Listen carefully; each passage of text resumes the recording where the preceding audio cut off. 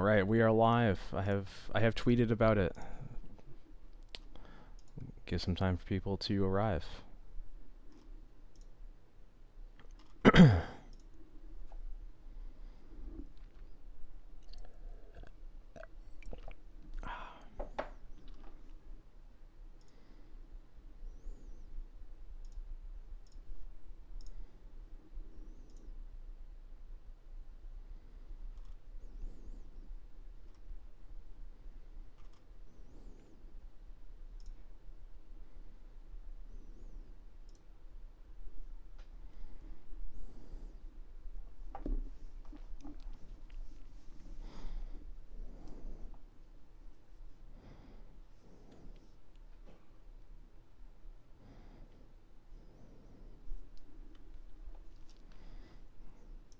Really got to get one of those overlays that I can like put up before the stream starts, so I can or before I'm on camera, so I can start the stream without me actually being here.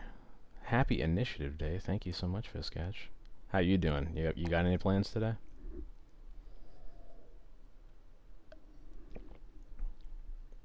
Hope your plans involve. I was just about to say, I hope your plans involve taking Finn for a walk.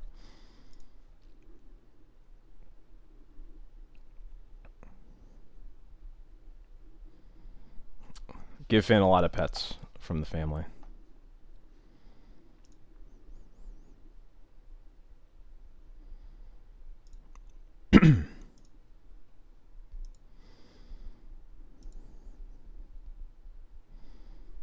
I know you only sort of follow Magic. Have you heard about the initiative yet?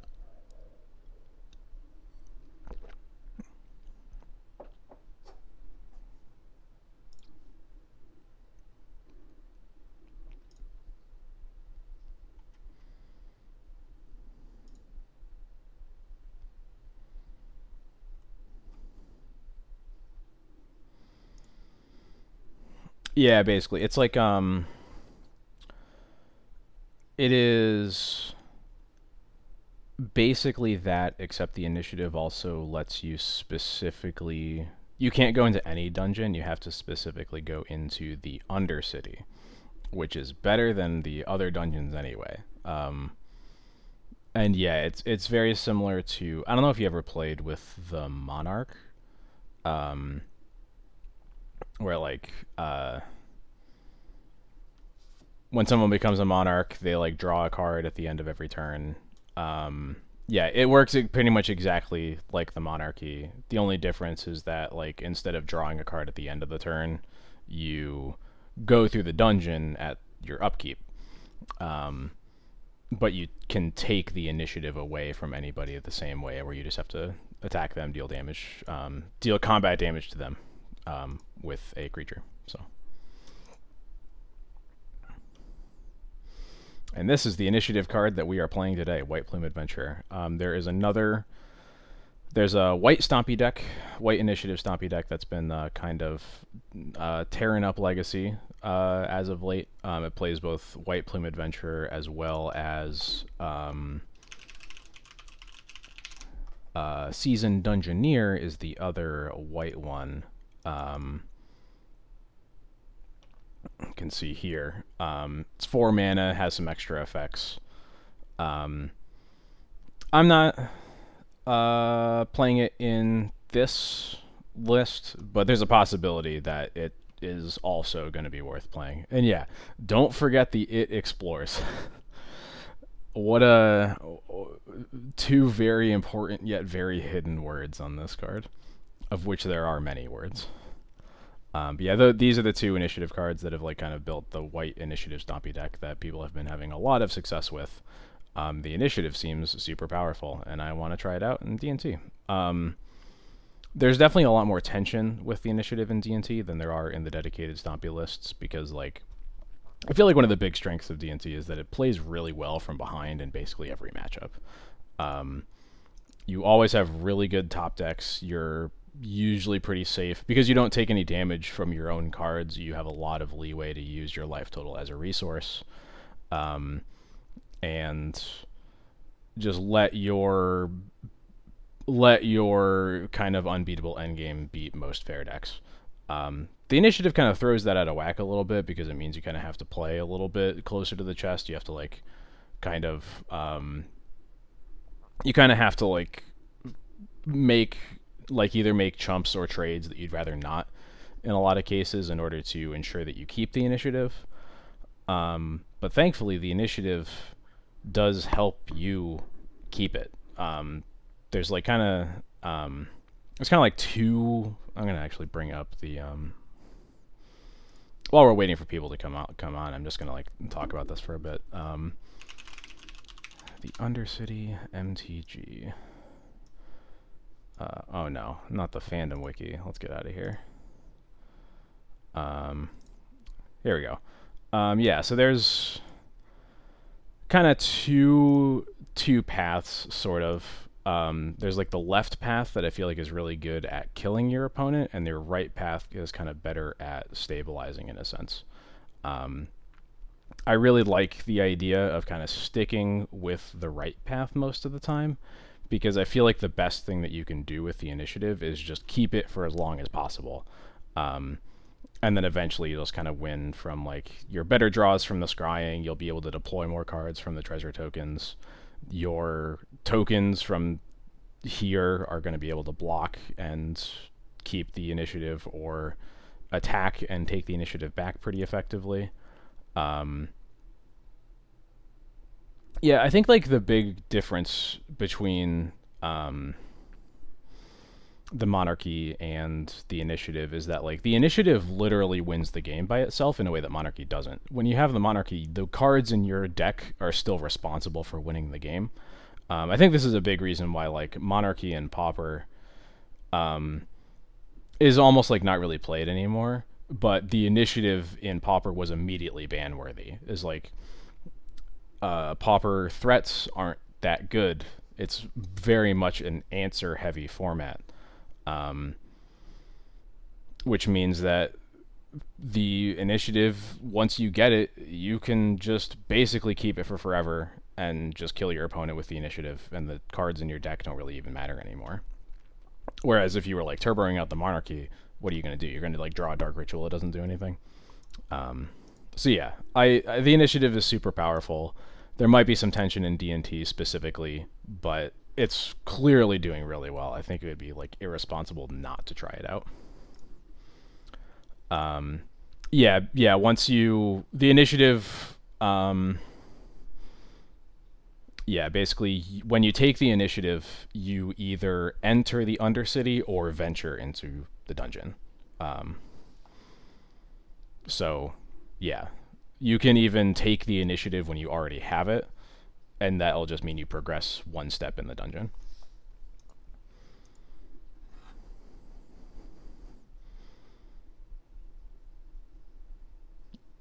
Yeah, and also it's worth noting the very last room in the Undercity is like kind of incredible. You just look at the top 10 cards of your deck, get a creature. It gets 3+1/+1 counters, and it gets hexproof. So that's like gonna be backbreaking a lot of the time.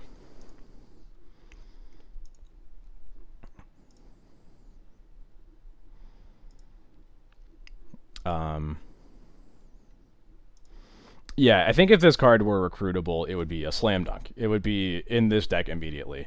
I don't know in how many numbers it would be, but like I think it would be very easy to at least have one in your deck so you can take the initiative in the matchups where it's really easy to keep it. I've only played one league with this deck so far, but in that league I played against lands twice. I took the initiative 3 times across those 2 matches, never lost it, and it won me the game handily. I think not that we need help against control, but I think that's another scenario where like they have a real hard time attacking you ever through the answers we have for like Uro and our abundance of removal against like endurances that might come up. So, yeah. I am not ready for the post-board Virtue's Ruins or Torpor Orbs. I am really hoping those just don't happen. My build already has 2 Council's Judgments, which is pretty much where I would be against the Torpor Orb heavy meta anyway. The Virtue's Ruins are just going to get us, though. There's nothing really to do about that, unfortunately. Alright, I'm going to hop into a league while people show up. Obviously, we're going late. We're going long today. We're going to go till 8. We might make adjustments to this list as we find new ideas. Feel like shifting things around, but we're in it for the long haul. At some point today, I'm going to be taking a longer break for food. Obviously, I've never streamed this long. Probably around I'm guessing around 5 o'clock, but we'll see exactly where it lands. But I'll be back after that, and then I'll go till around 8 or whenever the league seems like it's going to be ending around there. So.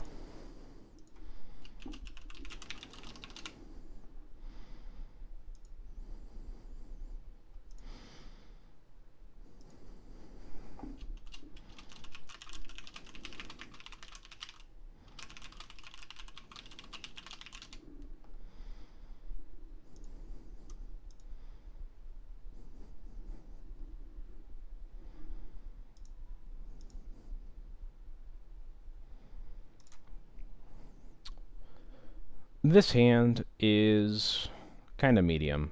It's basically a 6-card hand because of the call draw, but I think it's an okay enough 6-card hand that I'm okay keeping it. We're on the draw too, so. Polluted Delta. Well, there's a good chance against Polluted Delta the cards we kept did not matter. Oh, never mind, it's Ponder. I guess that's still probably leading towards Storm, probably. We'll see.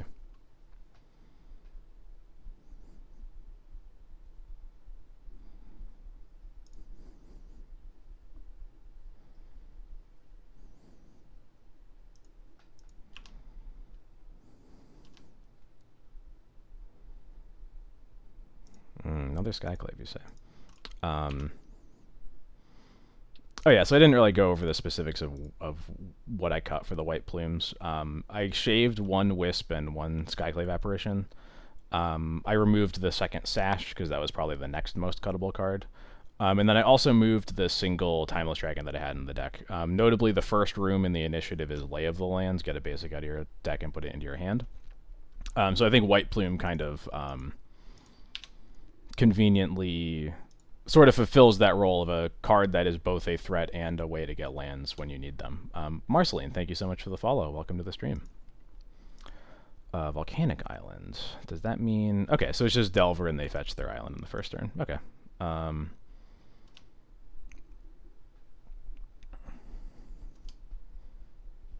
Main deck counterbalance implies that it could be the... it could be the Delverless version of this deck that's playing Ledger Shredders, but we'll see about that.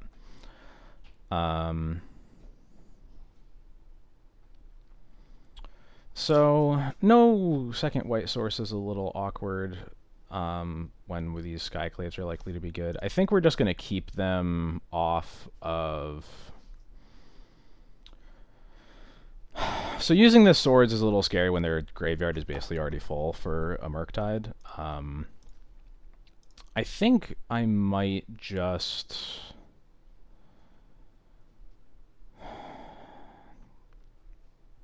So this spot's a little awkward. I think I'm just gonna pass.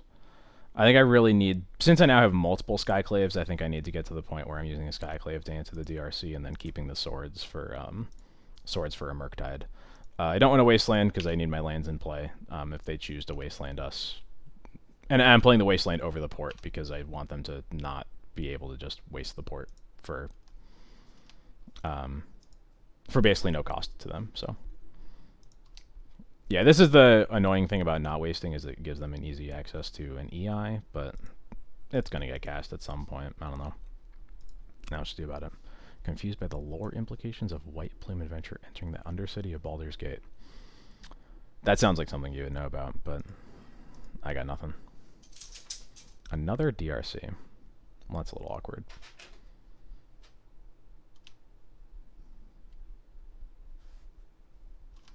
And a Mishra's Bauble. Okay. Alright, so we really want to draw a white source this turn. I think I'm still holding the swords on this turn.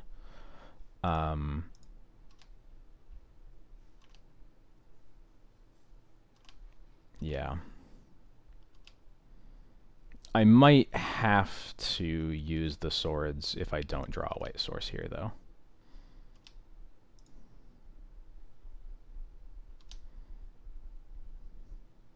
Solitude. Okay, so that makes me feel better about using a swords on a DRC, because at least we have Solitude to answer Murktide.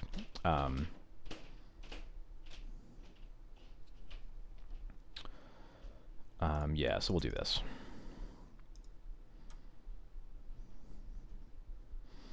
And I think we'll port one of the volcanic islands.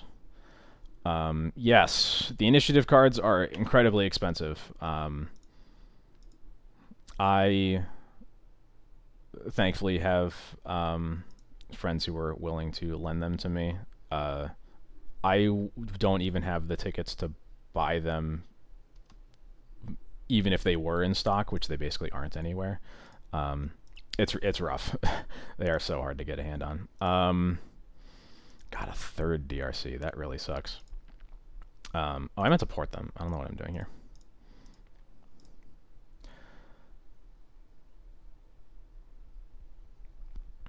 So we're going to take the 3 here, certainly.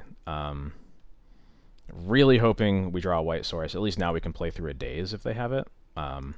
This might be getting them to cast a ponder. I guess we'll see. Nope, okay, there's a Murktide. Murktide keeping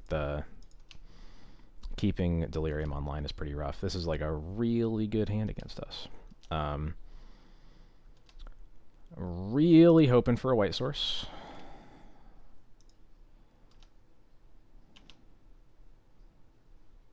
That is not a white source.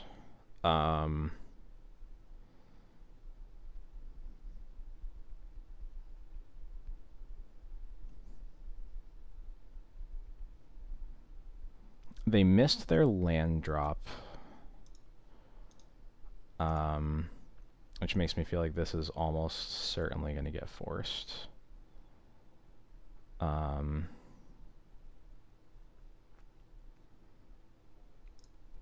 There might be an argument for pitching Yorion to this instead.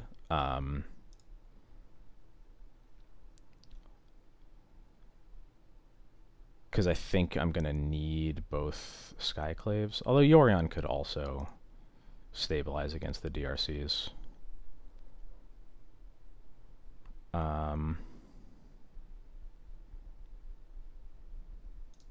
Yeah, I think I'm gonna pitch a Skyclave here. If they have Force, I think we're just dead.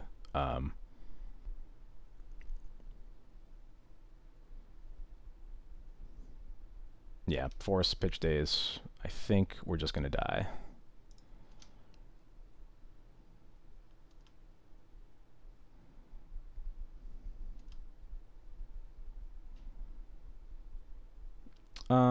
So we're going to 2. Yeah, we are just dead. There's no single card that we can draw here. So that is a bummer. Good sideboard cards to bring in. This is definitely a matchup where I'm not sure about White Plume, because it is really hard to keep the initiative against that many flyers. So I'm definitely going to shave some of them. We also usually save Cauldra. I guess there's probably worse cards, maybe. Like Lauren doesn't really do anything against them.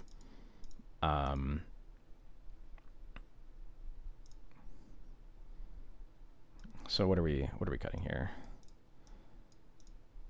So we're cutting Lauren, cutting Cauldra, and then I guess shaving a White Plume is probably better than shaving any of the 2-drops that we would normally go to first. So that seems fine to me. Yeah, let's try that. I would love to play first. This hand is pretty darn good.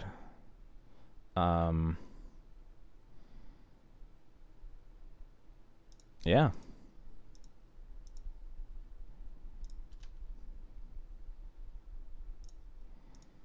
It's kind of hard to argue with like any hand that has Rest in Peace in it. It's got to be like pretty bad, and I think the rest of this hand is actually quite good. Vile Resolve, so that's really good. Obviously, they can have like Meltdown or Brazen Borrower, things like that, but let's see.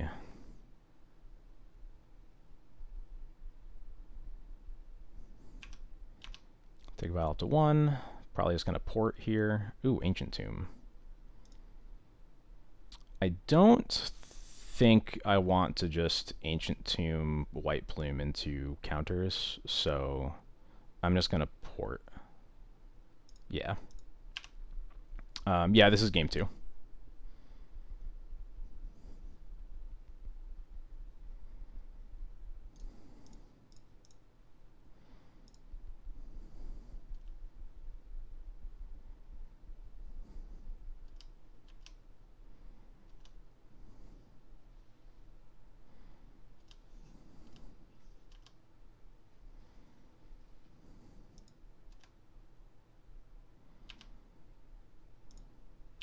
Alright. Take Vial up to 2. What do we got here? Caracas.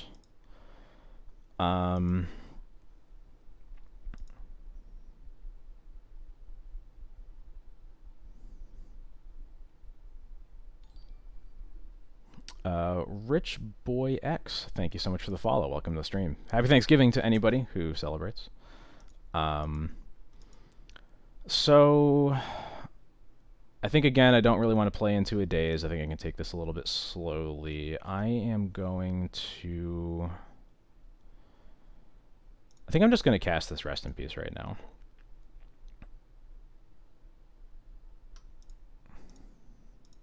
French Bois. Or what was the name?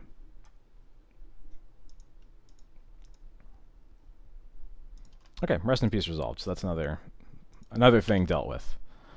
I'm not going to waste them because I really want. Actually, am I going to waste them now?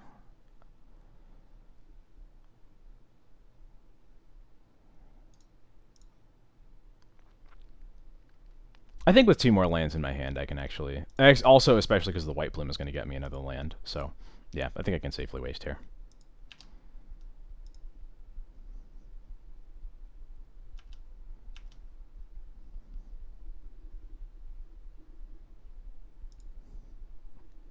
Oh, what's up?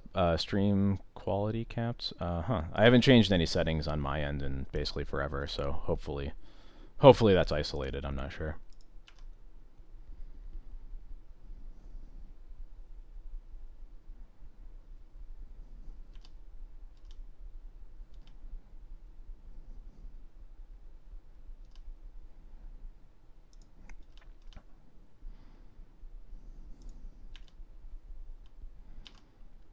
All right.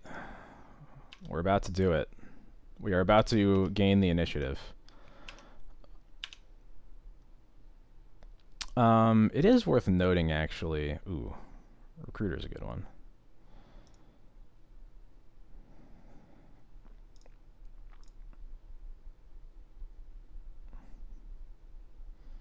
Yeah, that's what I'm leaning towards, is actually just gaining the initiative on their end step. So I immediately get 2 triggers in the DRC. Because if I White Plume now, they could bolt it and then just take it right back. I think I'm gonna make it so that they can't do that and just White Plume after their combat step. This Vial is currently making everything uncounterable. They don't have a meltdown or they would have used it, so I'm just gonna keep the Recruiter in my hand and probably I'll like port a fetch at probably in their end step to annoy them or something.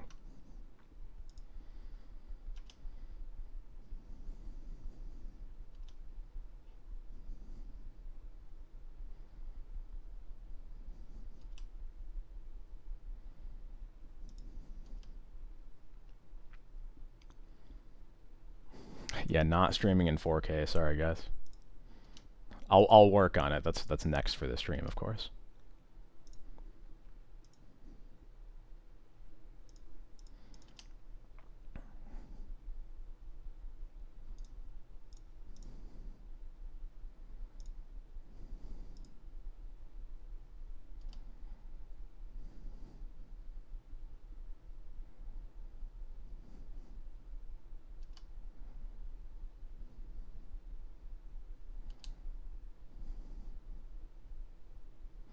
Yep, they're on Delver. Is this I've definitely seen this name before, but I don't actually know who it is. But yeah, they are in fact on Delver. Yeah, it's hard to imagine them not having a bolt, so I'm just gonna take the one, and then we'll vial in White Plume the end step.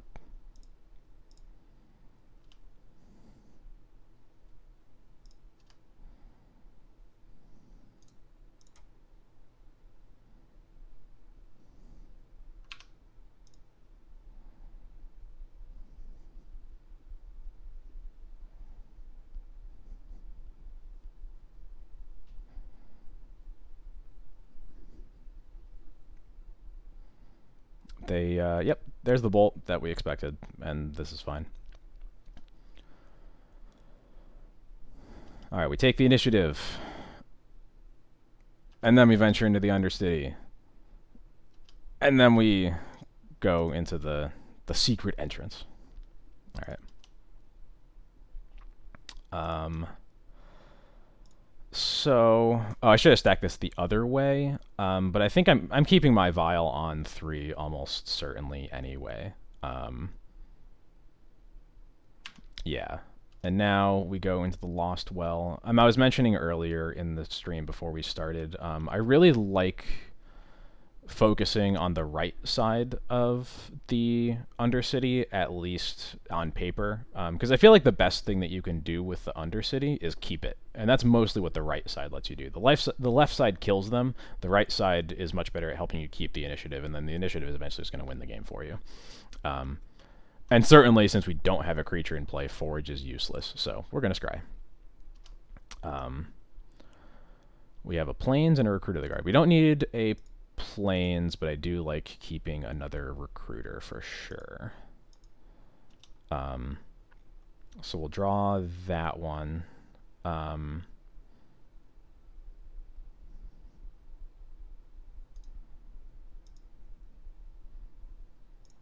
think I'm just gonna cast the first one. I would probably get a Wisp here, is my guess. Yeah.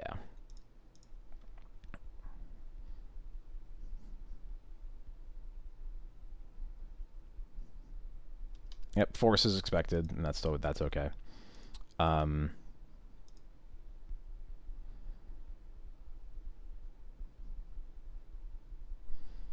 There's an argument for vialing this one in and just casting a Mom right away. That gives us 2 blockers against the DRC. That would be very bad against...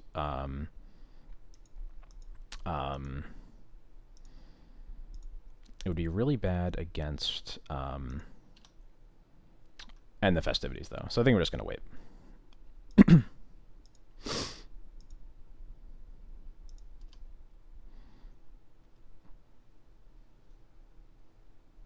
Third Path Iconoclast. Okay. There's no reason to get Sash. We have Rest in Peace in play.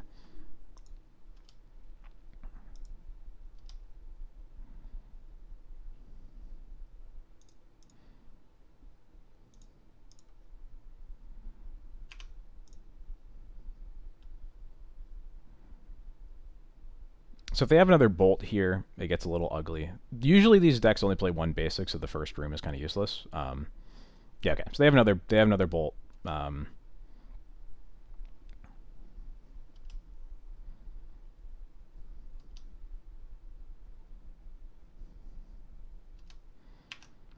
Let's see. So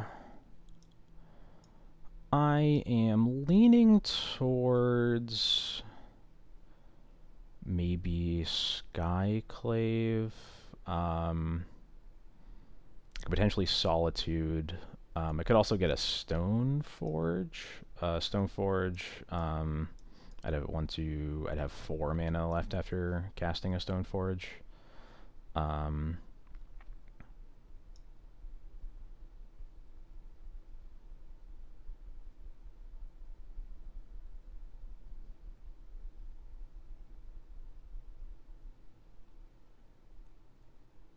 I could get a Solitude. I could hardcast it. It would have to cost the Ancient Tomb.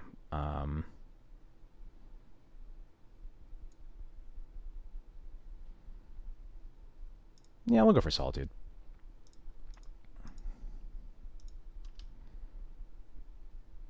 All right, so they take the initiative, but like I said, I don't think they're going to get anything off the first room. So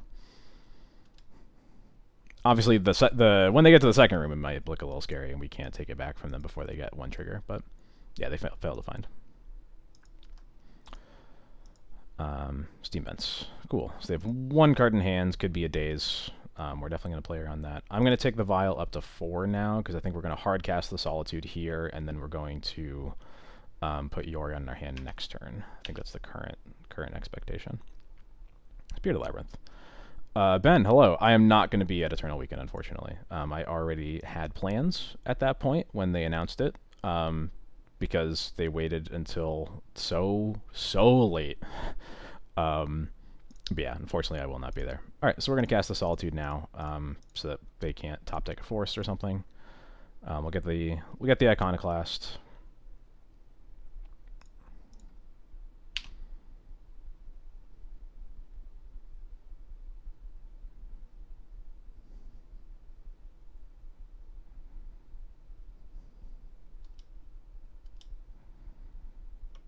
So if they go, assuming they're going to go to Forge, they can put counters on one of these.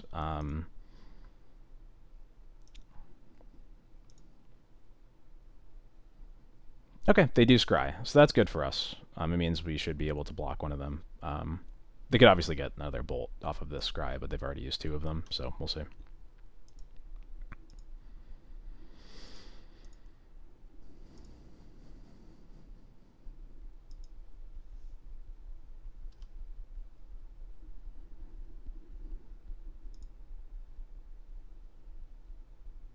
Another bolt. That's a bummer. Okay.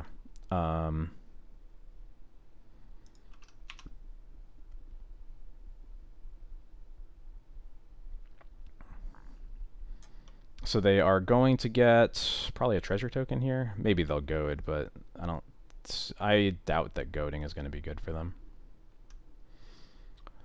We'll see though. And EI, they have not made a land drop, so we'll see what happens. A wasteland here could potentially be a little icky. Just a flooded drain. Okay, that's fine.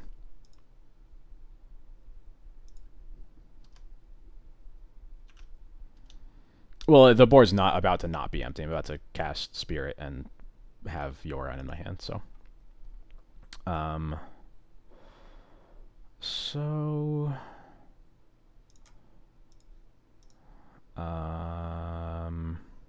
Yeah, so we don't have to use Ancient Tomb here. We can, I guess I'll cast the Spirit right away, and then we can put Yorion into our hands. Can't force a Brainstorm out of them, that's fine. They bottom a Force of Will, which I'm happy.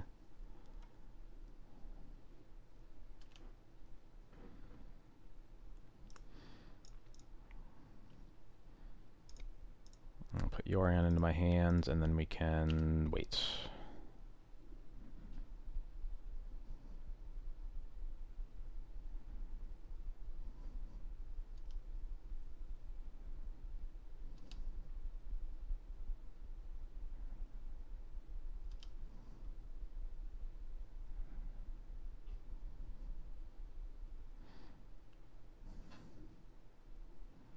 Okay, they make a treasure token.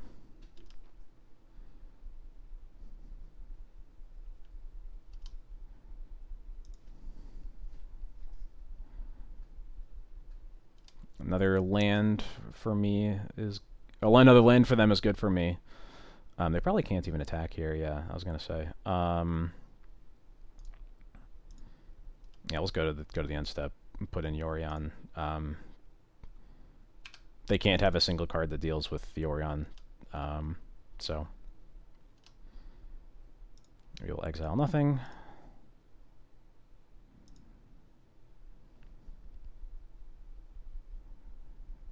They might have a petty theft here. Yeah, that's kind of what I expected. If they were going to have something, it was going to be that. But that is okay, because now we keep this on 5 still.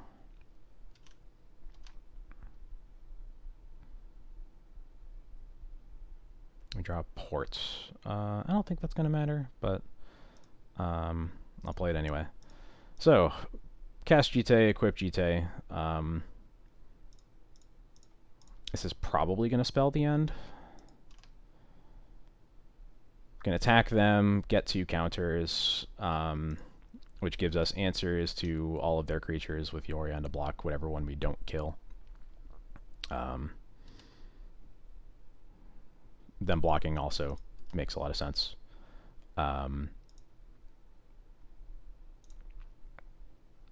I will just... I'll just wait. No reason to use it right away.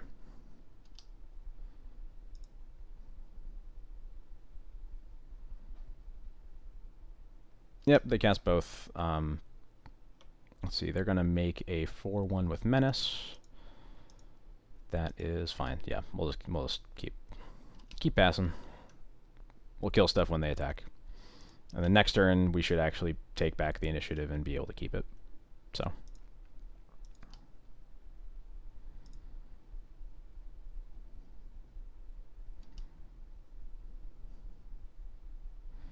The best card for them here is probably Meltdown. That would be pretty scary. If they Meltdown for 2, kill Vile and Jite. I think we can still get through that, but it probably is the single scariest card they could play here.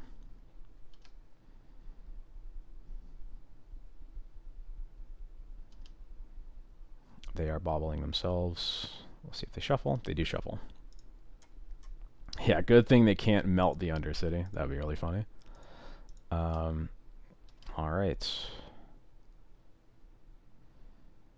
Yeah, they can't really even attack because they know I have Yorion. I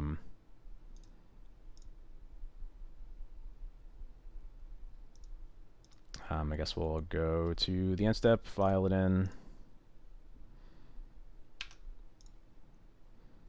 Flicker nothing.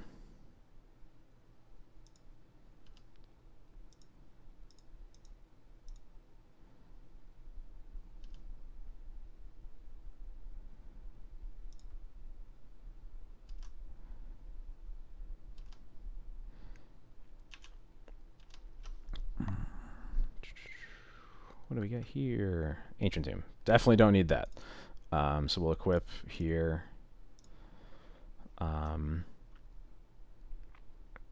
We will kill the Brazen Borrower.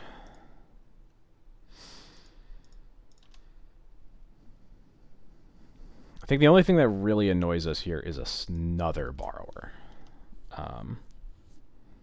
Okay, never mind. They're just done. Cool. So yeah, as we saw there, that was a bit... definitely saw some tension between, like, the initiative getting us ahead and how bad it is when they take it. Thankfully, they kind of, like, them having the initiative was kind of irrelevant the way that game played out, but...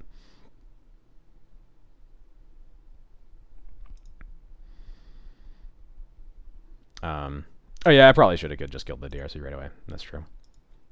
Oh yeah, nice monitors. Yeah, thank you very much. I mean, thank you for getting me monitors. That's my wife. She got me some monitors for my birthday that I really wanted, and I'm very happy with them. This hand is great. 0 complaints. Ooh. I guess that just means they probably have a fetch or a Valk in their hand.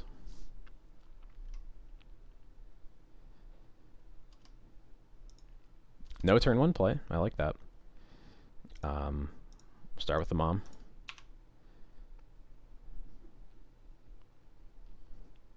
Oh, I know you're making fun of me. Don't worry. I'm just spinning it in a good way.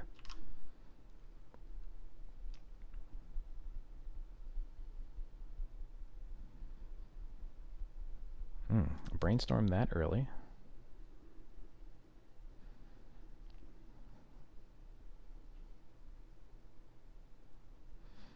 Seems probably be a DRC. Yeah, okay. With the abundance of removal we have, I'm definitely going to use a swords here to keep them off of filling their yard for big Murktides and fixing their draws and stuff like that. So, second Stoneforge is pretty nice. We're probably gonna get Batterskull with 1 and Sash with the other, but we'll see.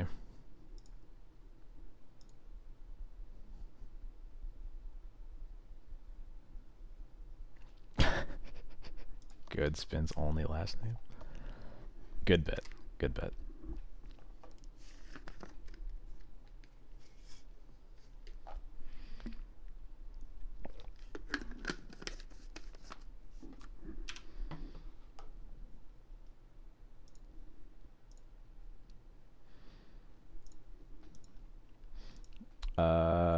Very happy to see a Murktide Regent this early. Probably means that they don't have much else going on. They're going to have two... I guess two Force Wills doesn't even do it. So, yeah, we're good. We'll start with this. And, okay, cool. I was kind of expecting to have to Solitude that. Since I didn't, I think I'm just going to port and not let them get one of these Stone Forges with a Daze. There's, like, no reason to.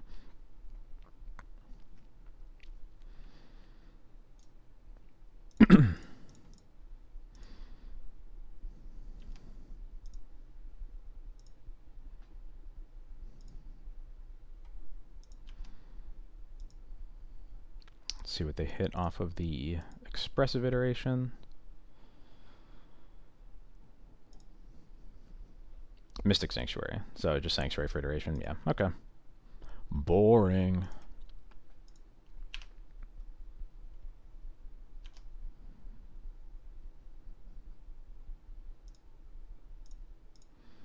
Alright, we'll cast the first Stone Forge. Like I said, this one is going to get a Batterskull.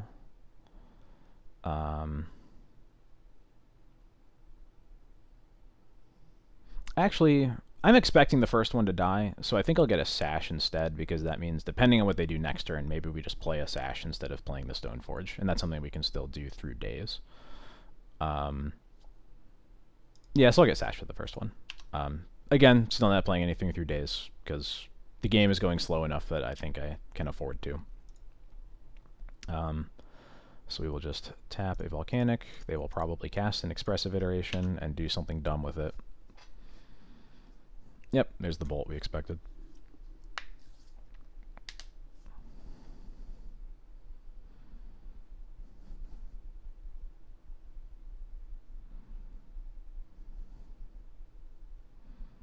They kept a card on top with the DRC. They exiled a Daze off of the EI, so that's pretty nice.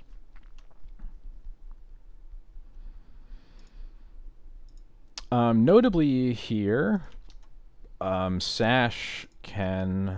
If I draw another white source, that'd be... Yes, hell yeah.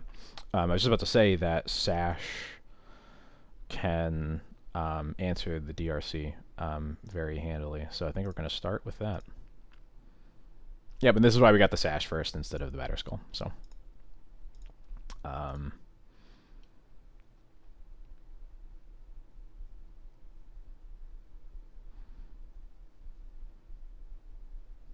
So there's a question here of whether we want to eat the spells right now so that they can't use them for casting a Murktide versus guaranteeing that versus making, like, forcing the Dragon's Rage Channeler to attack, eating something after it attacks and then just killing it for free. I think with the way that my hand is positioned, I think I'm okay just letting this DRC hitting me for 3. I would rather not let them cast a big Murktide. So I think I'm going to eat one of the spells. And then I'll just pass. Don't need to do anything more than that.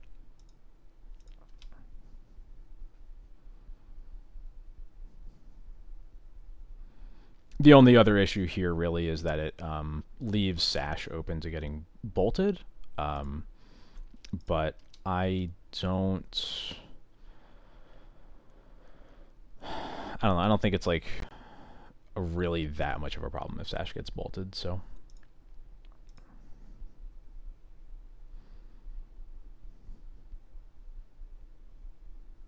So notably, we've seen a Daze Surveilled and another Daze exiled off of EI, and we haven't seen a Delver at all yet, which is leading me to maybe believe. I guess we haven't seen Ledger Shredder at all either, which is a little weird. But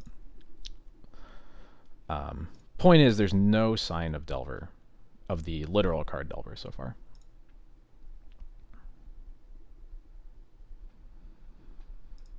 Yeah, that's kind of what I was thinking. Like, we're always going to have stuff that can get bolted. I don't really mind too much if the Sash is what eats one. Okay, so there's the Murktide that they kind of got off of fueling all of that. I think that's going to be okay, though. It'd be annoying if this is a bolt. No, it's another DRC. Okay.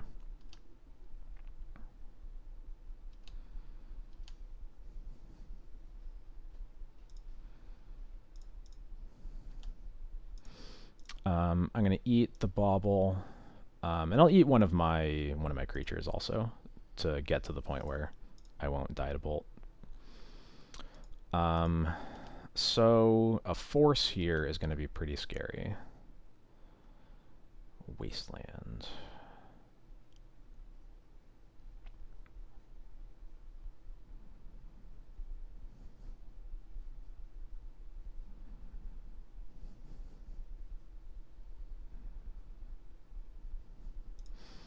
Yeah, I think it seems pretty likely that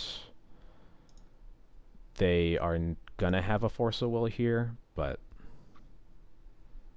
I'm gonna make them have it. Wow, they don't. Okay.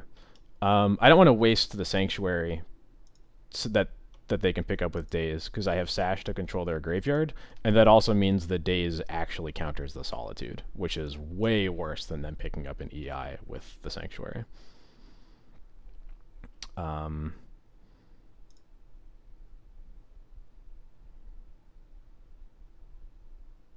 Yeah, I'll block. I'll attack, whatever.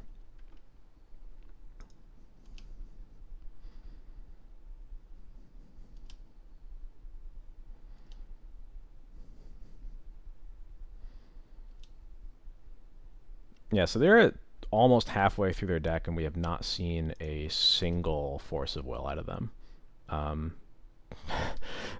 they surveil one. That probably feels pretty bad for them, but that's how it goes sometimes.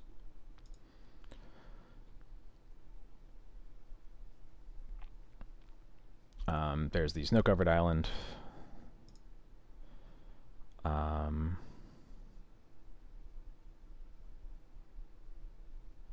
Unholy Heat on the Solitude. Okay. We can deal with that. I am going to... I'm going to eat an Expressive Iteration with the Sash now, because if they have another Murktide in their hands, this next Surveil... Actually, they can do that anyway because of the... Oh, that's annoying. I guess I'll eat a spell so that they can't delve it. I think they're going to be able to cast another Murktide here anyway if they have one, but I'll at least make it smaller. Yeah, they have exactly enough if they want to.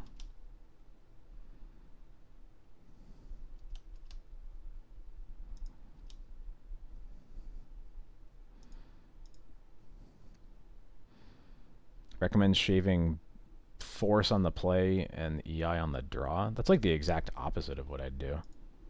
I wouldn't shave Force on the play at all. But I don't know. I'm obviously not Bob, but that seems very counterintuitive to me personally. All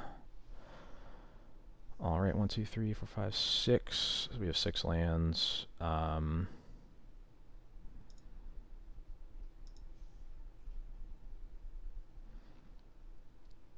So Batterskull is thankfully going to help us get through or deal with the Murktide clocking us. This is what? This is the third Murktide. They have one more in their deck. Am I wasting them at all? I think what I'm going to do is... We'll start by casting this Stoneforge at least, because that's certainly happening.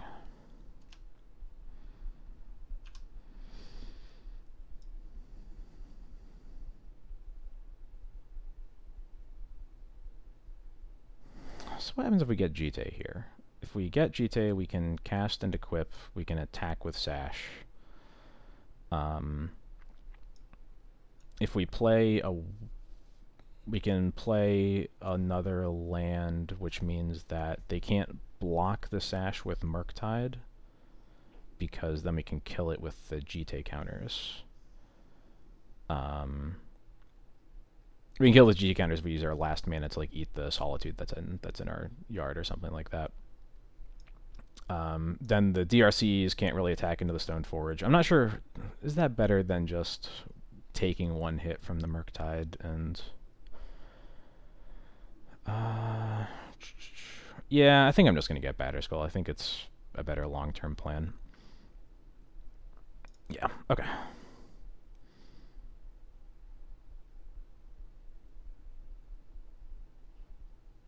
And then I'll play a Plains, put Yorion in my hand, and I'll leave 2 white sources up for Sash.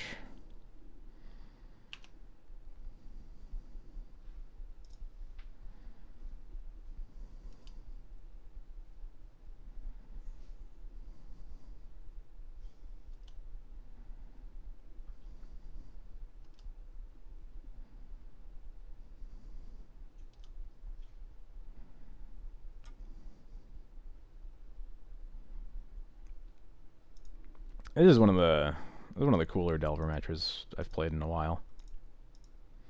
Obviously, it's still very annoying because Delver is broken, and sometimes, you know, yeah, they cast all... I guess this is the 5th expressive iteration they've cast. This card is stupid.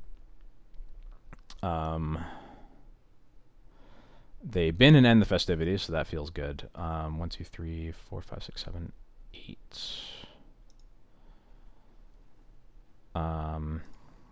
I am going to...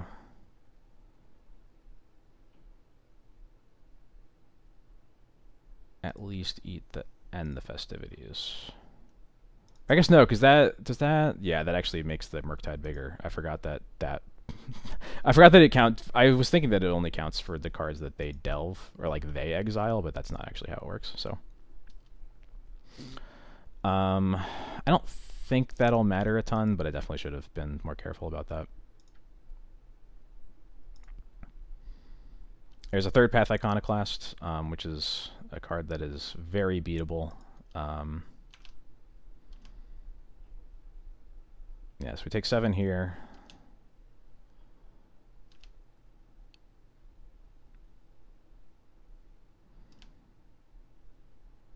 We'll eat a land out of their yard, so Sash gets bigger.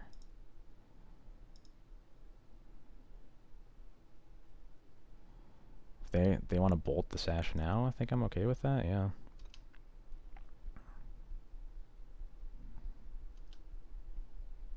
That's another reason for not eating a spell. Obviously, is it means that the Sash can die to the bolt here. But I think it's the third bolt this game. Okay. So, Spirit of the Labyrinth. So I think what I'm going to do here is we can 1, 2, 3, 4, 5, 6, 7. Yeah, so we can put in the Batterskull, cast the Yorion. We'll flicker the Stone Forge to get the Jite. And then Yorion can block either the DRCs or the Murktide, whichever we need to.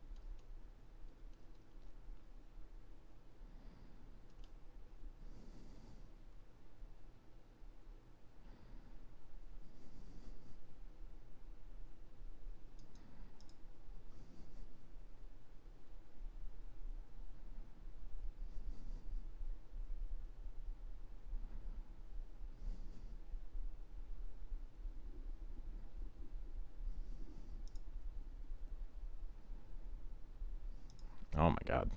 Calm down.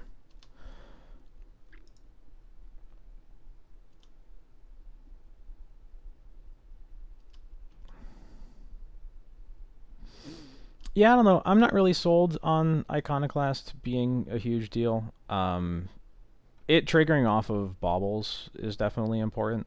Um, but I don't know. I don't think that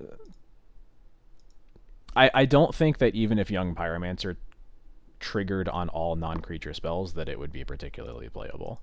Um, oh my god, calm down.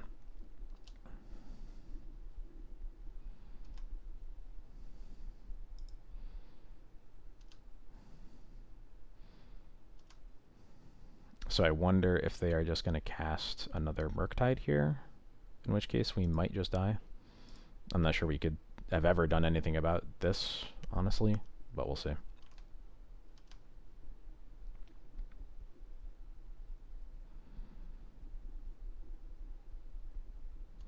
So I think I'm sort of priced into block bouncing the Murktide. The we would just die to a bolt if we tried to block a DRC, so I think this is what we need to do.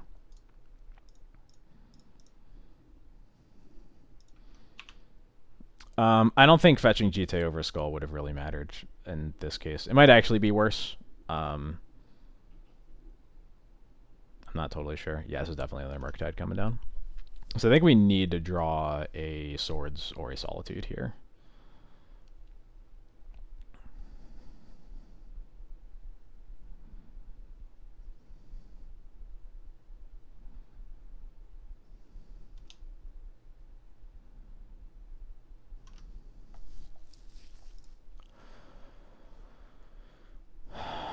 Let's see. So if we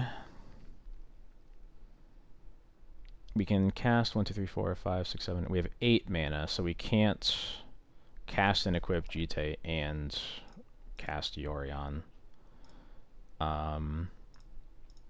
If we attack with Batter Skull,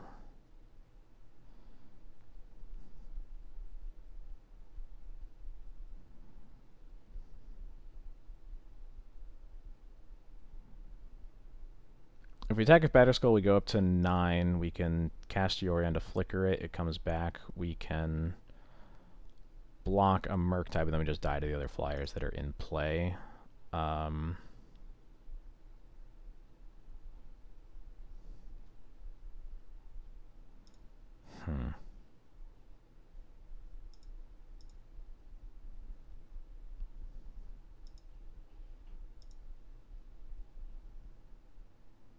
Is there a way out of here? We might just be dead. If we cast Yorion and or we can't equip the Batter Skull, that would cost 10 mana. We have nowhere close to that much.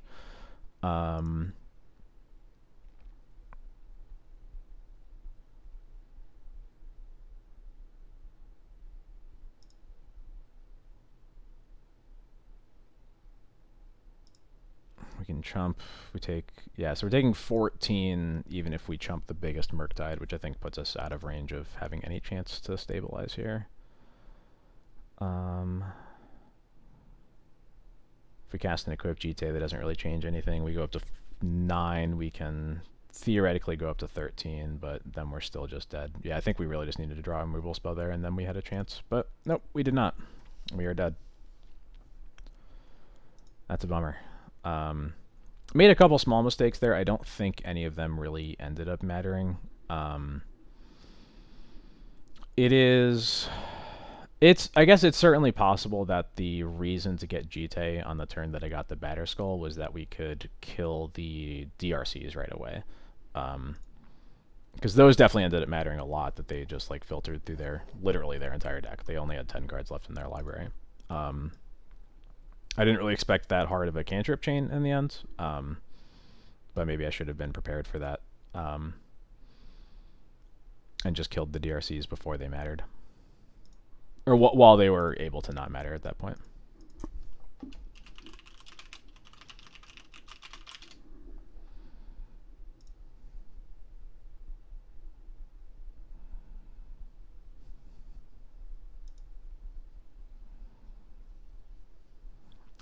The real outcome of that match, though, is can we please ban one of those two cards finally? um, either Murktide or EI. Those cards are very stupid. This hand is pretty neat. I wish I had a basic plains, as I usually feel about most hands. But we got multiple white sources. Thalia and Sash cover a lot of different matchups, and we get to try out White Plume more, so I'm happy to keep it. Definitely thinks this leads us to, but that's true of most hands we keep. My opponent has mulligan to 5. I don't know whether that's really good or really bad.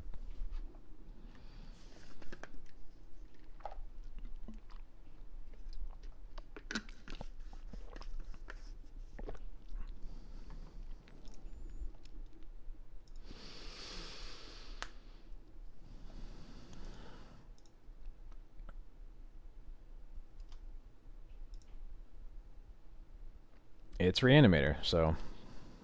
Or at least probably Reanimator. We don't know for sure, but... A mold to 5 that then plays a Bloodstained Mire is definitely a vibe, so... We'll play Caracas.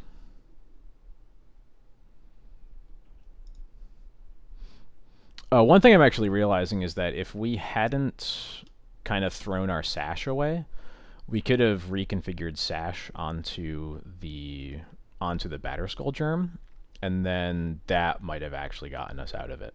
Because we would have gained 8.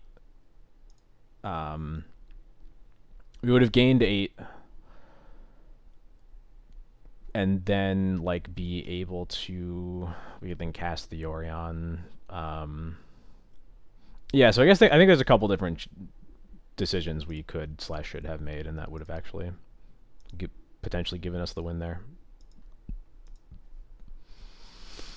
Underground Sea Brainstorm, so that means maybe Storm instead of Reanimator. Probably not. I'm just not that into Saga in general. I've played it before. I don't think there's anything wrong with it. But it's just not my favorite, so. I like taking advantage of the fact that right now I think, especially, Sagaless is better positioned. With the advent of Torpor Orb, maybe... If people are playing a Torpor Orbs to deal with Initiative Stompy, then like maybe that's less true, but... Otherwise, I think it's better positioned. Okay, yep, Storm.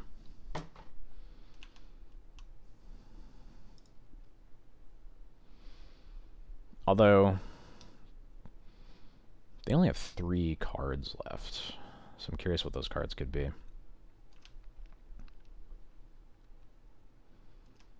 Oh, of course, it's just LED Echo. No. Oh, Galvanic Relay. Okay, so this Thalia is going to do work.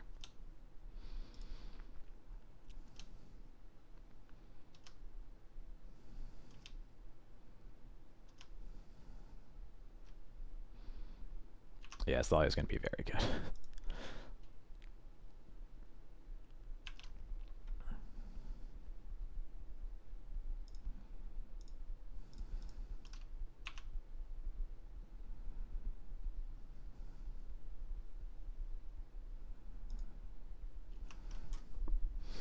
Yep, so this is officially Tess. Alright, so the Chrome Mox won't matter. They can cast it, but they can't do anything with it. I wonder if they're just going to Burning Wish for something here. Or maybe they'll cast the Wish Claw? I don't know. They can only cast either Bauble Petal or one of Wish Claw or Burning Wish. So this relay was awful for them, thankfully. I guess Burning Wish for Echo of Eons might be what they go for. But if they go for that, then I'm just gonna Skyclave their LED. So...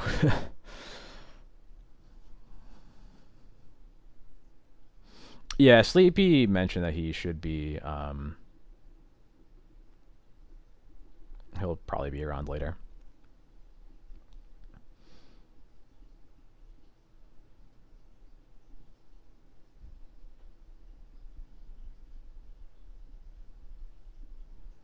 They can cast a Wish Claw. They can't activate it though, because the Burning Wish is 3 mana. The answer to Thalia has to be minimum 2 mana, and they don't have a card in hand to imprint on the Chrome Mox. So they'll have 1 mana floating from the LED plus the Lotus Petal. So they can cast Wish Claw, but they can't activate it.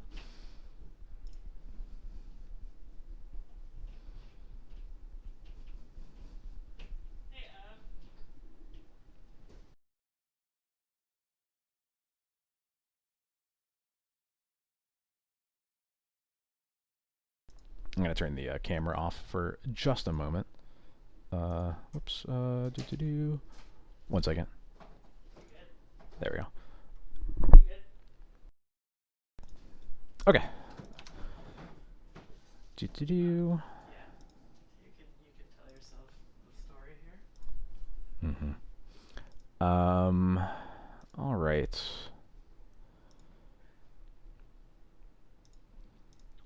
So none of these cards matter. So they're just playing off the top. They will bobble us. I think we're probably just going to White Plume them. I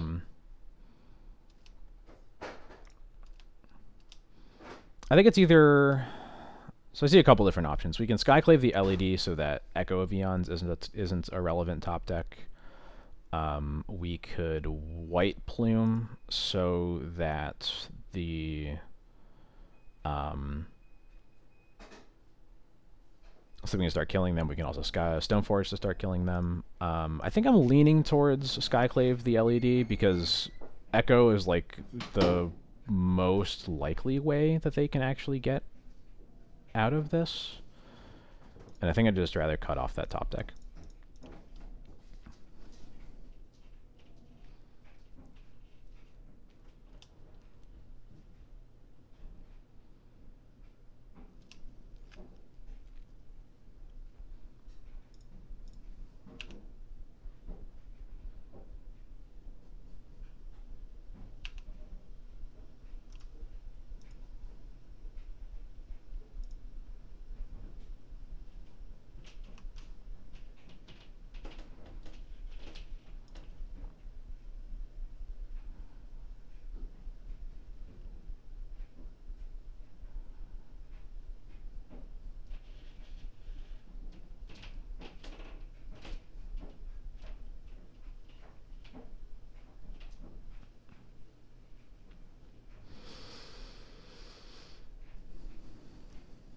All right, camera's coming back on. We're good.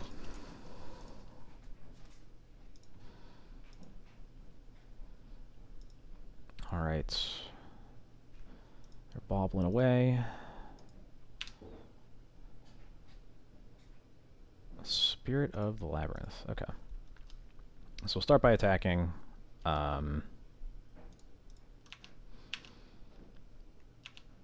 Yeah, I think I'm just gonna cast Spirit here. Makes them... Yeah, we'll just cast Spirit. It means this Bauble can't be cycled now. They have to wait until... They have to wait an entire another turn cycle to cycle the Bauble. I'm probably... Okay, yeah, they just concede. That makes sense. Mindbreak Trap. Very good. Graveyard Hate. Pretty medium, but it's worth bringing in anyway. The cards we cut are Swords to Plowshares. I think I'm going to keep Mom because usually these decks play some Chain of Vapors. Skyclave can be good against their... Skyclave and Lauren I'm keeping in because they have so much artifact mana. And a lot of times in the games where you can slow them, they still have mana in play, and being able to kill it is really important. I like most of the equipment. I think I'm going to cut Jite. Batterskull is good against Empty the Warrens, if that ends up being a thing. I think it's usually basically cutting like Solitudes, and I think we can pretty safely cut a White Plume Adventurer. They're not horrible, but like It's a 3-drop that doesn't really do anything against their combo immediately, so it's not going to be that valuable. It'll certainly be a good clock if we get to the point where we've lived through their combo or stopped them otherwise, but I do not like this hand at all. Surgical is extremely whatever against them. It's just better than a lot of the nonsense in our deck, but it is definitely not a card we are excited to see. I think this hand I'm more into. Leyline is better because at least it stops them from casting Echo of Eons, which is often what this deck is trying to do a lot. Spirit of Labyrinth is another good follow-up, and again, White Plume here is probably going to be a good clock. I'm going to bottom the Flicker Wisp so that we don't have to draw lands to cast our spells. And we're going to cross our fingers that whatever 7 they kept needs the graveyard to win.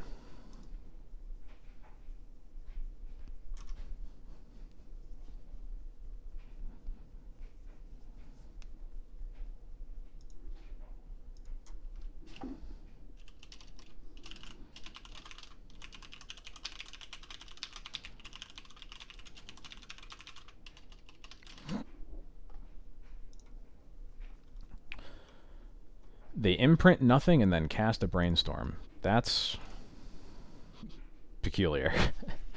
Okay. Not sure what to make of that.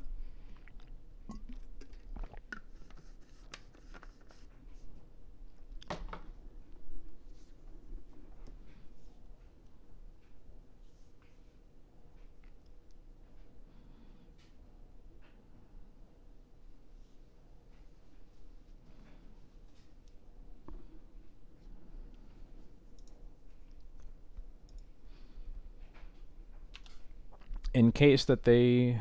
Ooh, Mindbreak Trap. That's unbelievably good. I'm going to play Caracas first. In the event, as someone mentioned, if they do have Massacre in their wish board, then I would like to leave open the possibility that I will not have any planes in play to enable their to enable the alternate cost of it. Obviously, we'll need to draw another non-planes, but it could happen. We'll see. Rite of Flame. Another Rite of Flame. Yep.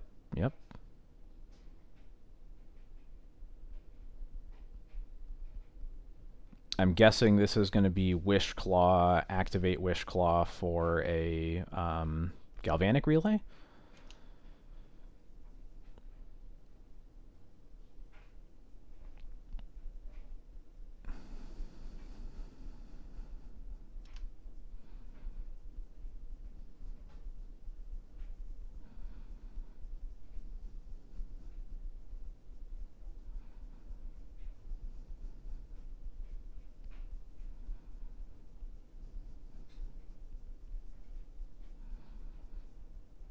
It sure is. Or, I should wait for all the copies to get made. Cast by paying 0. Targeting all these.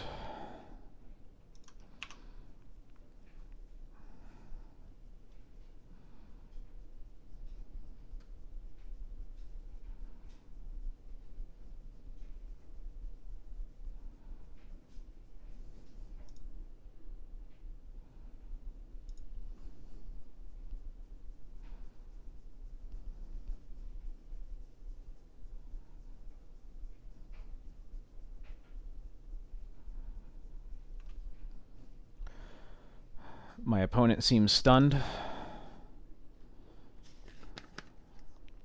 but hopefully they'll pass priority eventually. That is one way to pass priority. All right, cool. 2-0 against us. That doesn't happen very often, but we'll take it. It explores and stuns. Oh my god.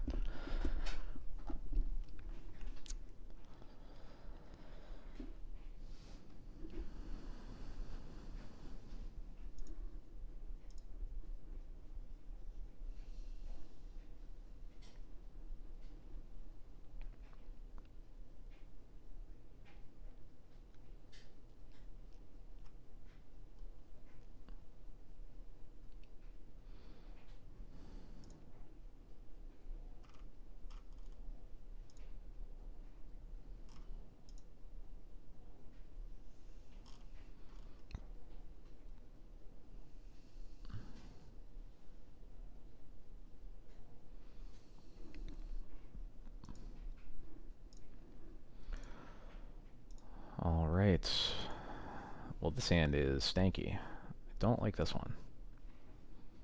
This hand looks a lot better. Nickel Bottom Sash. It's the least likely to. It's highest variance card in this hand certainly. Obviously, we'll feel bad if it's another White Plume matchup, but the whole point is to experiment with this card, so I want to cast as much as I can. Snow-Covered Island is a decently good sign that White Plume will be good here. Scrubland. What the hell is this? Uh-oh.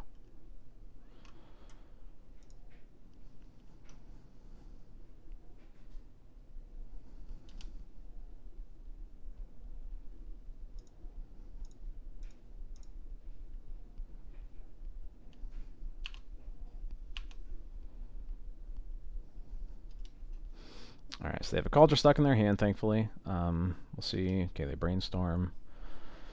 Yeah, it could be Breakfast. It's probably the most likely, given there's not really many other decks that play Esper colors and Stoneforge.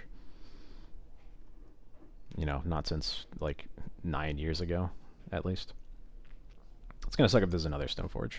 Oh, okay, Illusionist, okay. So, now we just need to... Now we just need to hope that they don't have an Enabler. If they do, we're dead, but there's literally nothing we can do about him, so... Let's get through the 3 triggers that make up taking the initiative, and pass.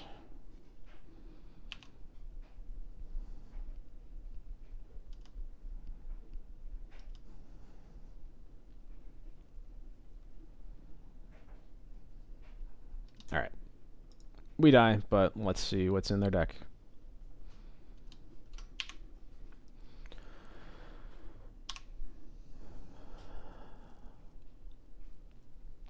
Alright.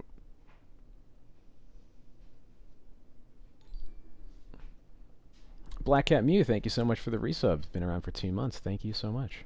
I guess it is about how long I've been streaming, isn't it? I hope you are having a lovely Thanksgiving. Alright, looks like pretty typical breakfast cards. There's the Step Through. I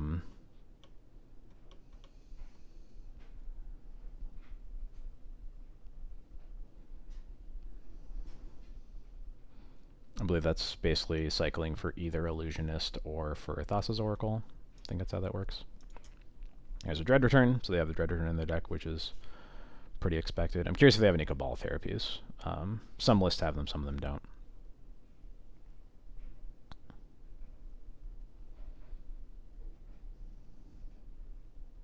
I was going to say, where's the Narcomoebas? They must have a bunch in their hands. I'm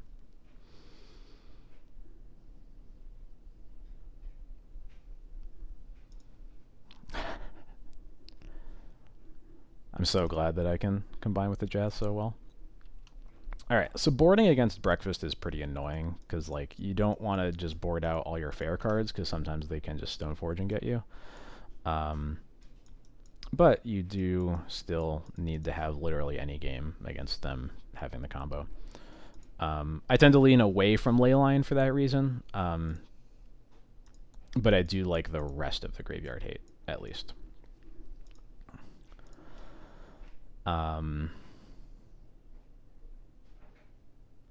Yeah, so I think I'll stick with this. White Plume in this matchup is probably decent.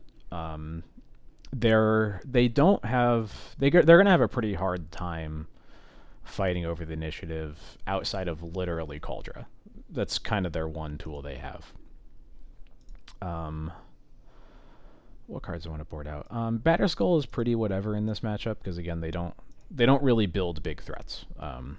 They kind of just kill you with weird creature combos. I think it's going to be hard to find cuts, honestly. Do I like Lauren? I think so, because of, they are, I forgot to check, do they have Vial? I don't think they had Vial. Some breakfast lists are Vial, but not all of them. Yeah, there's not really a lot of bad cards here. Definitely like GT because that helps break up the combo. Cauldra clocks them. All the removal. I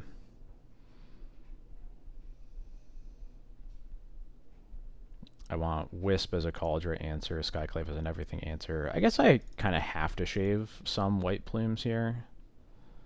Thali, all the 2-drops are good. Man, this is really hard to find cuts.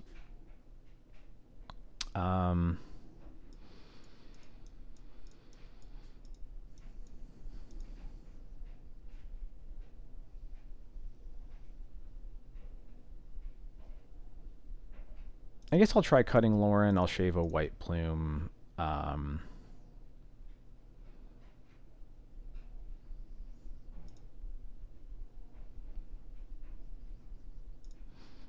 shave some number of Thalias. I guess I can just try cutting a lot of Thalias. We'll see how that goes.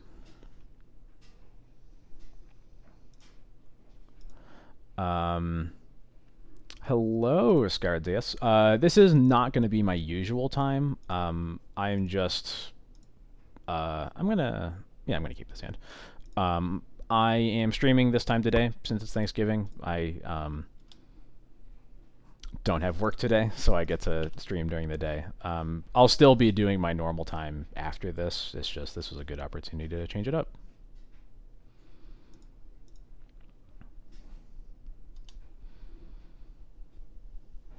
But I am very happy you're able to catch me live. I'm sure that'll be a perk for some people that normally aren't able to catch my normal stream time. All right, this is the first time we're gonna use an Ancient Tomb to cast a turn 2 Recruiter of the Guard. I don't necessarily know what we're getting yet, but we're gonna do it.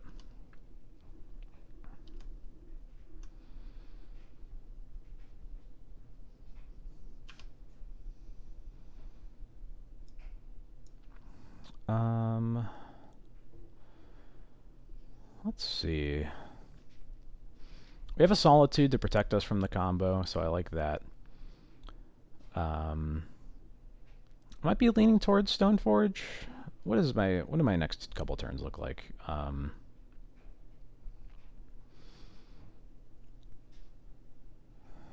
Next turn, if I draw a white source, then I could potentially go Stoneforge and Spirit of the Labyrinth. That's pretty good. Otherwise, I'm gonna have to just cast one of them.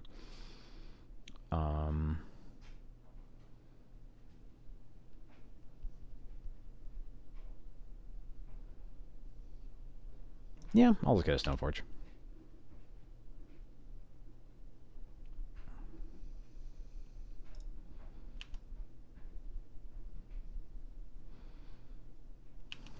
Like I said, Breakfast is a little annoying to play against because they have such...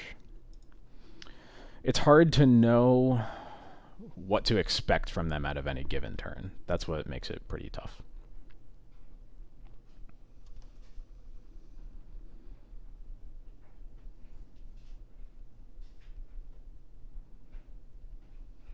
Okay, they do have Cobalt Therapy. We didn't see them mill it, so they must not have very many of them. But I assume this is going to be a... Yeah, we'll just name Stoneforge to get it out of our hands, since they know that we have it. Sword Splashers.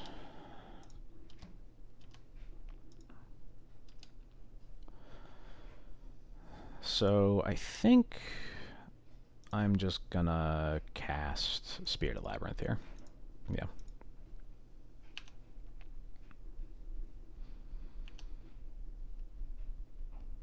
This hand definitely shows like the weakness. This is why, you know, Death and Taxes doesn't like playing Ancient Tomb very much.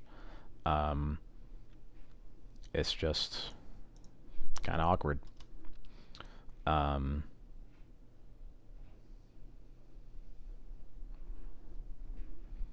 assume they're going to be... Maybe they're flashing back Therapy? We'll see. Maybe that was an argument for surgicaling it, honestly. I'm not sure. I kind of want to keep it, though. Shuko, sure.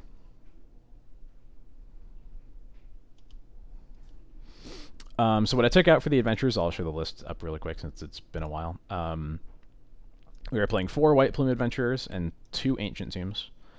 To make room for the White Plumes, we shaved one wisp, 1 Skyclave, 1 Sash, and I also cut the 1 Timeless Dragon. Since the first room in the Undercity is Lay of the Land, get a basic land put in your hand, kind of fulfills the same role that Timeless Dragon does of being a threat that can also be land drops when you need them. Which is why I felt like comfortable cutting that while I'm keeping my land count the same. And the Ancient Tombs are in over Field of Ruins.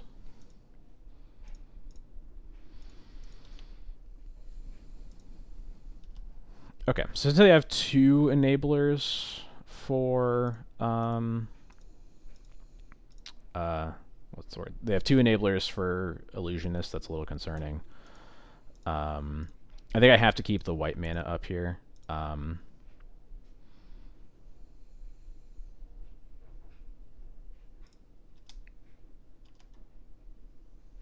I'm just going to attack with the Recruiter. I'd rather keep the Spirit in play in case they have cantrips or something. Yeah, so what happens if they play Illusionist? If they cast Illusionist, I think we have to immediately Swords the Nomads, because if they... Once Nomads and Illusionist are both in play, removal doesn't matter. At least with the Shuko, since you can only equip at sorcery speed, I can Solitude the Illusionist after that.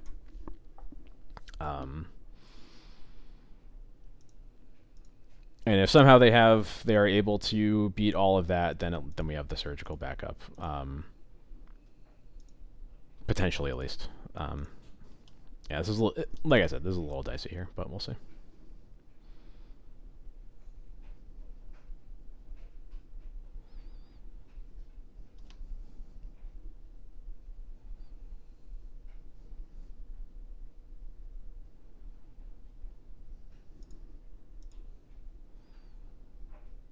Okay, Illusionist. We start with Swords on the Nomads.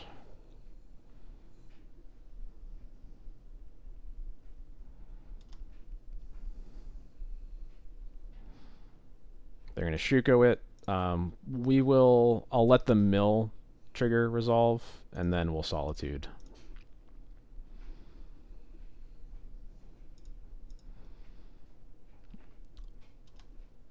I guess I should have let this mill trigger resolve also, but they hit an Archamoeba, which means that I guess I don't really think that I can afford to surgical the Narcomoeba. I guess this was a reason to wait for the mill to resolve, because like if the Solitude is definitely killing this. If they play another Illusionist, then I think we lose regardless. So I think we just have to let the Narcomoeba come into play.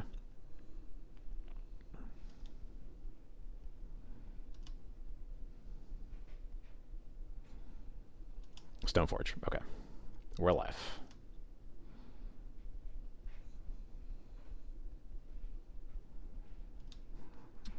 Shuko is on Narcomoeba. That is okay.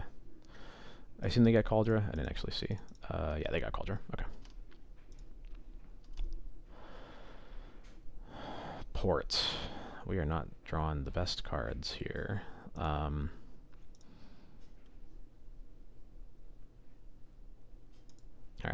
Play Mom. I think putting Yorion into our hand is gonna be better than... Yeah, I think that's gonna be better than porting them.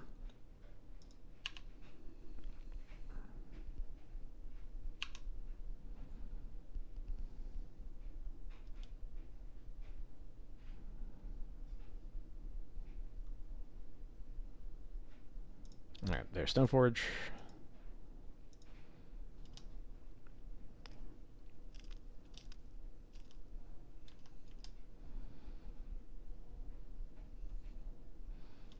No choice but to take this 7 damage.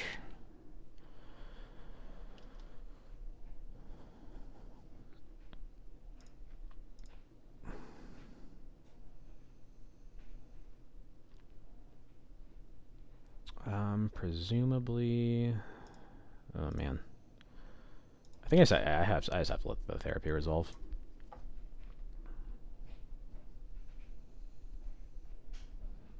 Yeah. Makes sense they'd take Yorion, but we need to top deck a white source for it to only barely matter anyway. So, swords, cool. Alright.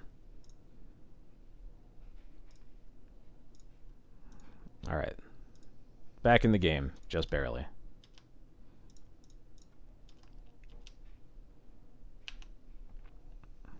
Still looking pretty dicey, but we got something.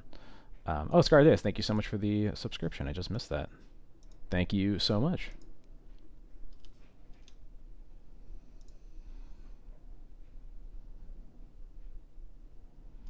Nomads is okay. Nomads makes combat really, really awkward, but...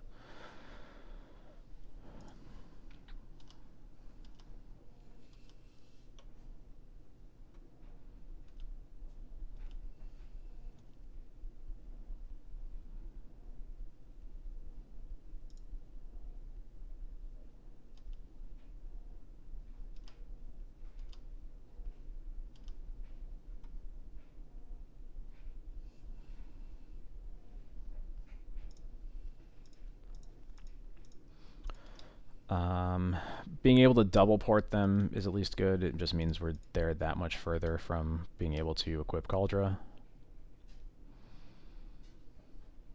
Okay, they're just taking the 4. So we will... I think I'm just going to cut them off of... mostly off of black and white sources. The blue sources don't matter much with the spirit in play, so... Another land. Annoying. 1, 2, 3, 4... So they need 2 more lands to equip Cauldra.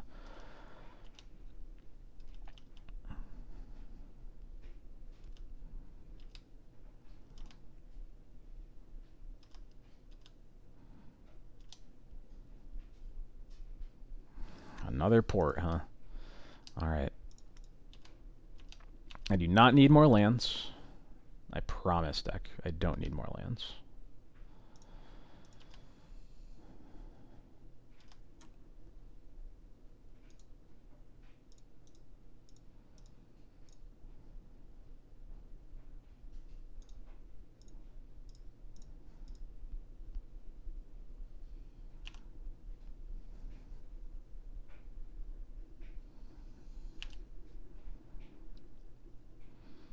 At least we're both top decking lands right now. And quite a lot of them. Could I get like a Solitude or something? That would be cool. Vile? That's useless. Alright, yeah, we just gotta... we just gotta hope that they don't draw another land. And if they do, we're dead.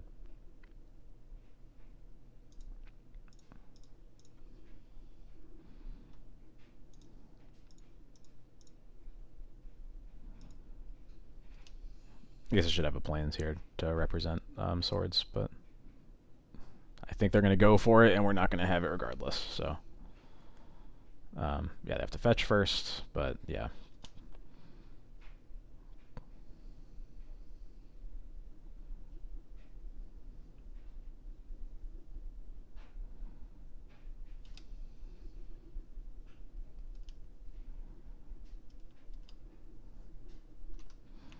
They sure did get us. That was a very frustrating set of draws. Oh, Wisp was the next draw too. That would have been really good. I guess what would we have done the Wisp? Wisp means we can at least block the. I guess Wisp on that turn didn't matter. Our next draw had to be removal regardless, because if we were not porting them as much, then we needed an answer. Alright, we are on the play. This hand is fine. Nothing wrong with this one.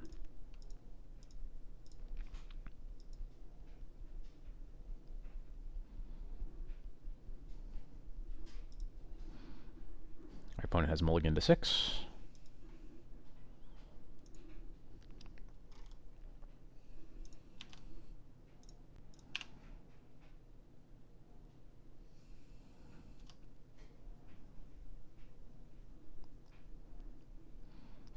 Windswept Teeth. Maybe Depths. We haven't played Depths in a while. Maverick, then, maybe? I don't really want to use my one removal spell on the Noble Hierarch when our hand otherwise does not look very well positioned against the Noble Hierarch deck, so...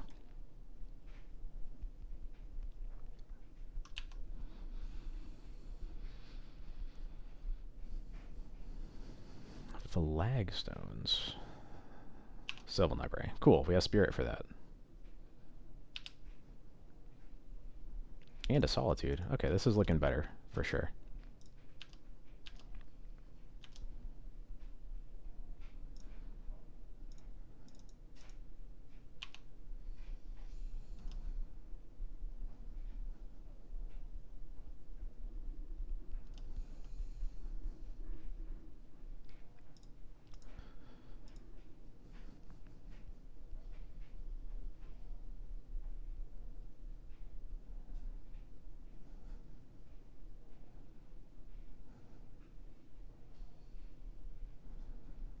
It's going to be a green sun for 3 for a Knight of the Reliquary that we then sort to Plowshare. That would be cool. And that's for X equals 1. Sure. Maybe a Reclaimer?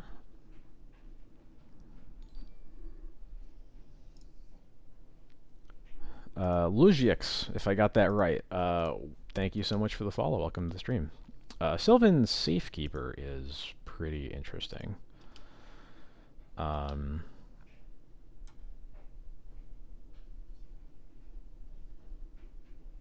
they can kind of sack the flagstones for free. So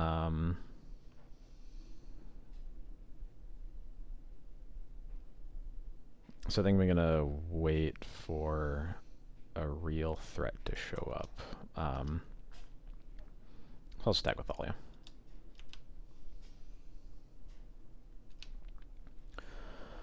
And I think I can afford to just put Yorion in my hand here.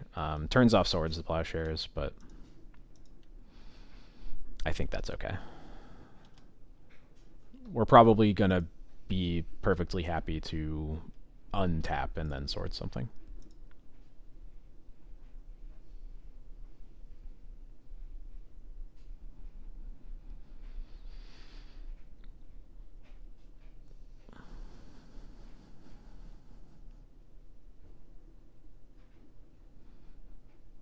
There is Knight of the Reliquary. And they do not get another land. So, untap. Another Spirit of the Labyrinth.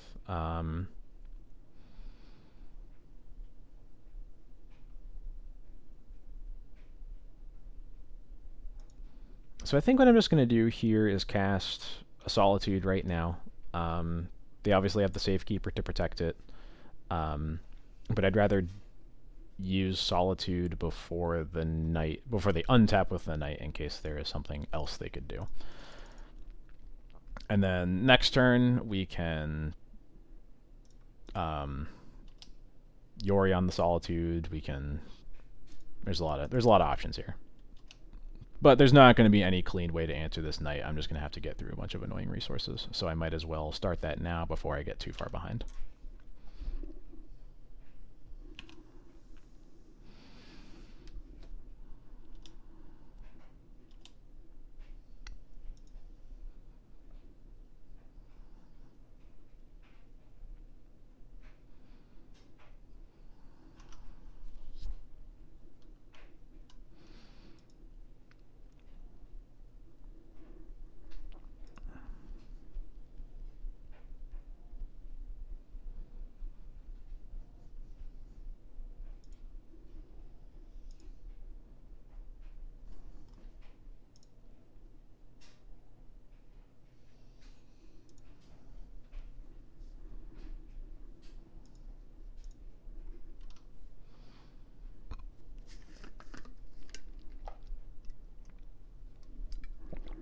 Alright.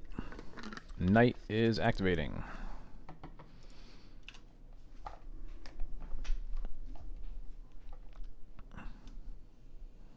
I there's a stage, so could be depths. I guess stage means there's definitely a depths in their deck, although we don't know how many.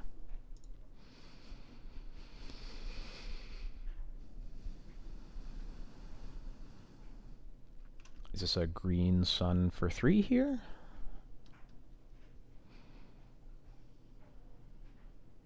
Green sun for 3. Okay.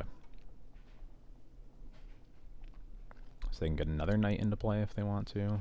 So Ramen Up Excavator. Got it. Well, that's annoying.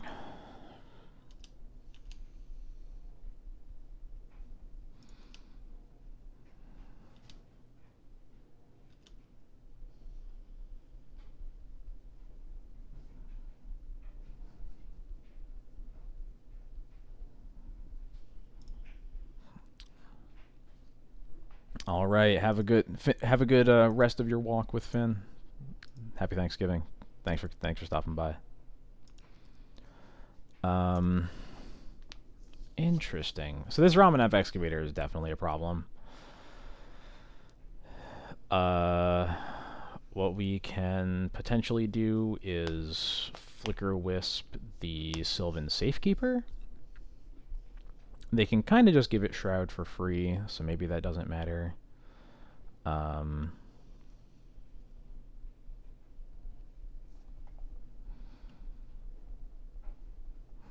me think. So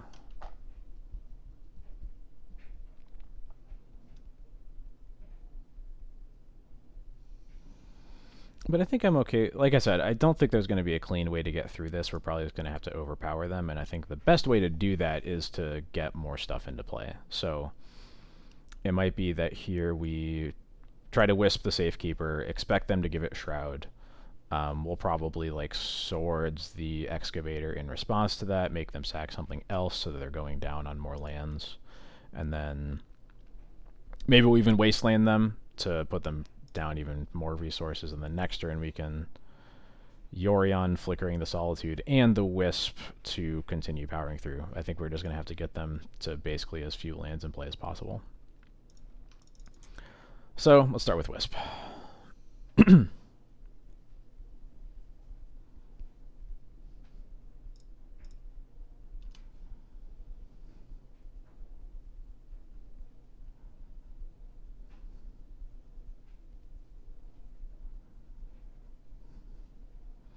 Alright, it's giving it Self-Shroud. So yeah, I'm gonna try to Swords the Ramanop. Alright, I have to pay an extra.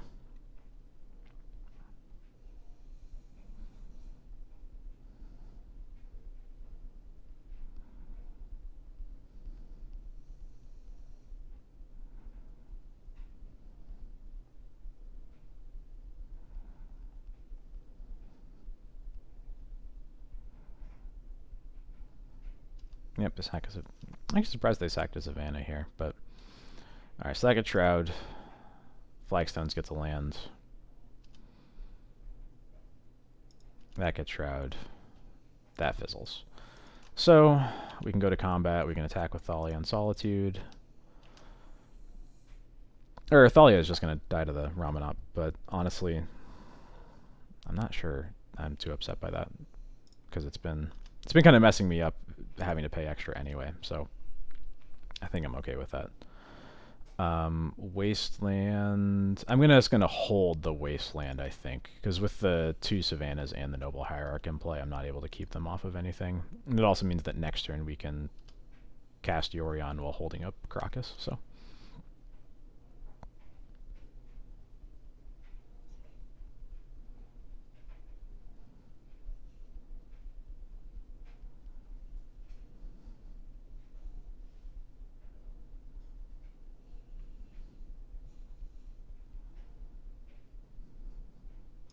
Flagstones and Safekeeper is a hell of a combo. I'm not gonna lie.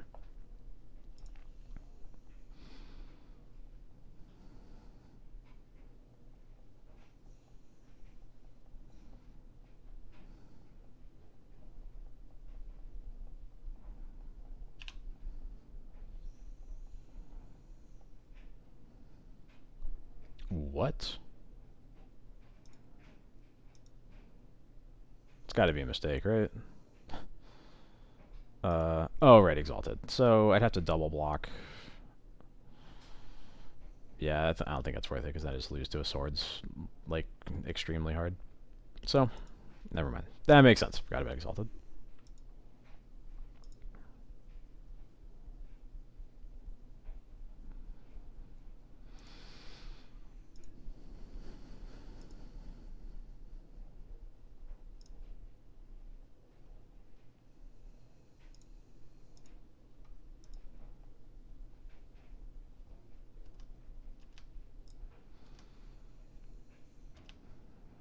Alright, Stoneforge Mystic. That is pretty good. Something notably with this Knight untapped, it means that I have to keep Wasteland up to protect us from Dark Depths. So, with that in mind, I think I'm just gonna... Do I even attack with Wisp? It would be really bad against Endurance, which is something they could have. Yeah, I think actually I just want to stay as safe as possible.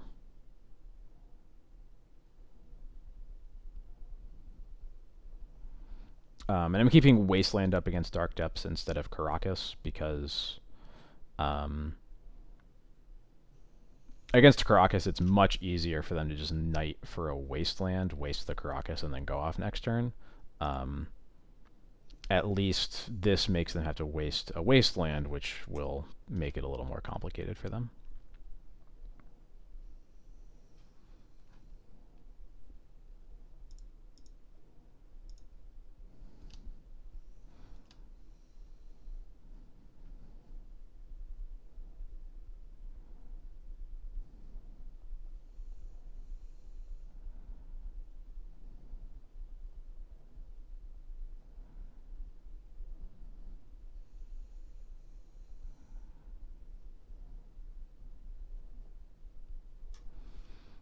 Floating a green here.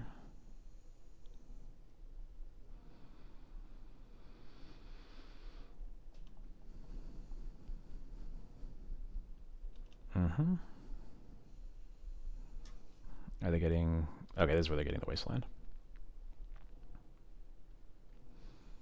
So probably going to waste our waste. In response to that, I'm going to waste the Savannah. I don't want to waste the stage because they can just turn stage into a plains, and that means we've gotten nowhere. This at least will guarantee that they have one less mana next turn.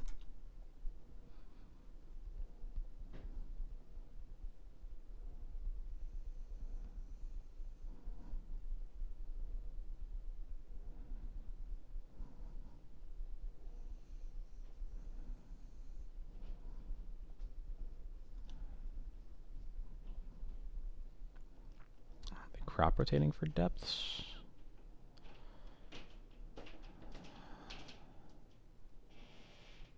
So they can, yeah, they can make a Lage here.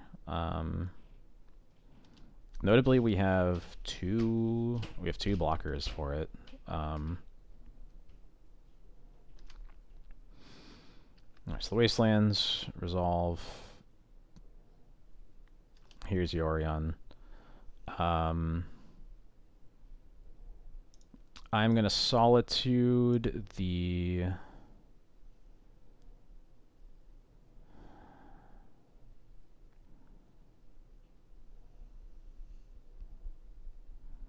Yeah, so the thing I'm going to do is I'm going to Solitude the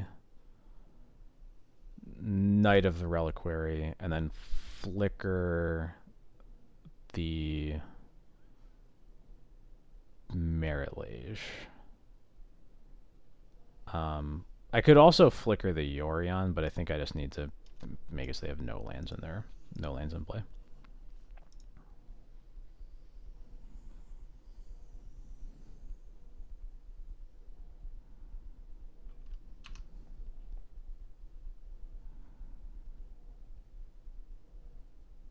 They're definitely running low on lands in their deck that they can actually get off of the flagstones. This is the 4th Savannah. I assume they've already played a forest They might have a second forest. They also might not. So it might just be a plains left in their deck. So we'll see. I guess second forest is more likely with 4 savannas. It means they're probably not playing red. So.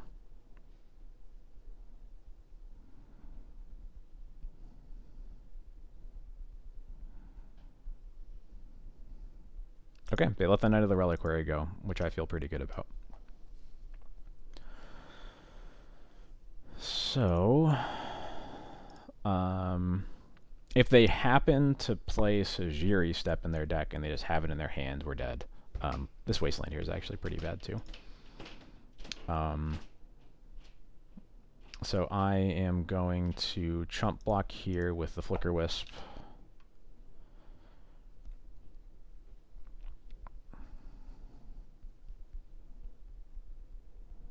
There's an Elvish Reclaimer.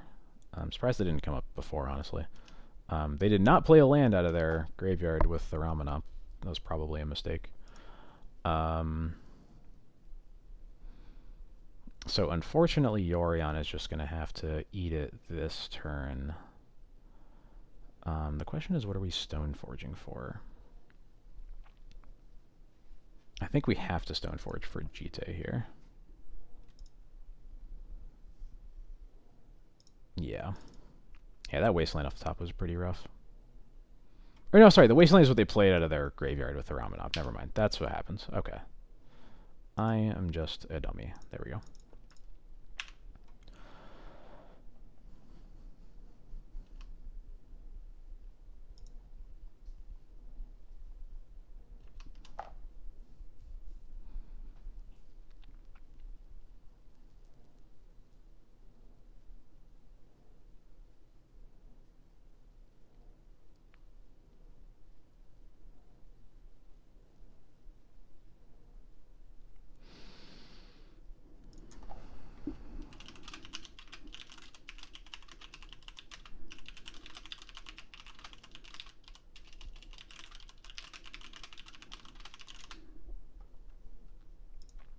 Alright, so that's stage out of their graveyard. They are reclaiming. Oh, the Reclaimer probably reclaiming for the step now. Okay. So the way this game definitely played out, the Noble Hierarch threw me off at first, but this is definitely depths. It is not Maverick that happens to have depth in it. So we've at least figured out that much. And we're dead.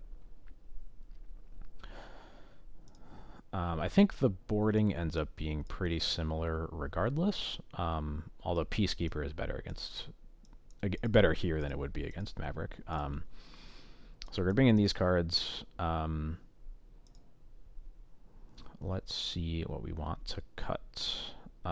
Thalia and Spirit are both pretty bad. Jite is like sometimes good, but it's really only notably good if we have Rest in Peace in play, and can actually use it to kill their creatures. It would have been good there to deal with the Safekeeper, which is one of the scarier cards out of them, but I don't think that's necessarily worth the slot in the deck just for that. Let's see. Yeah, Thalia is just not very good. They have Crocus in their deck that they can tutor for, and they're mostly a creature deck, not really a spells deck. And then after that, I'll probably just cut 1 Spirit of Labyrinth, because it only does anything against exactly Sylvan Library. So we'll try this.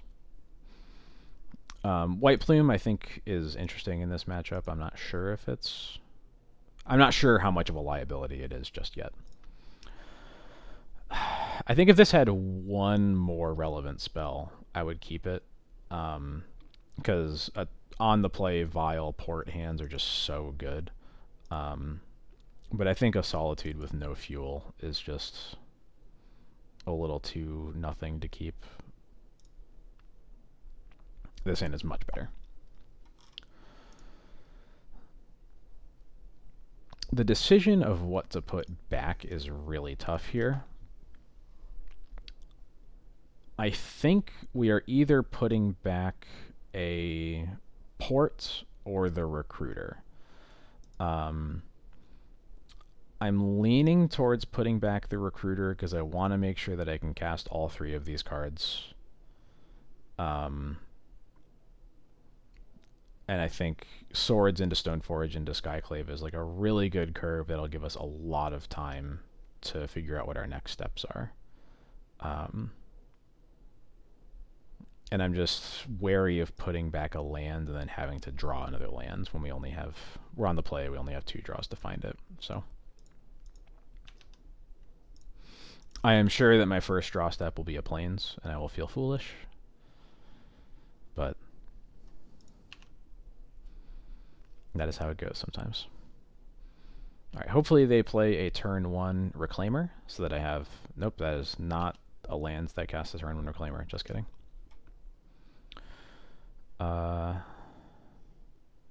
Yeah, so this is probably going to get swords. I'm going to get a Lion Sash here.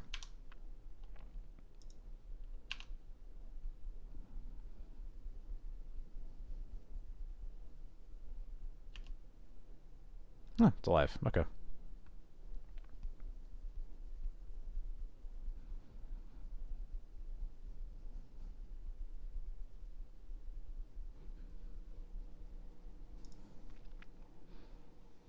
Thank you very much. Thank you for stopping by, Suffering Matt.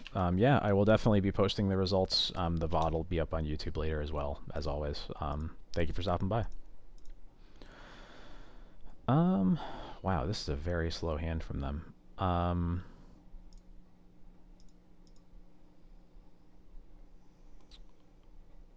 Yeah, I guess I'm just going to pass.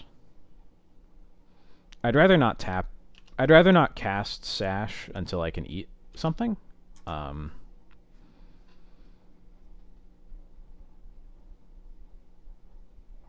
Like until I can get at least some value out of it, but we'll see. This is going to be Knight of the Reliquary. Cool. We can deal with that.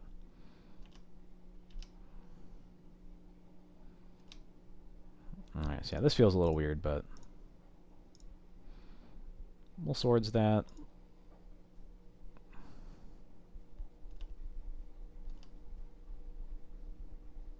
Another swords. Okay. Cool. Yeah, this time I'll just attack with Stoneforge. I think we're going to be sitting on this Sash for a while, so I'm happy to just port for a bit. Notably, this will port their only white source right now. We have so much removal. Feeling pretty good about our spot right now.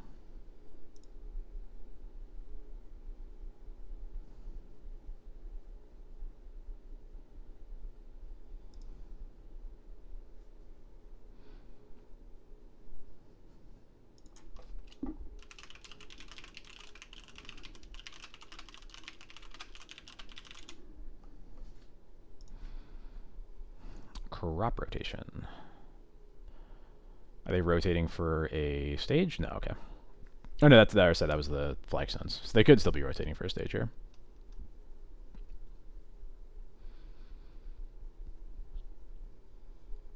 Which I am perfectly happy with because we have Crocus in our hand right now.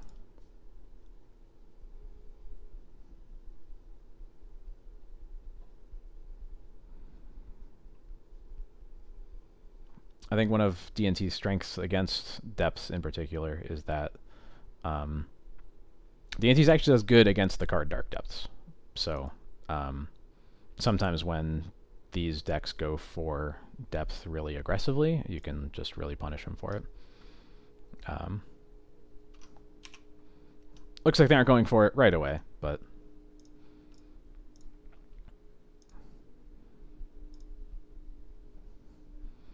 I hope to draw another... Oh, that works. I was going to say, I was hoping to draw another land, so they could still develop lands without revealing that I have Crocus. But White Plume Adventurer also does that really well. So I'm going to attack here. Cast White Plume off of all of the planes. We'll get another planes, and then...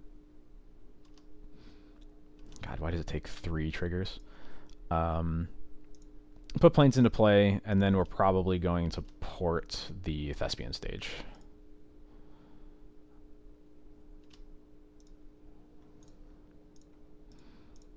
So that if they want to make a Merit Lage, they have to think about doing it right now.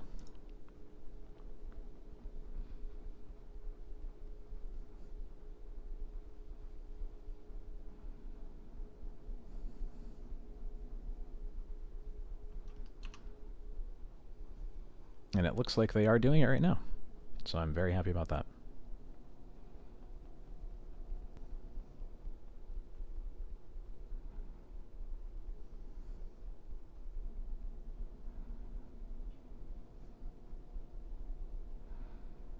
It'll be a little scary if they just like play. I guess if they only have 2 mana. Never mind. I was thinking if they played a Ramanop Excavator and could start reassembling the combo, that would be a little scary. But they can't do that because they can only cast Ramanop and then do nothing. Like I mentioned before, I really like going along the right side of the Undercity because it makes it easier to keep the initiative. Containment Priest is pretty interesting.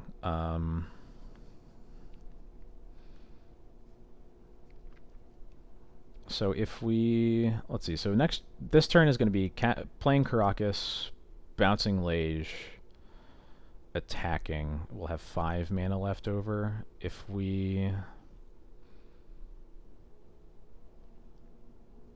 cast... So we can cast Sash...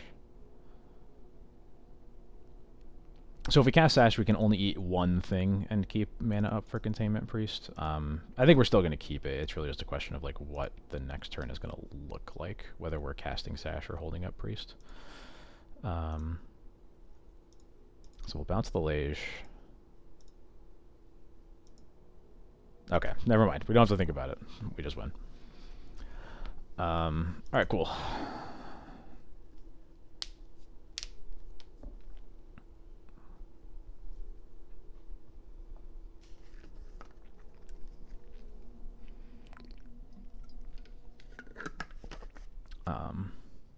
One thing I just noticed is that we haven't seen Mox Diamond out of them yet, which is making me wonder if the reason they're playing Noble Hierarch is because they don't have Mox Diamonds in their deck. This hand has a lot of cards I like, but it's too slow. We need, especially on the draw, we need to be able to do things before turn 3.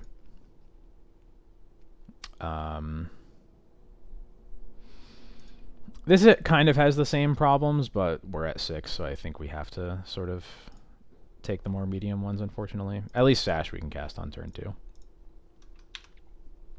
Even if it won't do anything until turn 3.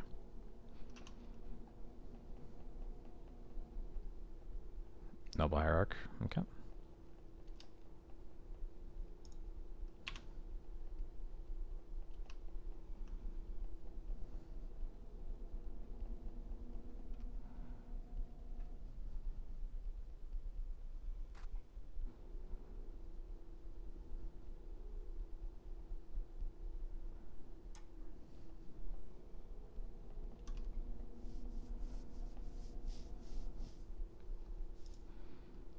Oh, Wasteland, you say? This is going to be, probably just going to be Knight of the Reliquary, I imagine? Yeah. White Plume Adventurer. Okay. We will cast the Sash.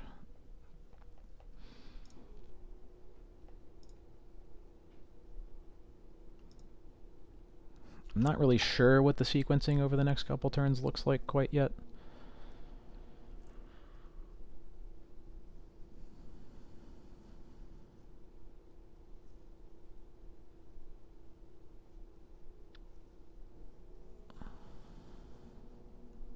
They are paying costs on something. Elvish Reclaimer. Okay.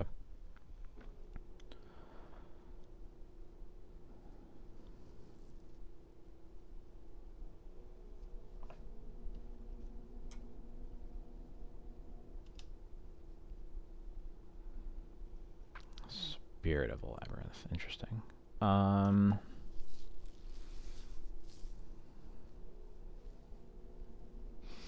So the Knight of the Reliquary is able to protect itself but I think we just have to make them do that. I don't think anything else that we can spend our mana on this turn is really going to improve the situation at all.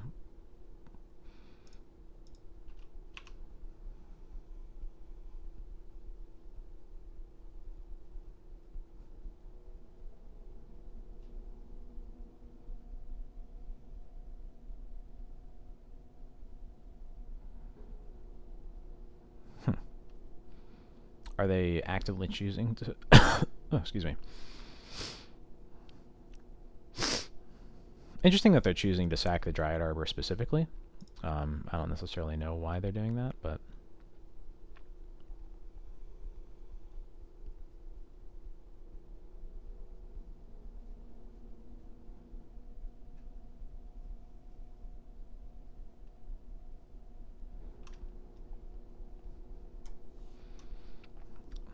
regardless, the end goal here, I imagine, is getting Sajiri Step and giving Knight pro white, and then we'll pass the turn back to them and see what happens.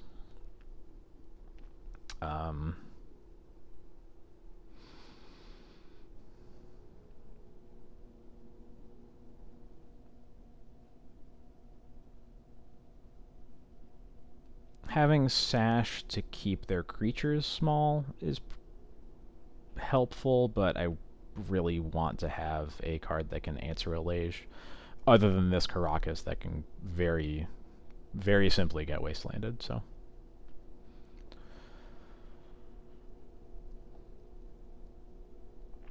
if nothing else, Sash keeping their creatures small might make this White Plume pretty safe to cast, so...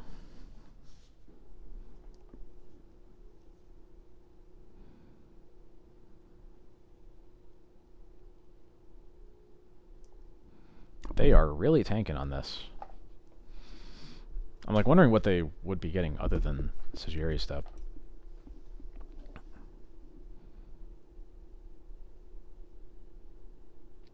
Huh. That is really bizarre. I don't know why they just let me take that.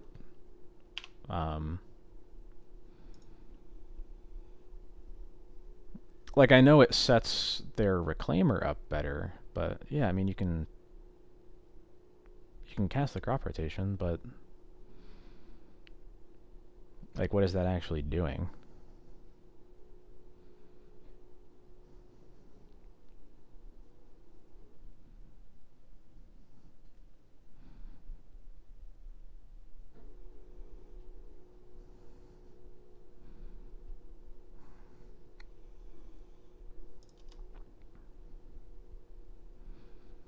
I guess if they have depths in hand, then this makes a bit more sense. In which case, it might just be dead. We have to draw something, but...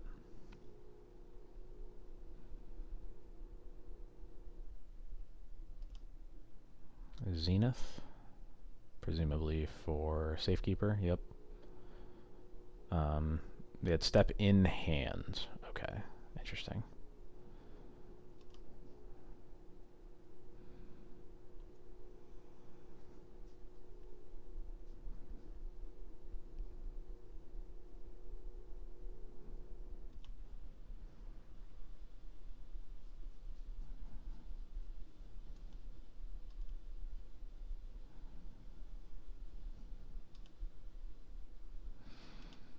So they can get a depths into play.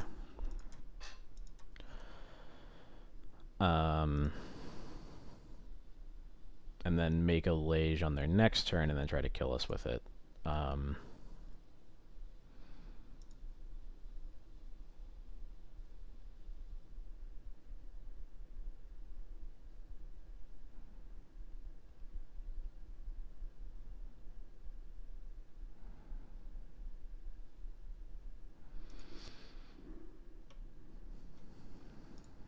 Let me think. So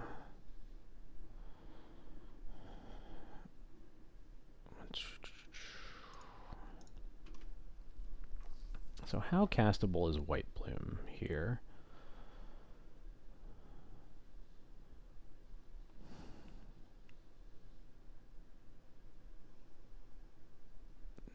think we're really relying on the scry off of White Plume, getting us into like almost like exactly wasteland. There's not much else that we can do about that.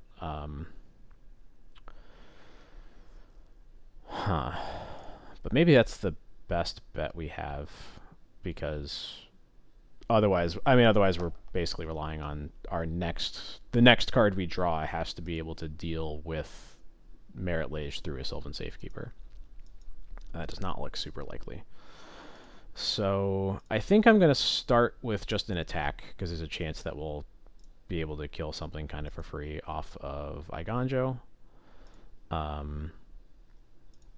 And if they block the sash and make us eat something, I'm perfectly happy with that, honestly. So,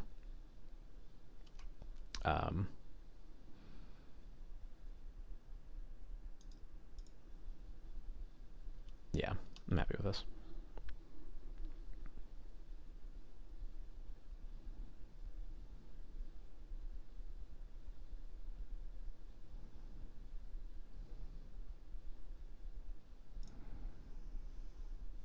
Yeah, so this is good for us.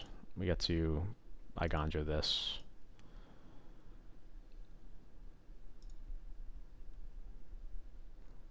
Obviously, they can still give it Shroud. They can do all that, but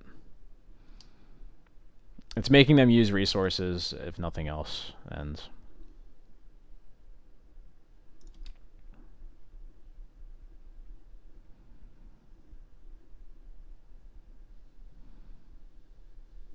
I'll feel pretty good if they use the Wastelands to give it Shroud. That would be pretty good for me.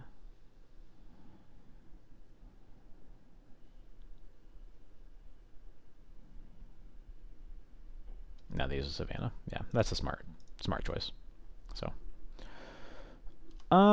do I think Saga could be a consideration in this build? I don't think so.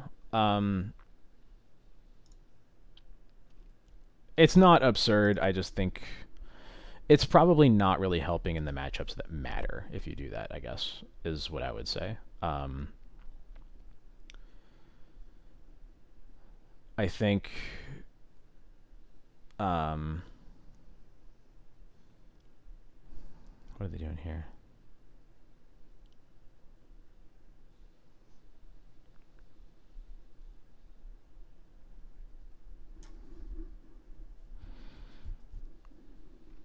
I would say I think because we only have 2 ancient teams, you don't really want to worry too much about like what the ancient teams let you do, because you're not going to see them that often with only 2 copies in an 80 card deck.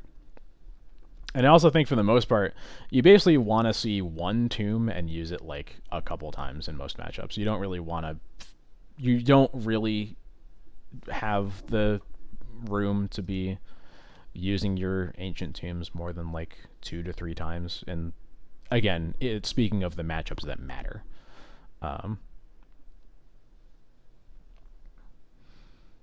So that's kind of my gut feel on it, at least. We're gonna take away the Sajiri step, I guess.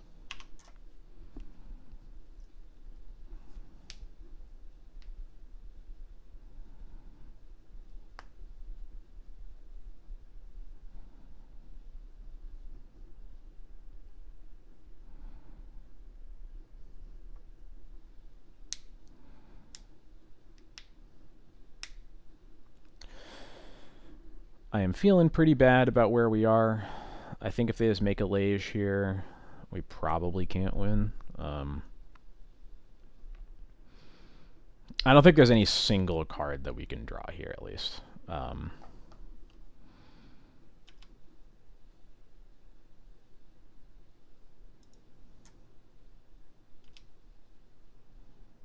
Definitely not that one. Yeah, we're just dead. Okay. Bummer. So this league is going a little bad, but I think a lot of it doesn't really even have to do necessarily with the fact that we have White Plumes in our deck, though. Although in that specific case, White Plume would have been much better as either of the 3 drops that we cut for it. I don't think it would have been much better as a Sash, though. I'm going to go to the bathroom real quick before I play the next match. So I'll be back in just a few minutes.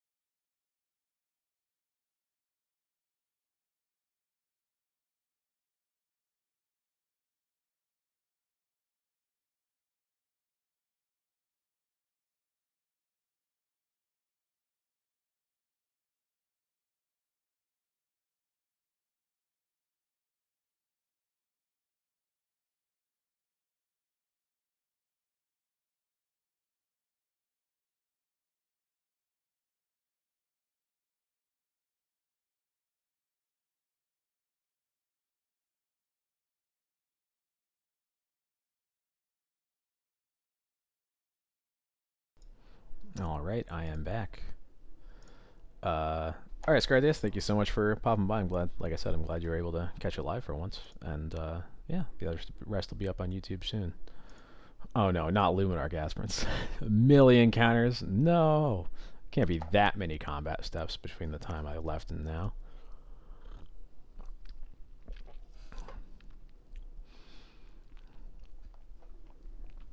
Beverage update. I had been drinking water up until now, and now I have a sort of cherry Coke. It is just normal Coke Zero, but it is mixed with.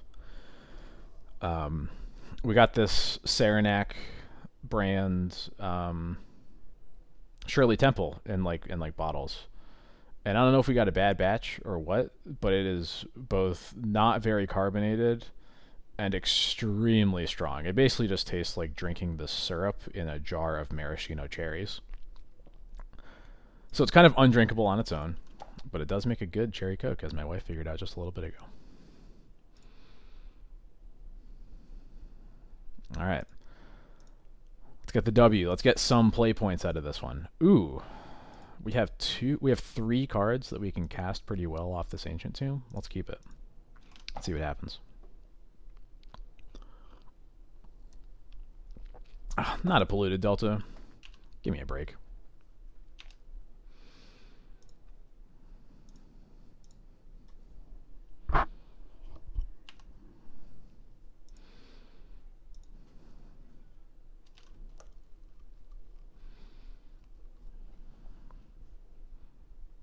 Uh-oh, a second polluted Delta.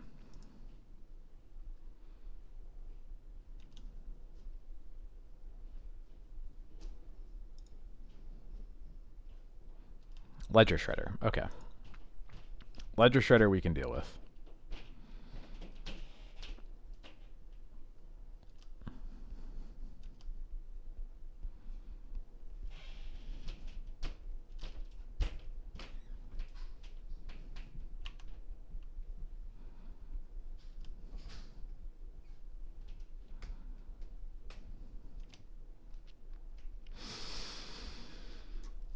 I am very tempted to use Ancient Tomb on this Spirit of the Labyrinth to make sure it resolves through a daze. Because Spirit is extremely good against Ledger Shredder. It basically locks them into casting only 1 spell a turn. Otherwise they're just literally throwing cards away. Yeah, I'm going to go for it.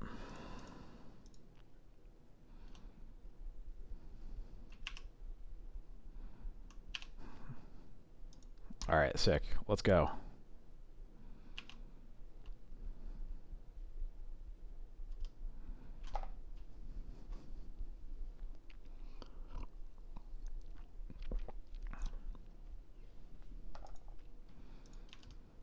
Another Ledger Shredder.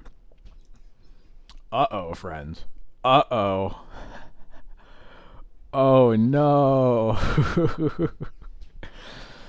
Oh, man. I hope they're doing this on purpose. I guess it's kind of... It does look a little scary with all those flyers in play now, but... They did just him themselves, so... Alright. What are we doing next? Stoneforge is a pretty good draw.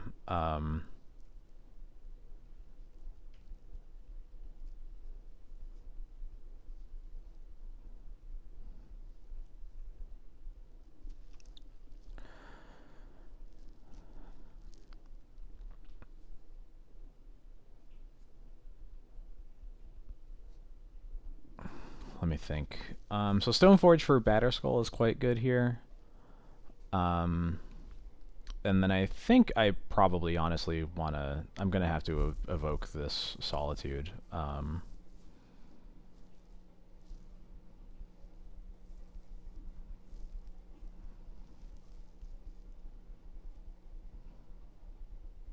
Which will be nice because it'll get the last card out of their hand too.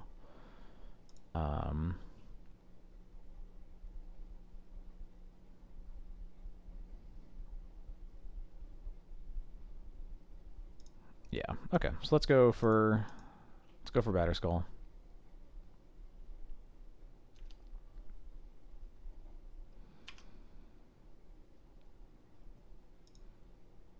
And then I will evoke... this Lauren is definitely going to be a blank piece of cardboard, so... so I get the last card out of their hand.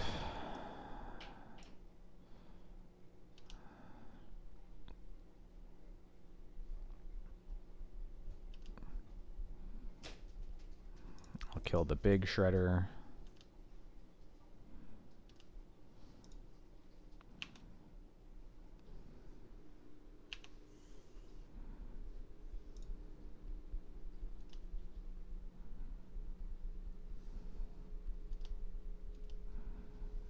clock is definitely still looking a little scary.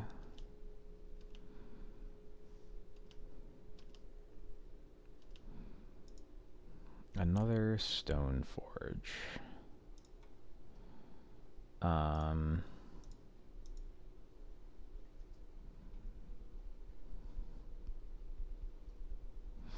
Record so far is 1-3. We're doing the last match of our first league. Alright, so here what we can do is... I'll attack with the Spirit of Labyrinth at least. I think I need to keep this Iganjo in my hand as a removal spell, potentially. So I'm just going to pass the turn. I'll put Batterskull in their end step.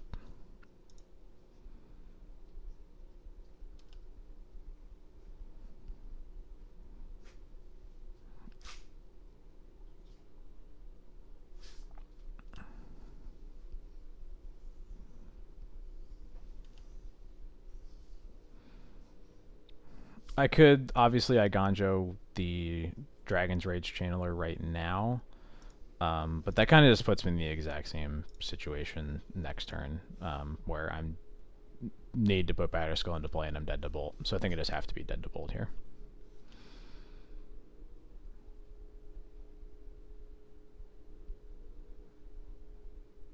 I don't know if it's better than normal D&T yet. This is only the 10th match I've played so far, so there's still a lot of figuring out to do here. A Murktide, huh? I don't like that at all.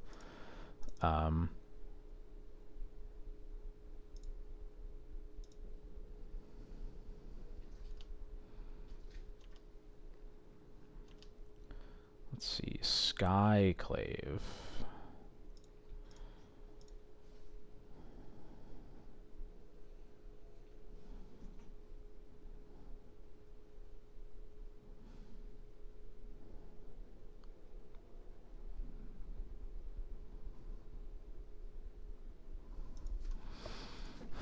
There's a way to get through the millionth creature here. If we... So we can attack... Murktide blocks, we go up to 7.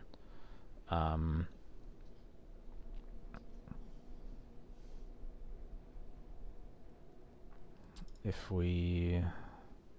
We can spend all our mana to like move it over to the Spirit, and then we go up to 8, but then we're still just dead to all the flyers. I think this probably needed to be a Swords to Plowshares or a Solitude for us to live. I just want to make sure that that's actually the case. We can Skyclave the Ledger Shredder attack and go to 7, but then we're dead in the air. Yeah, we're out of here. Okay, so let's bring in Judgments and Rest in Peace. Lauren doesn't do anything here. Trimming a Sash because, or trimming the White Plume because this is definitely a matchup where holding the initiative is dodgy, and getting rid of Cauldra because it just doesn't tend to be an important card in these matchups. You're not usually in the position of racing them, you just want to stabilize, and Cauldra doesn't do that against flyers.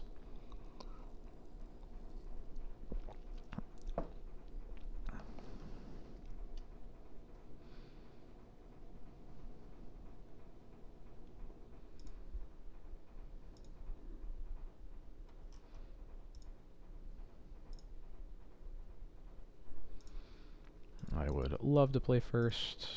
Let's see what we got here. Interesting.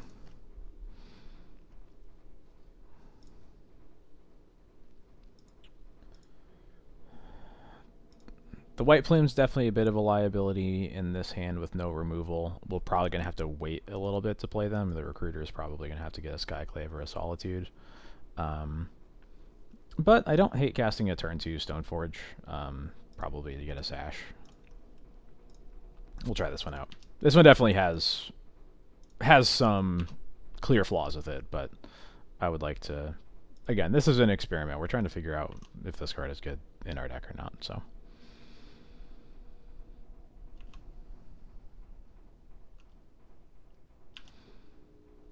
I like to see them passing. Iganjo's a very nice draw as well.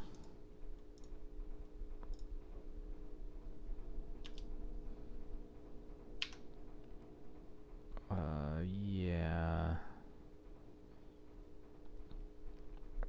I could get Batterskull here, potentially, but I think I just want to get Sash. Maybe I do just want to get Batterskull. My hand doesn't look like it's going to be able to get Sash into play anytime soon, so maybe I just want Batterskull to stabilize better down the line. Yeah, okay, let's do that.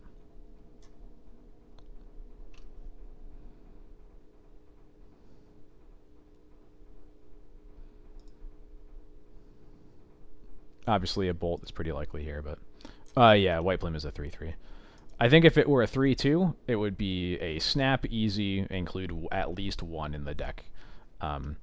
Because it's a 3-3, you have to sort of mess with your deck a bit more to make it fit, which is why I think it's definitely much more of a question.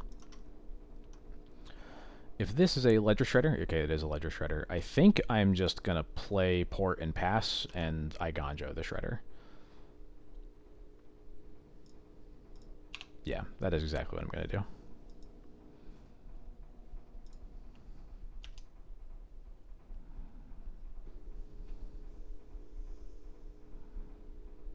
It's probably an expressive iteration, which, you know, literally always is.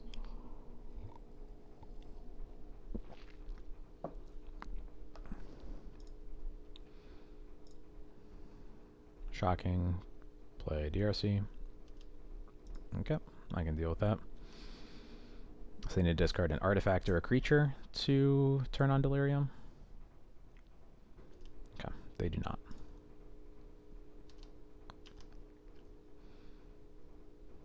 Cool.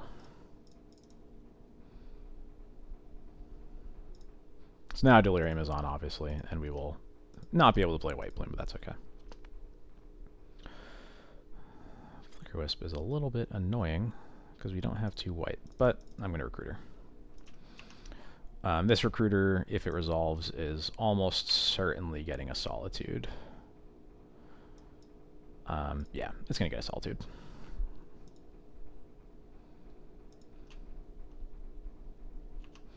The plan is hope that they don't play another threat this turn, and Solitude the DRC, cast a White Plume, and then start playing more lands. If they do cast another threat, I at least hope it's a Murktide, because a Murktide would mean that the DRC is... Never mind. I was going to say, a Murktide would mean that the DRCs are at least not online. But, alas, that is not what happens.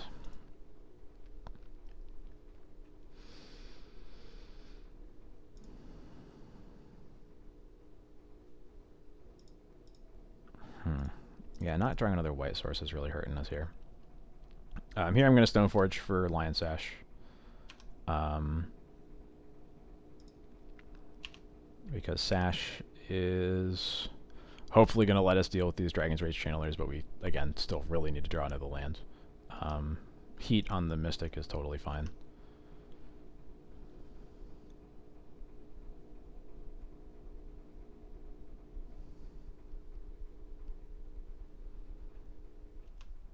Okay, so now notably we can't turn off Delirium with a single card, or with a single white mana. So now I think we're just desperate to draw planes, probably cast Wisp on the Recruiter, be able to block one, DRC Solitude the other, or something like that.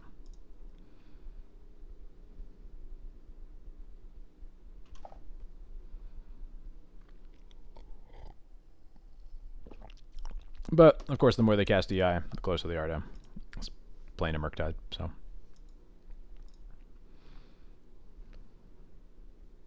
They have another Dragon's Rage Channeler. Alright.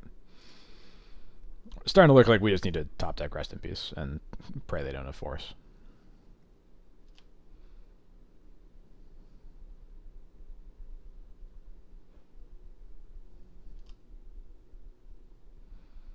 that is at least a white source.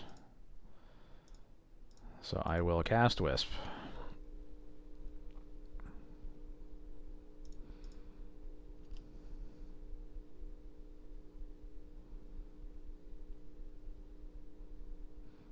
Heat on the recruiter. Okay.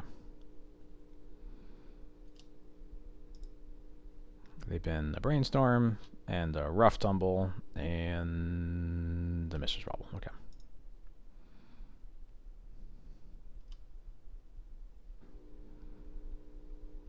I think I just need to cast this Solitude right now before they can top deck a Force.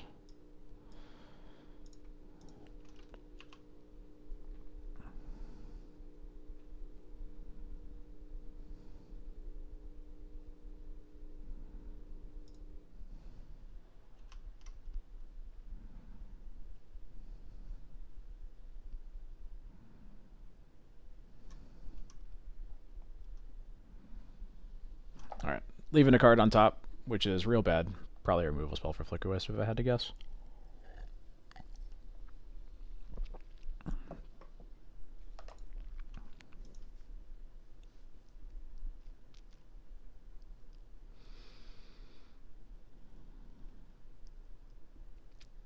Could also just be a Murktide to overpower us, but we'll see. Yep, it's a Murktide.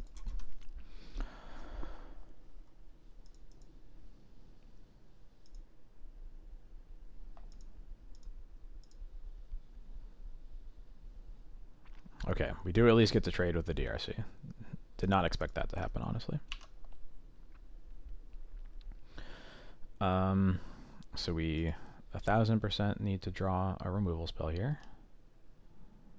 That is not even a little bit of a removal spell, so I think we're just dead. Yeah. Alright. Well, bad showing for White Plume so far, but obviously, you know, things happen. We did play against Delver twice, which I think, honestly, the biggest argument against White Plume in this deck is that it does not really help the Delver matchup at all.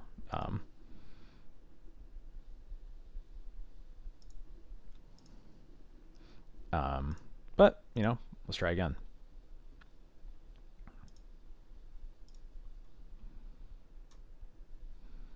There's a good chance that right at the end of this league is when I will be taking a bit of an extended break to have some food.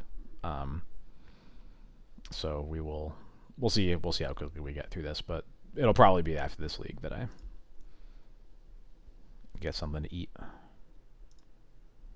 Yeah, first league. Thanks everybody. Thanks for coming by for the stream that I definitely just started. Let's go.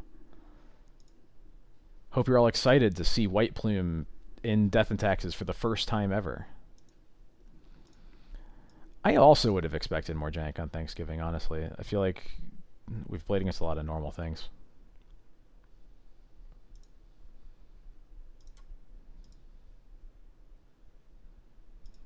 Love it. There we go. This hand's a lot better. My opponent is mulliganing to 5. As always, no idea if that's a good or bad thing.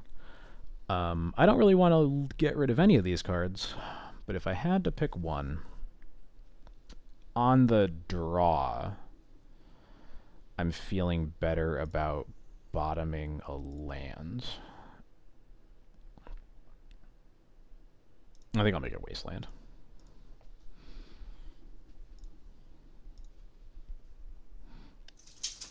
Alright, opponent has kept 5. Badlands. There we go. Second Solitude is pretty nice, potentially.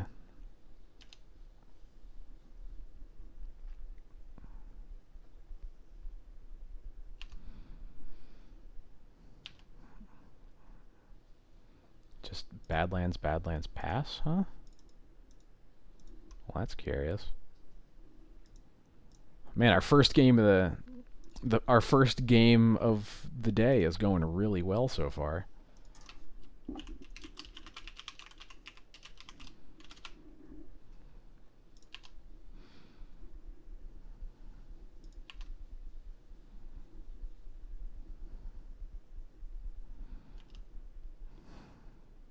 Mm-hmm. Mm-hmm. Mm-hmm.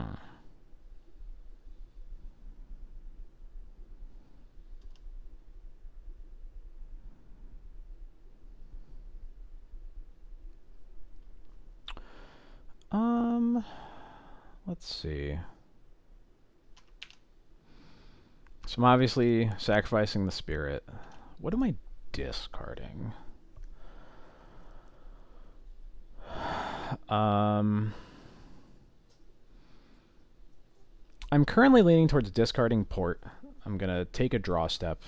I'm almost certainly gonna solitude the Archon. It's just a question of what I'm pitching, and then I'm probably casting Stoneforge for Sash to try to stabilize from there. I think that's what makes the most sense.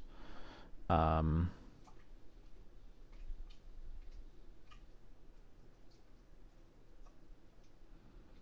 yeah, let's do that.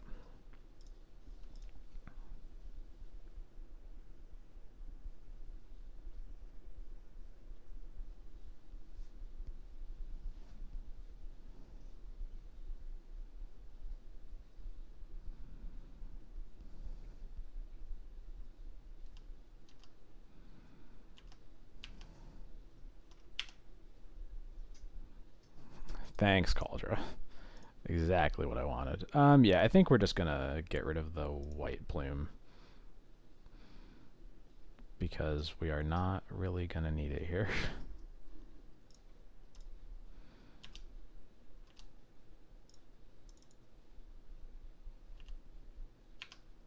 I would love to use Stoneforge Mystic's ability and get a Lion Sash.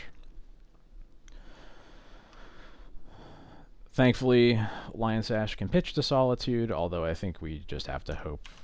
I think if we have to do that, we've probably lost. We'll see, though. Cool.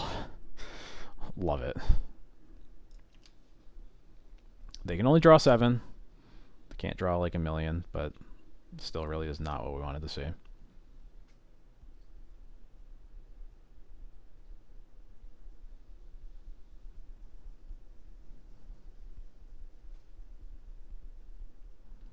Mm-hmm.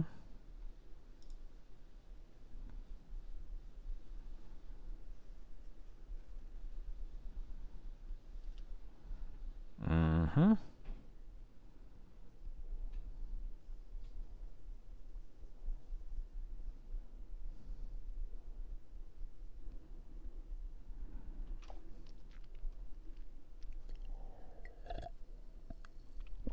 Now this is the Janksgiving we were asking for, or something. I don't know.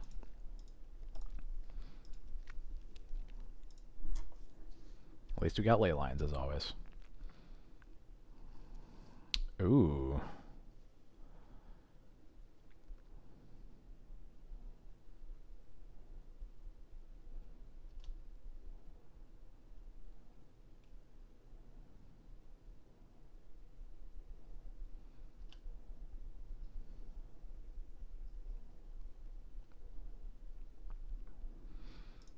Walking Ballista off the top. It's not on my deck, but Walking Ballista off the top anyway.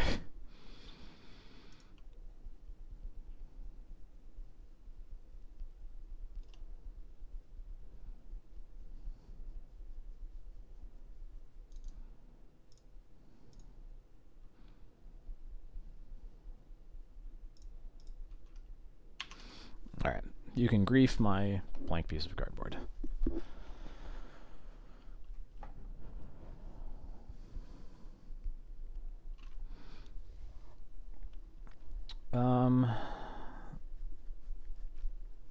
So from here, there's a decent... Never mind. Just kidding. There's nothing matters. Yeah, presumably... I guess they have to have Animate Dead specifically. Ooh, that's a really good draw, though. So they can't get Exhume because that just brings back our Solitude. They can't reanimate because I'm just going to kill the Solitude in combat. So it pretty much has to be Animate Dead that they use to get this Archon back. They discard Petal and Unmask. That makes sense.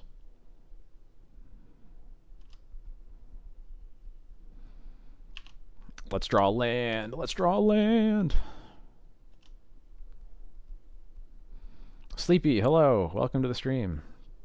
This is definitely the first match that we're playing. Damn it.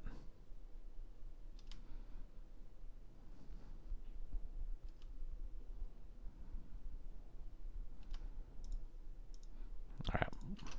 All our dreams are dead.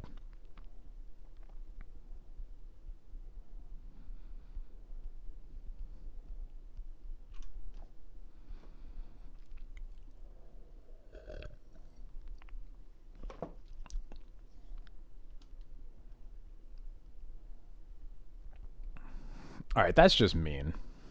That's just messed up. Alright, I'm out of here. Whatever. Alright. Here's the fun part.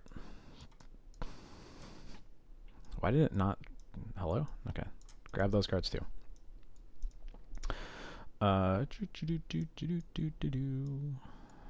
of here, get out of here, get out of here.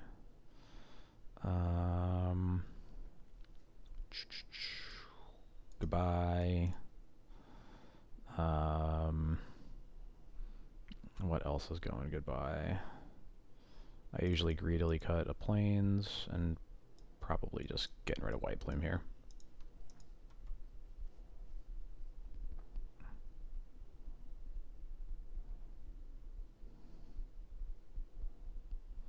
Yep, no dragons. White Plume kind of does what dragon does anyway, so. Surgical into Rest in Peace. It's bad against... Yeah, I think we just gotta keep it. It's hard to mulligan a hand like this. Obviously they have hands that beat it, but...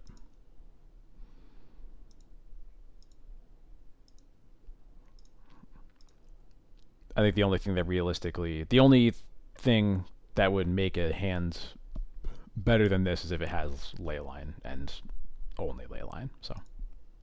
No other cards really improve the position.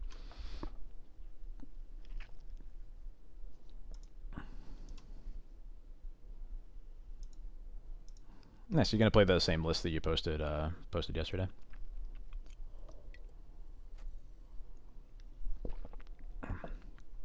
Well, good luck.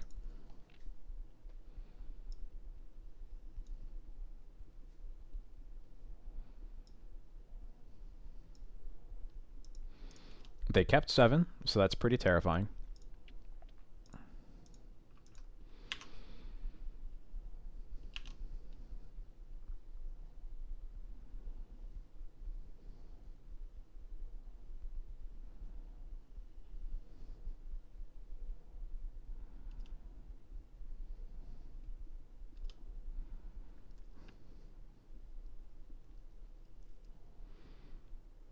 Oh man. I am amazed that we are getting to do this. But I'm also very happy that we are getting to. Alright, goodbye Grizzlebrands, goodbye. They only have 2 Grizzlebrands in their deck. Wild. Okay. They have a Serenity, that's good to know about. So I assume the rest is just like 3 Archons, Griefs, yeah, nothing else really special. 3 Serenities. Yeah, cool. So probably gonna just have to slam the Rest in Peace and make them go through one of the Serenities, but at least they are nowhere close to going off again yet. So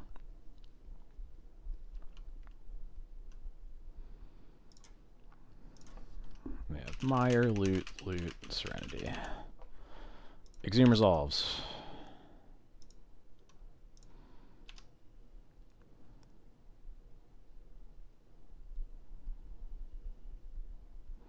I guess notably... nice.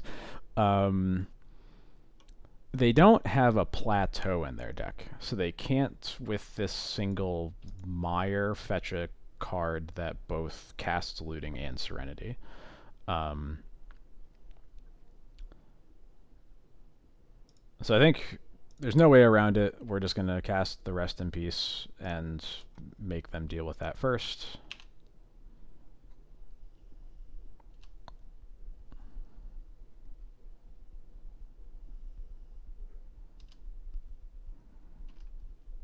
I imagine they're going to get a red source first, but maybe they just get a white source. Okay, they get a white source, so Serenity is in play. Okay. I will take Vial up to 2. Not that it will really matter. I guess it'll matter if we draw a 2-drop here. We don't. Okay.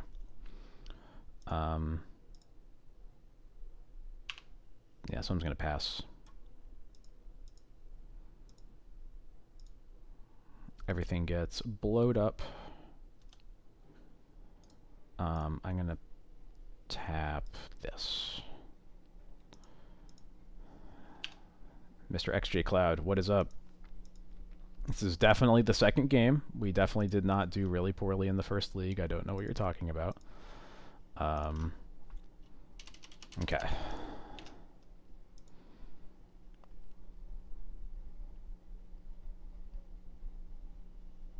This is game 2 against Reanimator. We lost the first one as always. Exhume and another Serenity gone. Okay, that's good to know about. So their hand is another Faithless Looting and something else. White source? Hell yeah, let's go.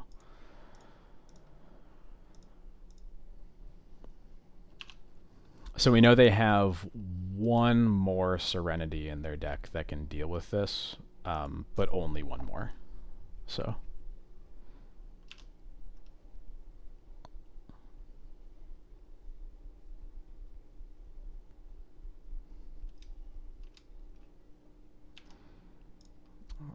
yeah, I'll eat the Serenity. These Mind Break traps are probably not going to do much of anything, but I guess we got them. And I guess notably, I can just keep this Scrubland tapped for a while and make them have to use like a Lotus Petal on a Serenity or something like that.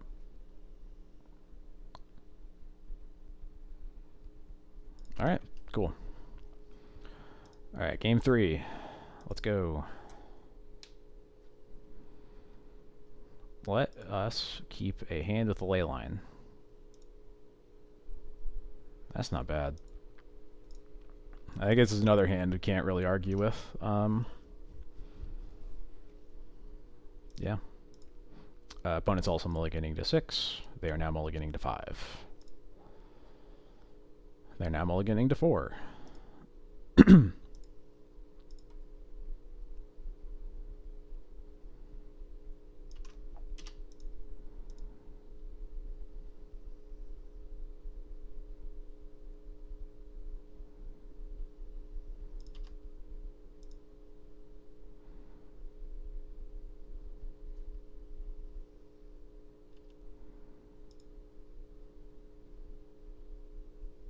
Mm-hmm.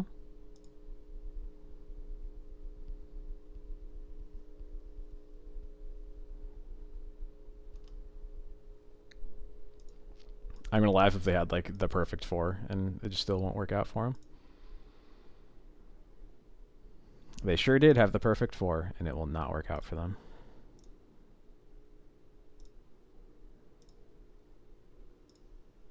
Yeah, okay, cool. Alright, we won the first match of the day. Good start to the day.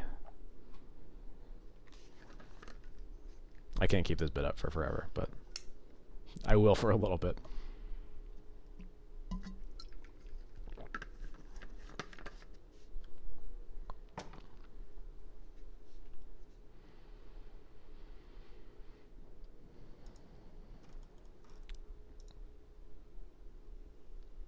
Yes. Could not have won that match without White Plume, the card that definitely didn't only get exiled to Solitude before being boarded out.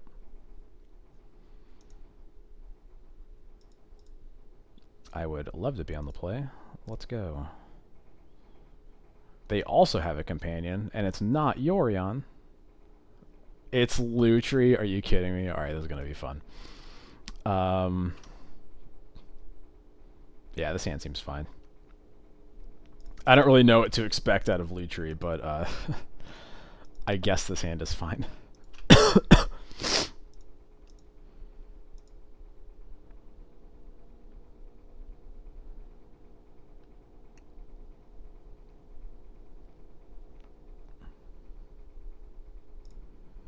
I imagine so. Um, but it's hard to say what else. I imagine Spirit will be pretty good. That's about all I can guess.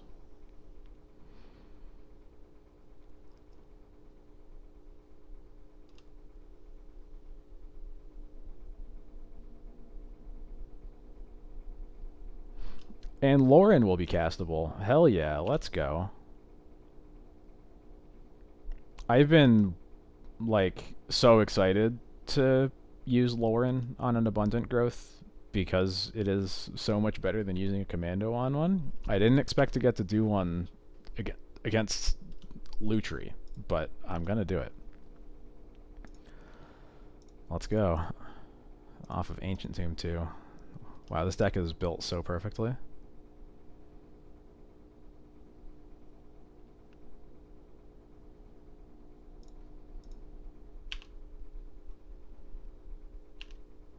I hope they just like can't cast spells anymore. I forget, does Lutri I can look at it here. Yeah, non-land cards. Okay, you can play duplicates of lands. I was pretty sure that was the case. I just couldn't remember. Yeah, I think we are. I think I think that's gonna happen. This is sick. I'm so excited.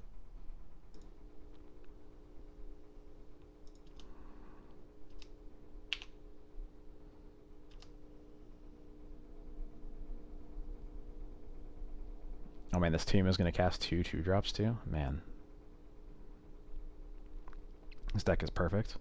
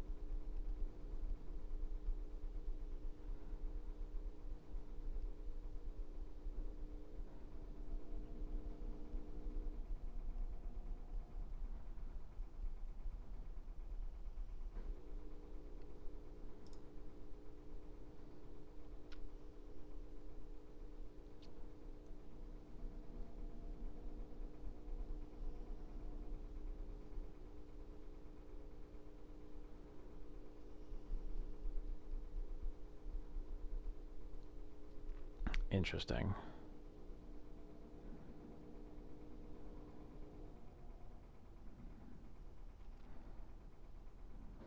I think I just let that resolve.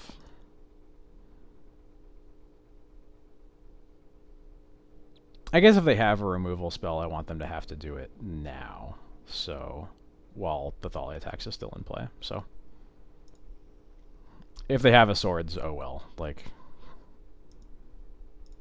that's true. They are a illusory deck. How likely is it? That's a good point.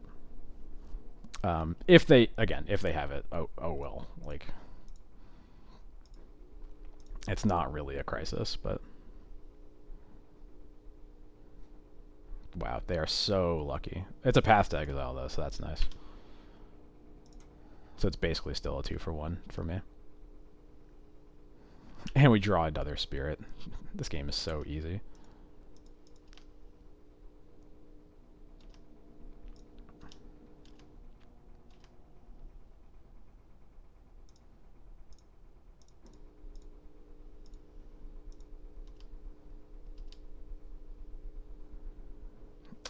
I'm just going to do this now, I think.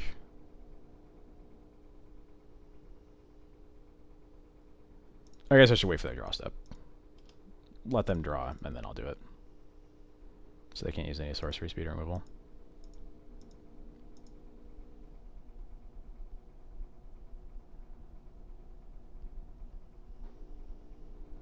Wow, are you kidding me? Get out of here. Get lost. Let me just do stupid things.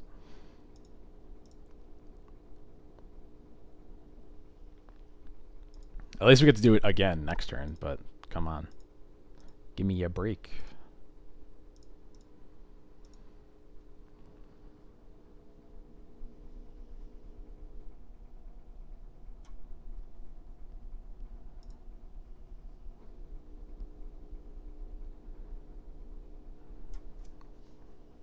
Thank you all for being on my side here. I really appreciate it.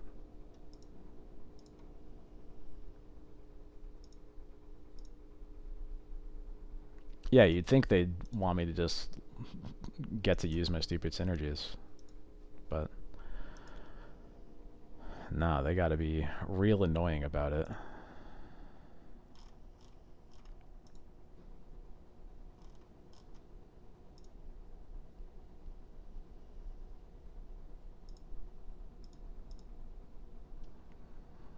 Impulse. Classic legacy playable Impulse.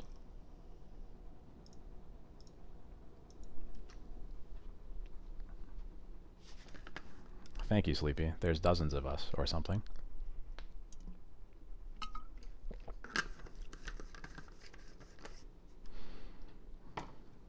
Alright. I'm gonna think about swordsing the Birds of Paradise here, but no. No, I'm good. Port's pretty nice, though.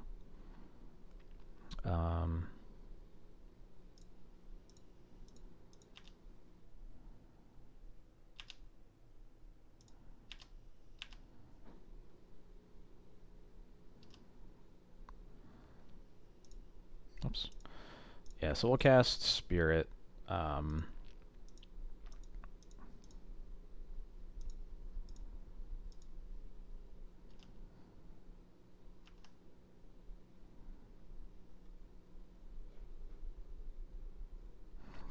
Get lost! I should have swords the birds. I'm so dumb. Yeah, it's fine.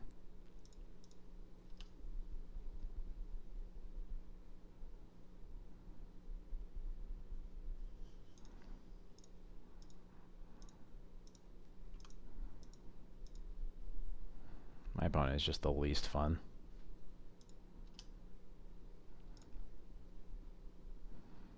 Yeah, they should have. I'm kind of surprised they didn't, but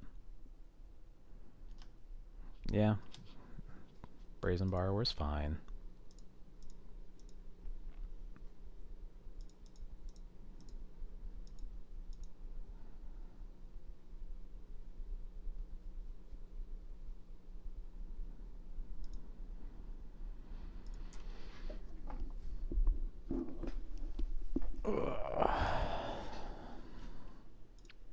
Narset. Well, that's garbage.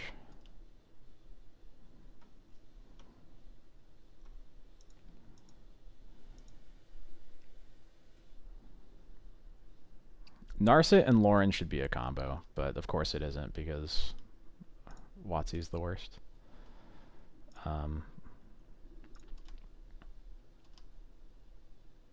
Fuck yeah, let's go. Annoyingly, we will not actually kill the Narset here, but I'll put it down to 1. And I'll play Sash here.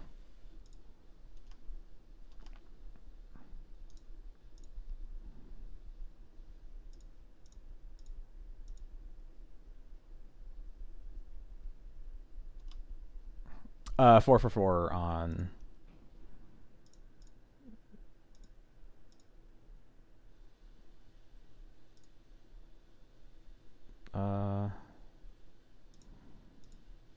Yeah, sure. I think I'd rather have Caracas for Lauren than eat 1 card on the way out. No, it is the... This is the 3rd spirit, because one of the answers they had for it was Petty Theft instead of an actual removal spell. So we have 1 exiled, 1 in the graveyard, 1 in our hand. I think the one that's in our graveyard is the one that we cast twice.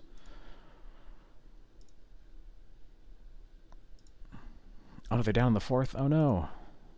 Alright. For the Bills.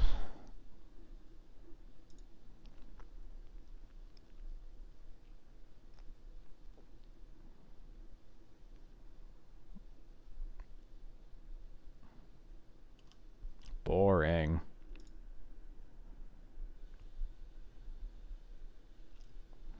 Probably bouncing Lauren here if I had to guess. Yeah.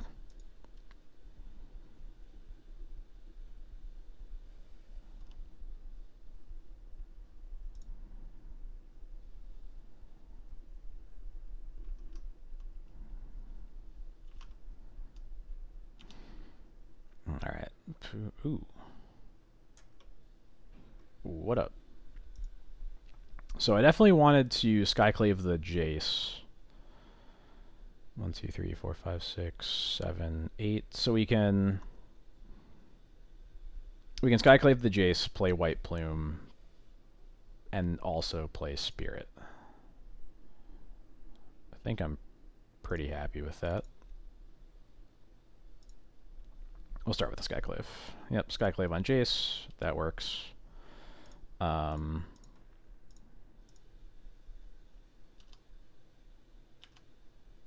We'll go through the million triggers it takes to get a Plains out of our deck. And cast Spirit.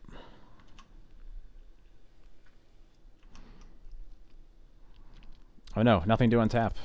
No value. Lutri copies a spell, right? Yeah, instant or sorcery. Yeah.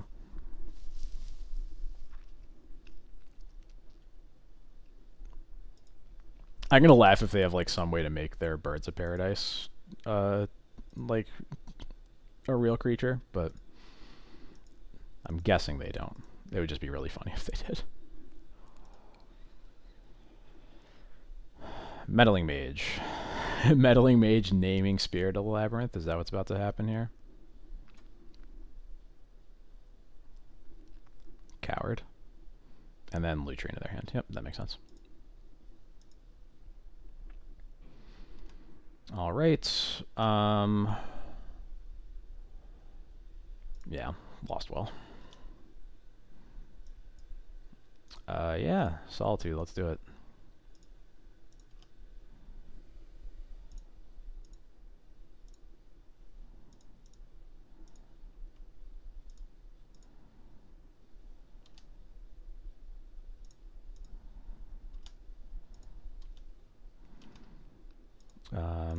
Kill both the Planeswalkers.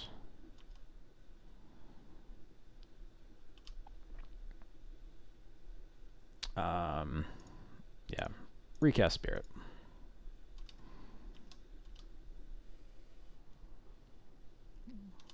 Untap White Plume.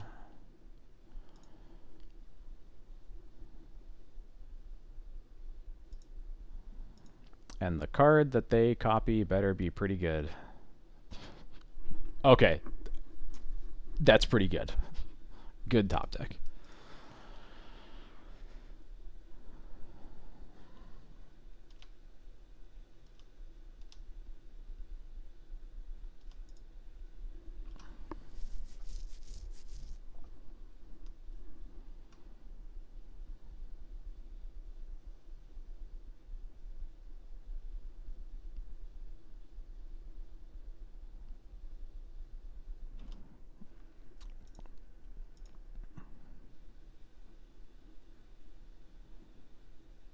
All right, Sylvan Library will be answered by Lauren, so don't have to worry about that.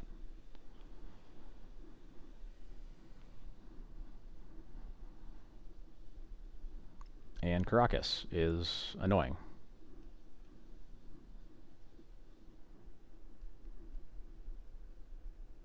Mm-hmm.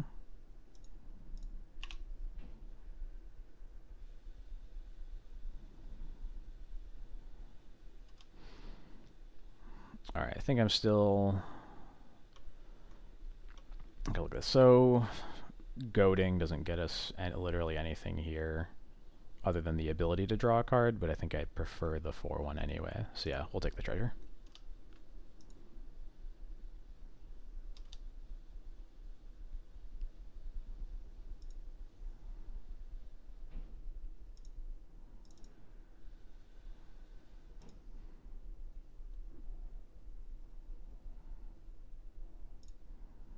All right, goodbye to the Sylvan Library.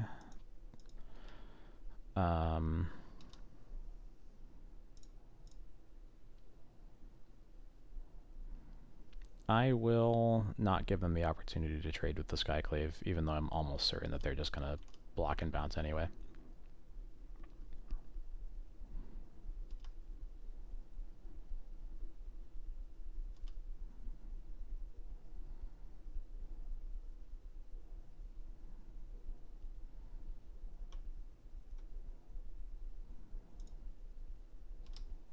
that's the wrong block bounce to do, but...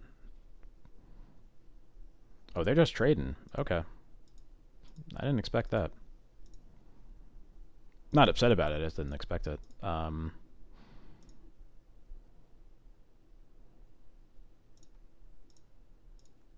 put Yorion in their hands. Pass. Yeah, that's fine. I'm surprised they valued that more highly than bouncing their Lutri, but what do I know?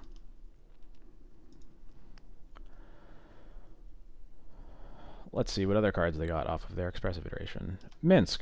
Well, we have Crocus untapped for that, so that's an easy one to solve.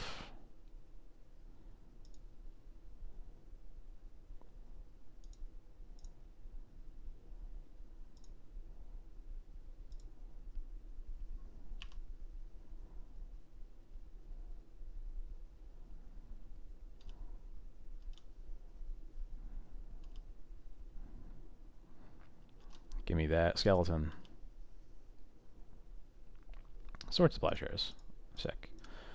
Yeah, so I think I'm pretty happy to just attack all at Minsk and Boo. Make sure it dies.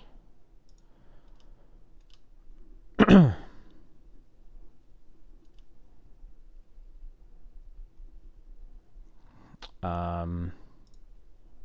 don't really have to cast Yorion. I'm not really getting much out of it. So, yeah, I'm just going to chill. Okay, there you go. They concede. I don't know what to board in because their deck is nonsense, but I'll at least bring in 2 Council's Judgments because it's a fair matchup. And then, what do we do from there?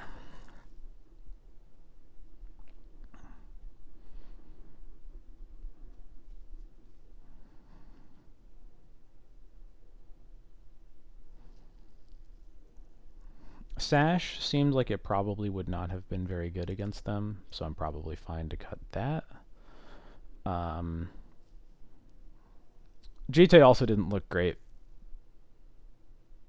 I'm more inclined to keep it in case of something like... It would make sense for them to have like an Ice Fang Coatl in their deck or something like that that we might want to deal with. But maybe like that single card isn't a good enough reason when they basically played no other creatures. Yeah, let's just cut it. Obviously, I'm sure we're going to see literally 0 duplicate cards between last match and this one, or last game and this one, but we'll see.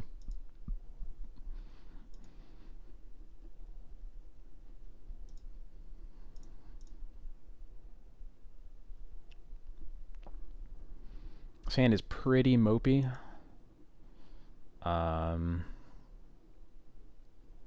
It at least has port, but I don't think that's a good enough reason to keep this. Yeah, this hand is much better. I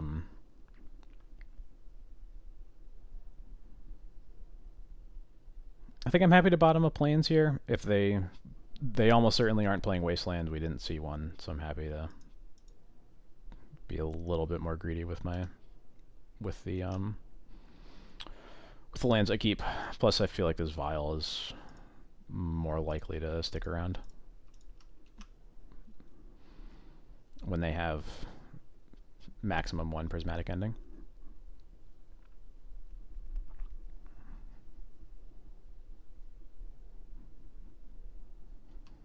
Cool.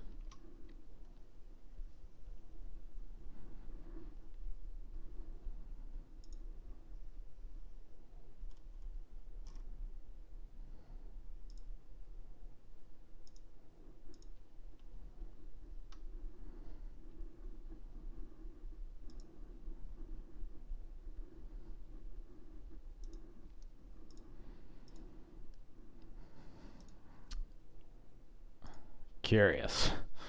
Yeah, that's fine. Oh my god, let's go! Oh man. I'm so good at this game. Later! Yeah, I also used to play EDH and then I realized it was never actually that fun to play ever. So I don't anymore.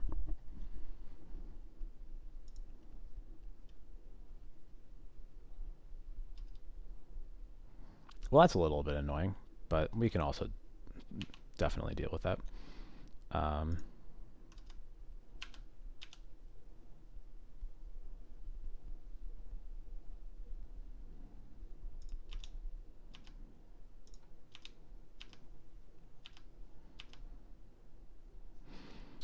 um, yeah, I think if they hadn't played this Birds, I would probably cast a Stoneforge off of the Ancient Tomb and then Wasteland the Tundra. But since I can't really cut them off of any colors, I'm just going to play Port and cast Stoneforge this way. Obviously getting Cauldron. Excuse me.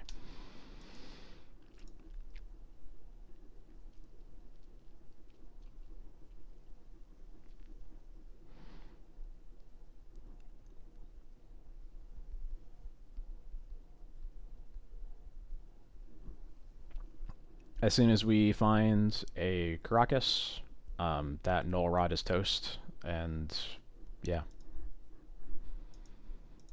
We could, if we also draw like any white source and a Wisp or something like that as well, obviously, but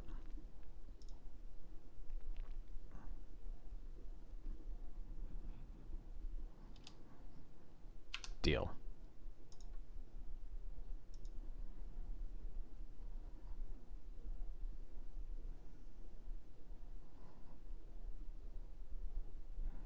Blue, blue, green. Is this an Uro, maybe? Could be the Narset we already saw. Ethereal Forager. Whoa.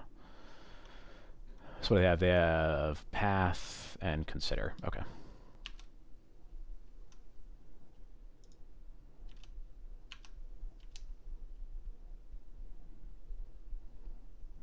Remember, you can return it to your hand, right? So they still have to cast it. I'm a little bit tempted to just Solitude that. Probably pitching the Stoneforge.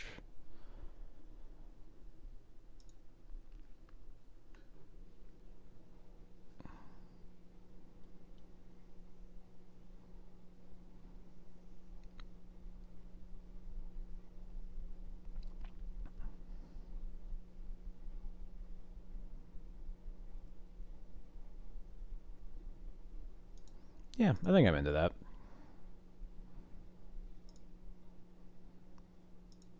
Cool. Resolves. And now I can cast... I guess I'll attack first. I will cast White Plume Adventurer.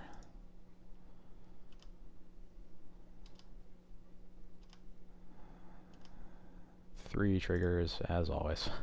And now that I can waste and port, I'm feeling better about wasting the Tundra and probably porting the Caracas.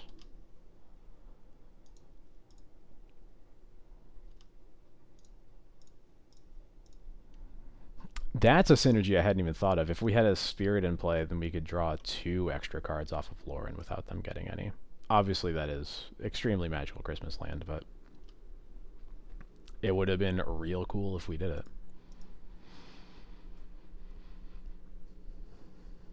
Alright, Lutri in their hand. That is fine.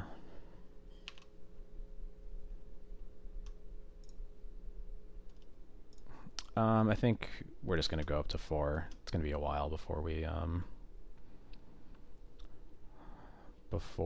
find an answer for the Null Rod, probably.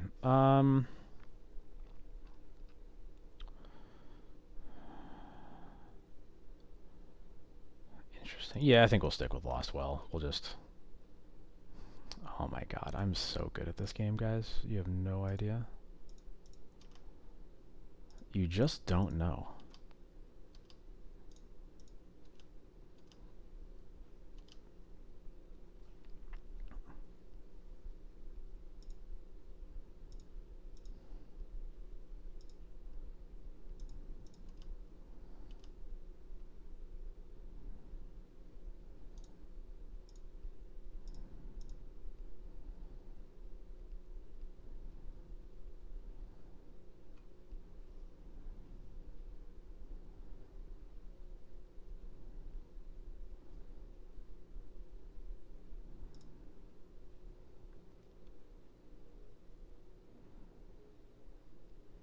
Yeah, so we can do this.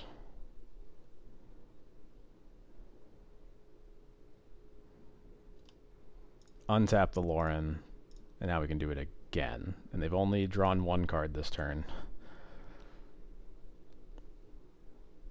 Oh, right, we can't get the extra card. Right, duh, of course. That is how Spirit works. It's like Spirit was designed right as a um, as a double-sided effect or something. Anyway, you didn't see that.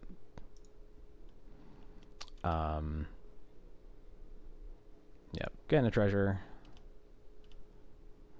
Take Vial up. Crocus. Sick. So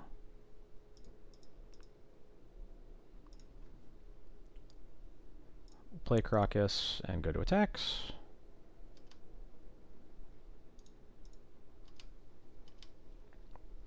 Yeah, right. Who knew that symmetrical hate effects were a thing? Never heard of them.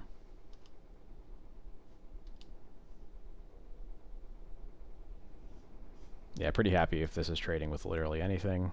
Yeah, that's totally fine. So I now get to bounce Lauren, cast it,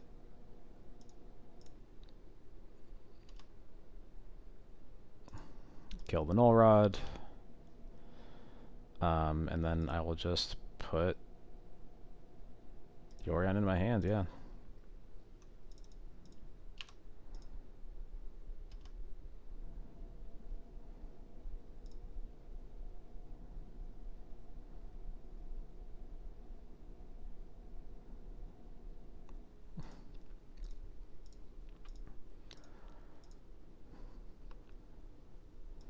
This does feel a little unfair. I do almost feel like I'm bullying them, but what am I going to do? They're the ones that decided to play a singleton deck.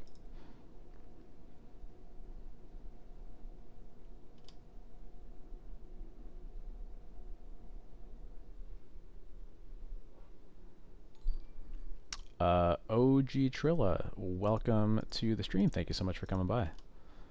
Alright, so I'm going to try to Fury my stuff.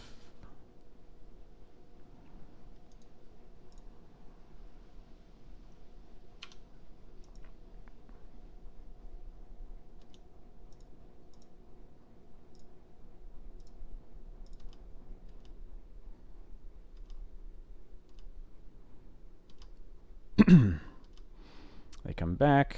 Lauren will target nothing.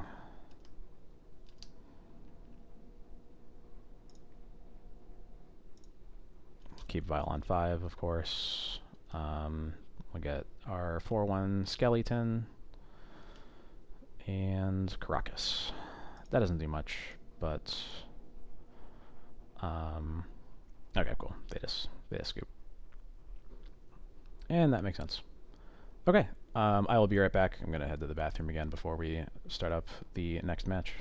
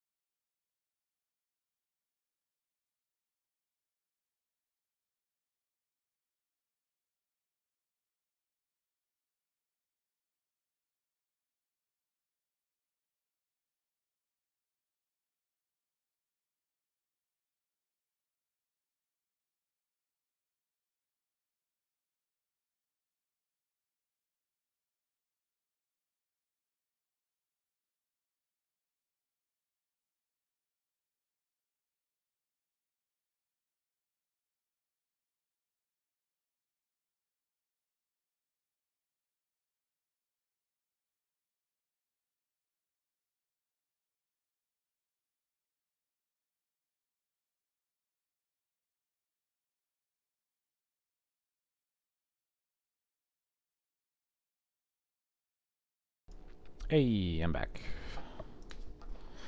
Let us fire up the next match.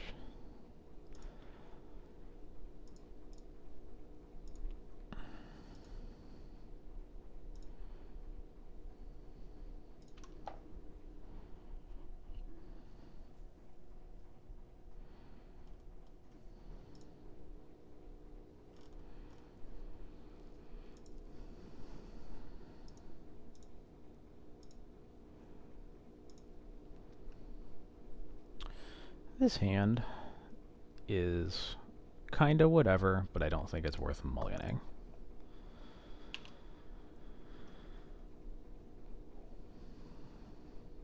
Basic hammer time. Well, that's kinda terrifying. Another Solitude makes it less terrifying. I think there's probably like a 0% chance we cast this Sash. I think it's destined to be Solitude fuel.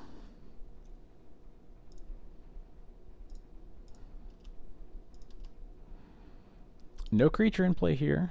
Seems good. I don't really know necessarily what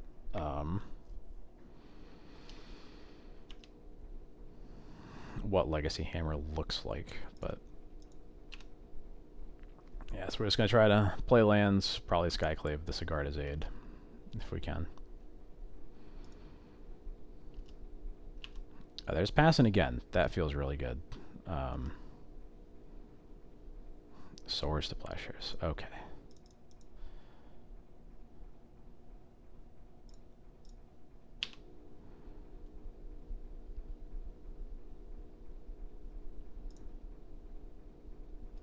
Okay, you get a 1/1. That's okay.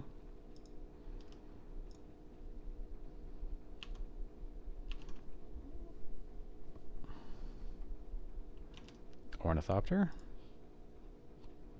Another Sigarda's Aid. Okay. So they could hammer us here if they want to.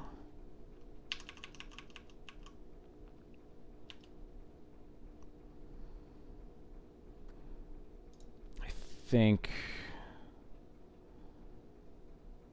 yeah, I think I just gotta pull the trigger off on this one at least.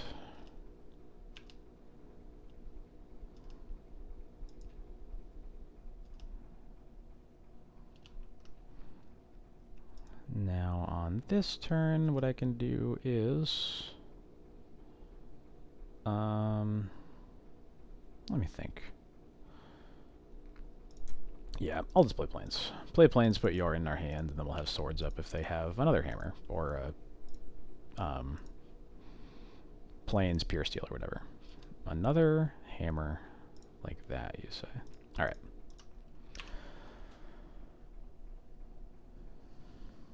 So now we just have to hope for no Pure Steel, but if they just cast Pure Steel and equip twice, then we have Solitude for it, so cool. Oh man, now we're just going to play around this wasteland for forever too.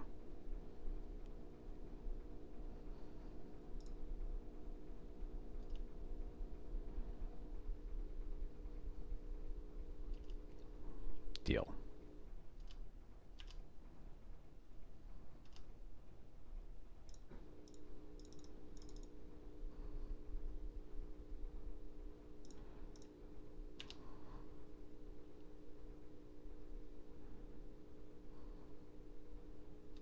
Sure.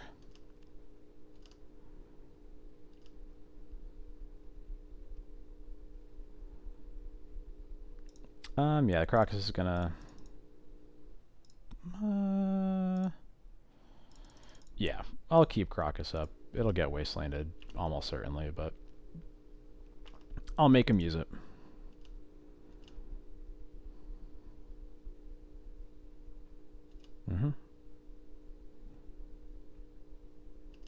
That is fine. I'm not sure if this matchup is supposed to be easy, but it definitely feels easy so far. Obviously, I definitely had like the right hand for it, but I guess I don't really need to I don't need to use swords on this yet, right? Because they need to get a Pure Steel in play for it to really matter. Yeah. I can just wait.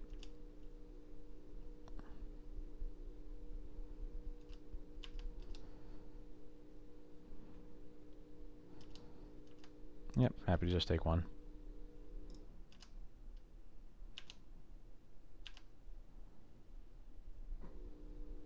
Now that's a really good draw too.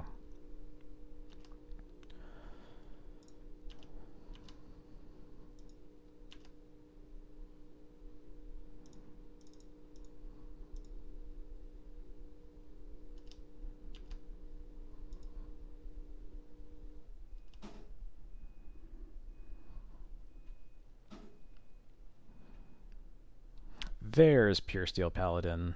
I guess I can just wait for the first equip, and then...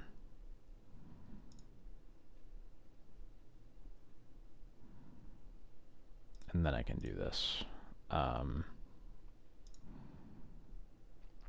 Obviously now they have a...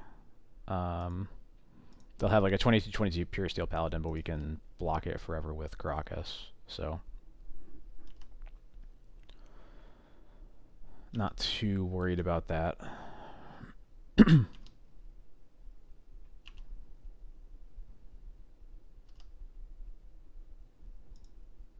We can also now block it forever with Cauldra.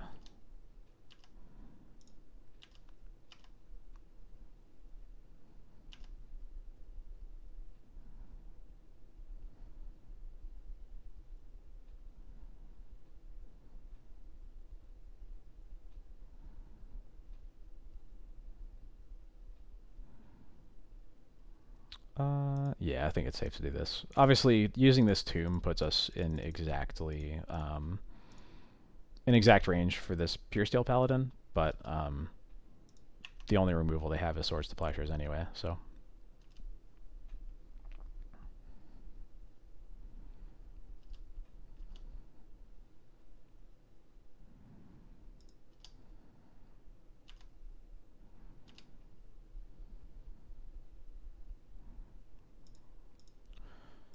that's a good one. Yeah. Let's attack with the Yorion. I will waste the Ancient Den, since there's not really a reason not to. And we'll pass. We still have 2 blockers, and there should be dead next turn.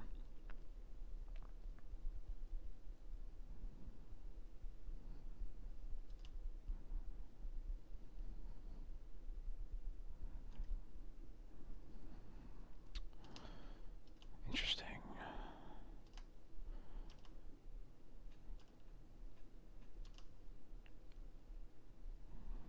Another Wasteland, that doesn't really do anything. So we can...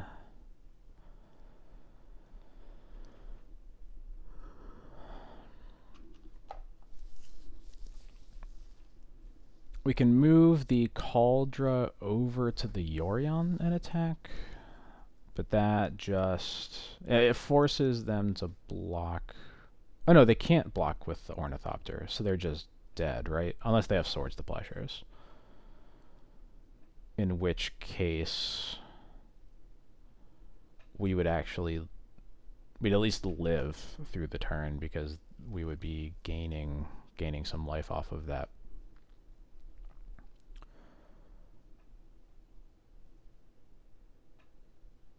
So yeah, I think we have to make them have swords. Equip to Yorion, I will not use...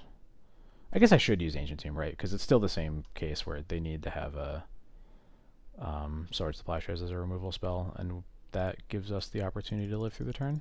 Yeah, and then we can keep Crocus as protection for Yorion. Oh, I tapped one more than I needed to. Whoops.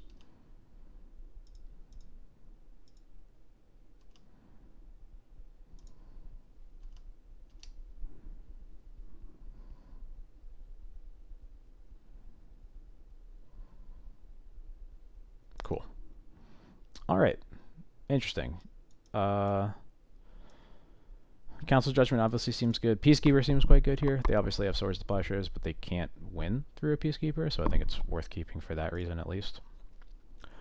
Um, what else? Probably not much else, honestly. GT seems amazing. Batterskull's probably kind of whatever, but I'm not sure if it's worth cutting. Sash seems really bad, though. Spirit also seems not very good. I guess it like lets us ignore. I guess Spirit's actually okay because it lets us ignore Esper Sentinel triggers that we cast on their turn, and it also means Pure Steel Paladins and drawing cards. So those are both probably relevant enough. Lauren's great. All the removal's great. I guess this is probably not a White Plume matchup, so we can cut those. At least the rest are all good blockers of various sorts. Yeah, that seems fine. I'll try it out.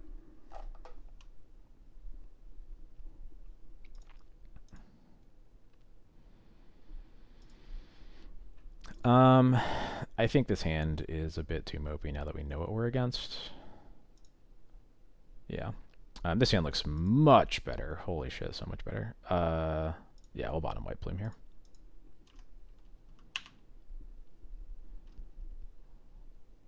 I'm at least initially interested in Mother of Runes as kind of a sort of permanent blocker against at least non-artifact creatures, or non-colorless creatures.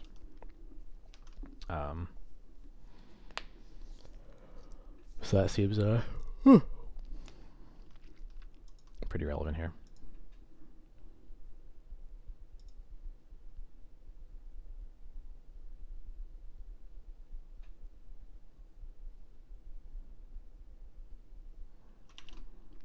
They are a March of Otherworldly Light deck. I guess that makes sense.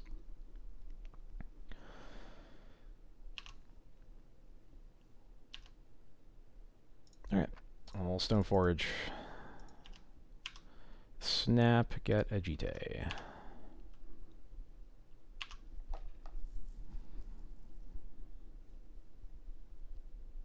Damn. I was gonna say if there's a chance that we just like get them with the Ancient Tomb Jite, but did not happen. That's okay. Swords to Plowshares. So I think what I'll do here is just cast Jite. Oh right, they're gonna draw at least one card, so that was probably wrong. Forgot about the text on that card because it's not really played in Legacy very much.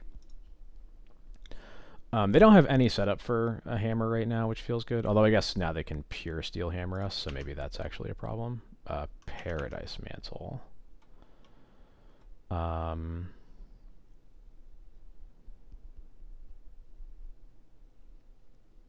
So I think here we want to Solitude the Pure Steel Paladin. We'll turn off the Paradise Mantle. Yeah. Also means they won't have any... won't have the Equip 0 on anything. I was really hoping to hardcast it next turn, but obviously, you know, we are where we are. So that was probably a decent punish for casting the Jite there, because it meant that we had to... means that we didn't have swords up for this situation, because if we just swords the Esper Sentinel, then we were pretty happy with that position. I assume this means they have a hammer as their last card in hands? No, it does not. Okay. Ugh, that kind of sucks.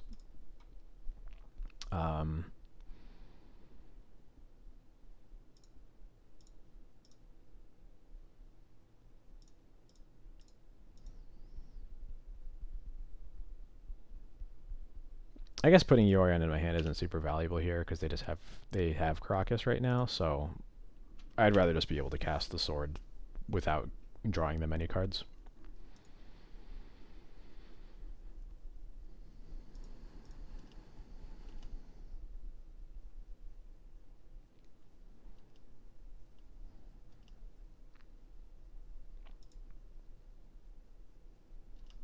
Okay.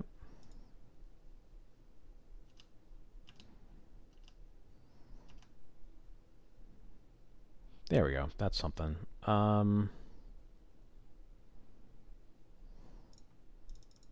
Yeah, this is pretty good. We can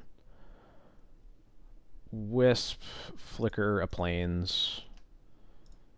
So we have Swords mana up. If we need to cast it, we have Ancient Tomb to pay for both of the Esper Sentinel triggers. I guess there was no reason not to play the second Ancient Tomb there. I don't know that I'll ever use it for mana, but I still should have it in play, especially because they have Wasteland.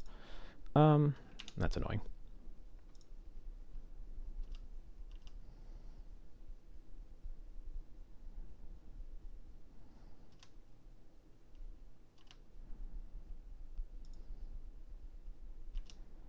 Alright, they are drawn off the top, just like us. Thalia. Perfect draw.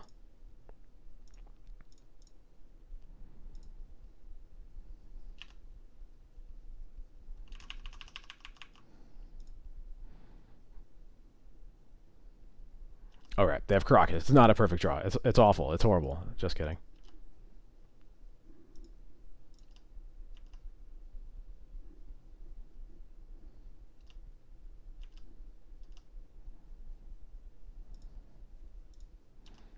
They are flooding out pretty bad. Wasteland, non-legendary creature, port.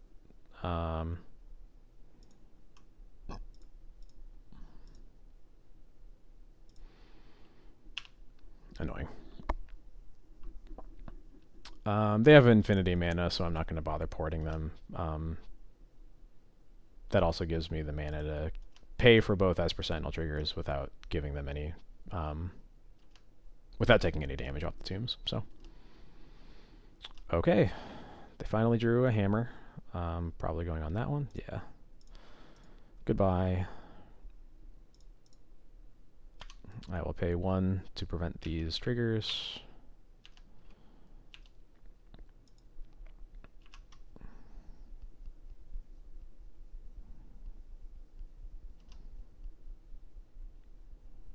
Oh my god. Give me a break. Now we can put Yar in their hand. There's nothing to play around here.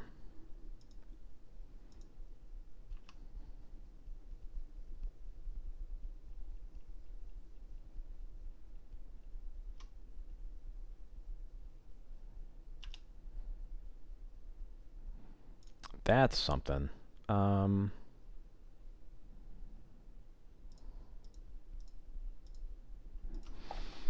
guess we have to be worried about what card would they have in hand that they don't play. It could be another Mox Opal. It could be another Sigarda's Aid. It could be another land, obviously. But I'm worried about it being another removal spell. In which case, casting the White Plume here is kind of bad, or it's at least kind of risky.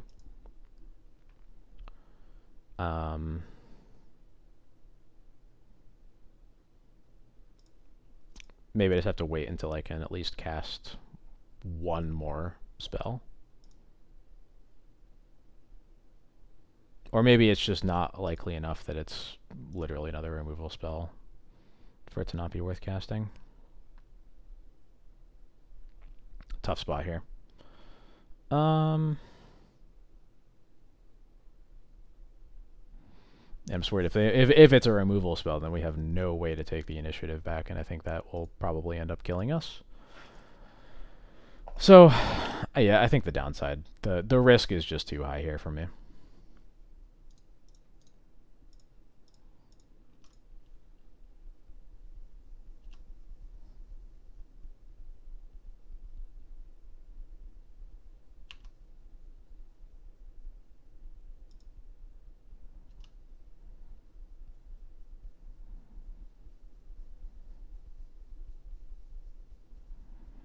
That makes me feel a bit better about it, though.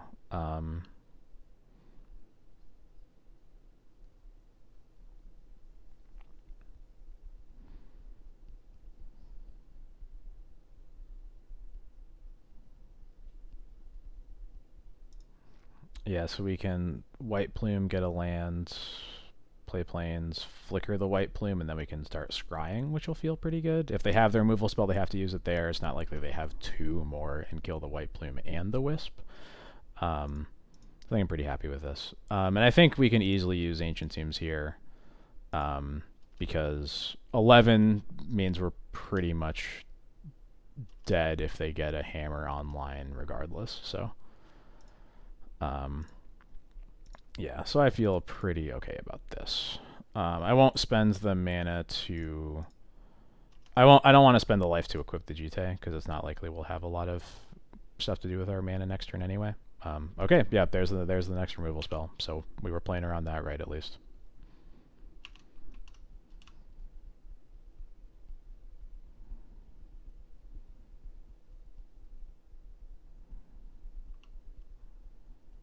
Alright, Stoneforge here is pretty scary.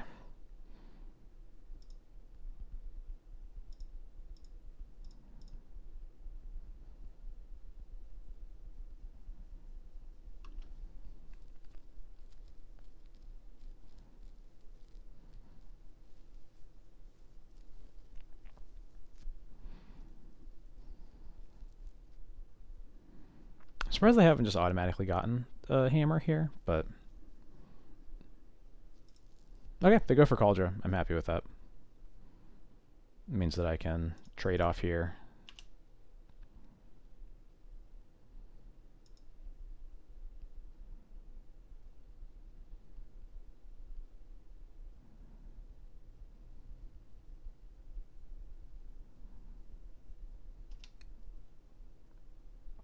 Alright, we are absolutely scrying here. We need a lot of help. Wow, those both suck a lot. I had 3 Caracases on top of my deck, huh? Well, that ain't great. Yeah,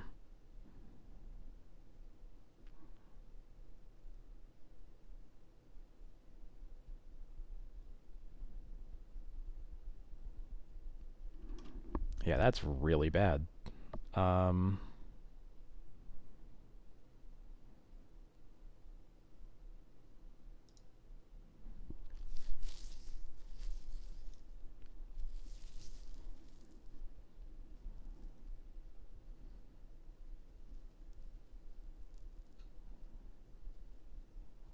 Yeah, that really blows.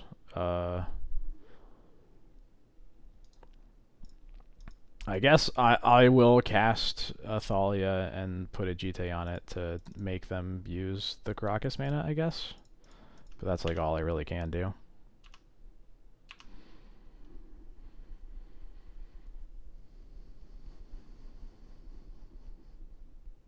Ugh, Urza Saga. God. This is bad. Mm-hmm.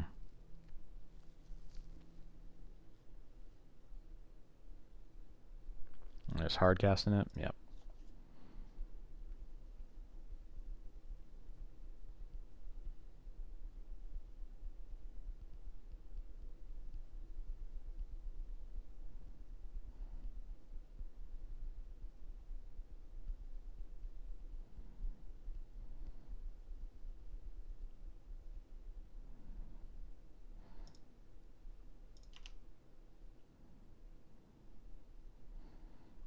Mother of Ruins, eh?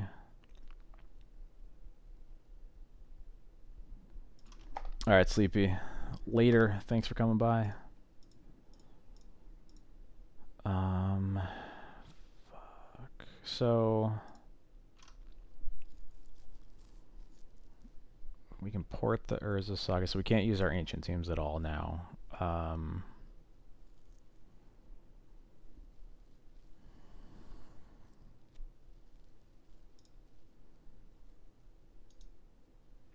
Oh, we're just super dead because they just put 2 counters on their Cauldron and then the game's over. Yeah. I don't think any of my opinions on these cards change at all. Yeah.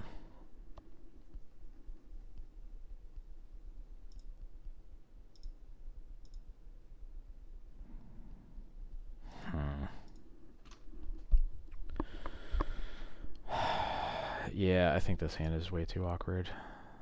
This hand is great. This hand is real good. I'm going to bottom the Wisp here.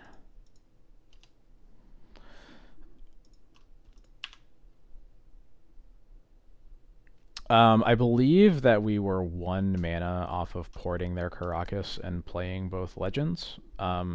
Though, notably, once the Cauldra is a factor, that's kind of irrelevant. We can't deal with that anyway, so...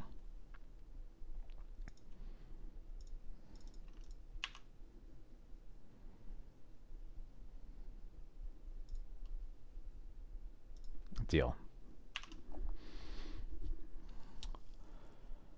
No concerns that go. Please. Please. Oh, God. Wastelands? Plains. Okay. I am going to recruit Lauren, and hopefully Lauren puts in so much work here. Because it's going to need to.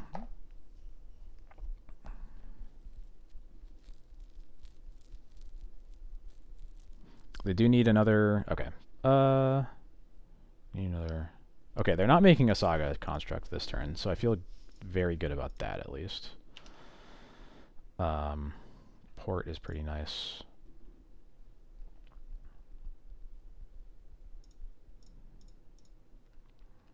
Alright, so we're going to start with killing the Jite here. They're going to get 1 Saga construct, but I don't think there's really anything to do about that.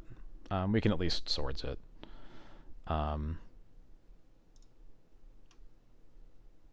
Yeah, I'll take that attack. If Esper Sentinel's attacking, it's probably going to be bigger than a 1-1 anyway, and I won't be able to block. Ugh. They are drawing so many Swords to Plowshares in their deck. That's giving this Peacekeeper a bit... It's making the Peacekeeper a bit more promising, at least, which is nice. I'm curious what they get off of the Saga here. Do they play Springleaf Drum in their deck?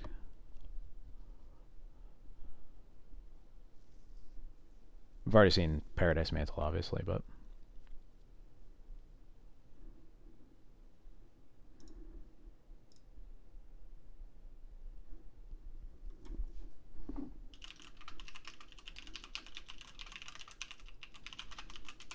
If they're just getting a hammer, that's kind of scary.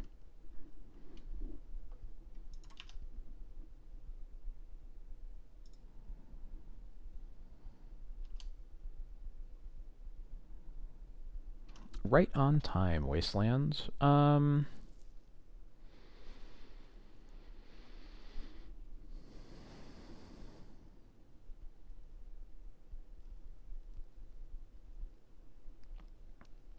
Yeah, I think we're gonna ride Peacekeeper for a bit.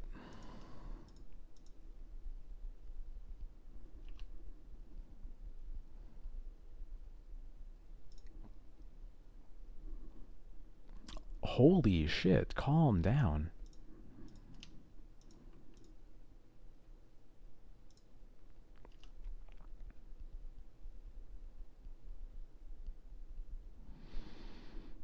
Oh my god.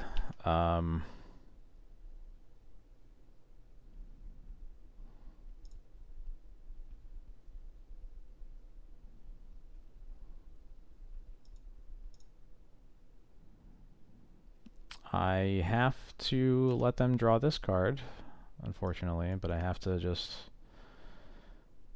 kill this and then kill the Pure Steel. Man, they are... Them drawing all this removal is really hurting me.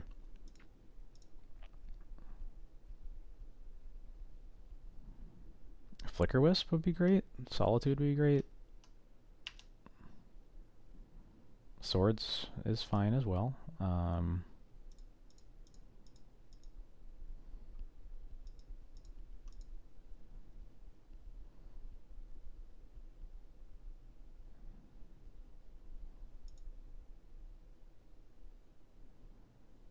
Wondering if I just swords this now.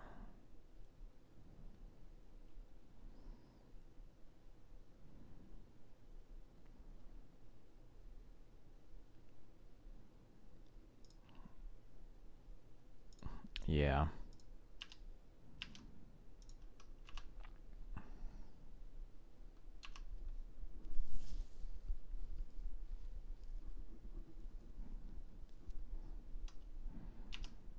All right. That feels very good.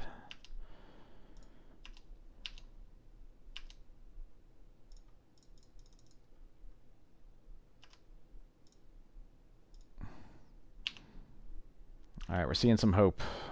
So this is the game where Lauren got killed. Yeah. Just had to double check. I think I'm just going to get a Solitude here. It's either Solitude or Skyclave. I could see Skyclave to deal with the Sagaless Aid, but I think I don't like that that's pretty weak to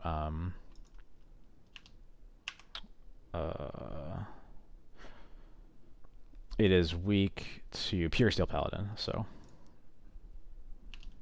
I would rather just be answering the creatures than the synergies there. Alright, that's really good. So we're going to wasteland this saga 100% anyway. I'm just glad that we drew another land so that we can still hardcast this Solitude. I'm probably not going to have to this turn, so I'm going to cast the Mom instead, and then we'll just port both their lands.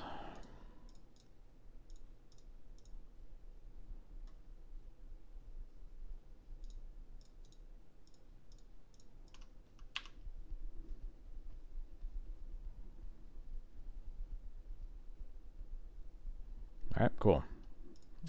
Double Sagaless Aid is perfectly fine. Again, I don't think we need to hold up a Solitude, so we'll just cast the Thalia and make our life a little bit harder.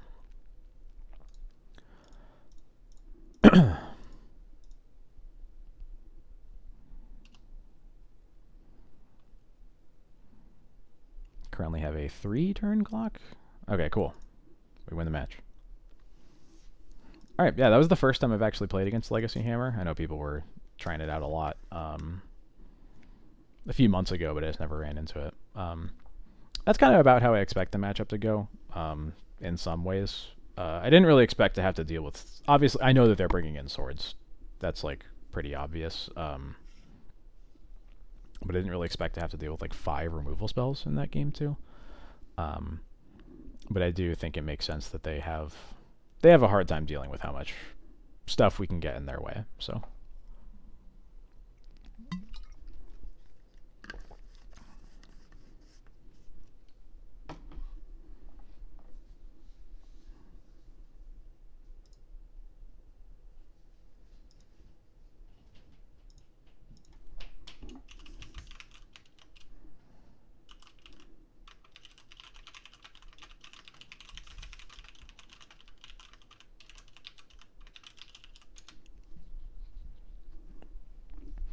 Alright, so this league is definitely looking better than the first. Like I mentioned, after this league, I will be taking a bit of an extended break to eat some food.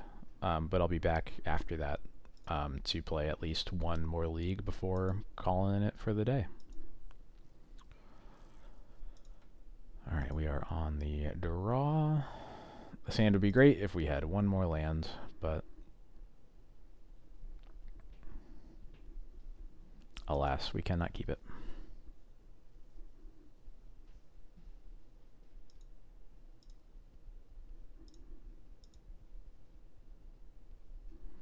This hand's a little mopey, but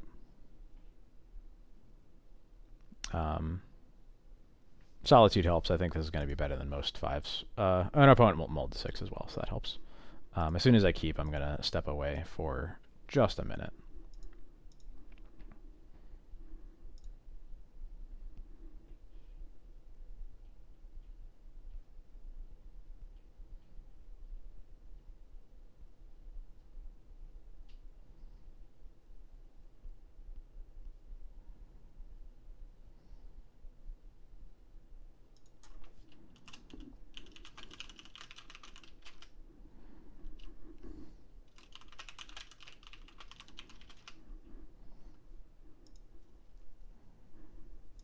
My opponent is really thinking hard about this one.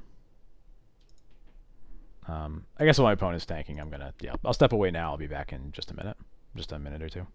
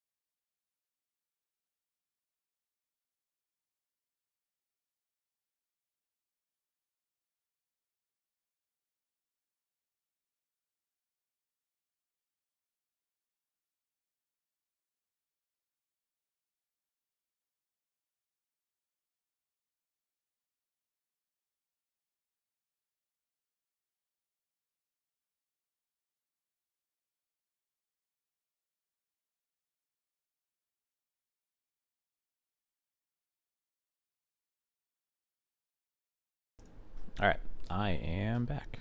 Oh, camera got moved a little bit. There we go. Yeah, so we're gonna keep this. We'll bottom the planes. My opponent has pre-game effects. Oh no, my opponent is still mulliganing. That's what's going on. Okay, they're mulling to 5.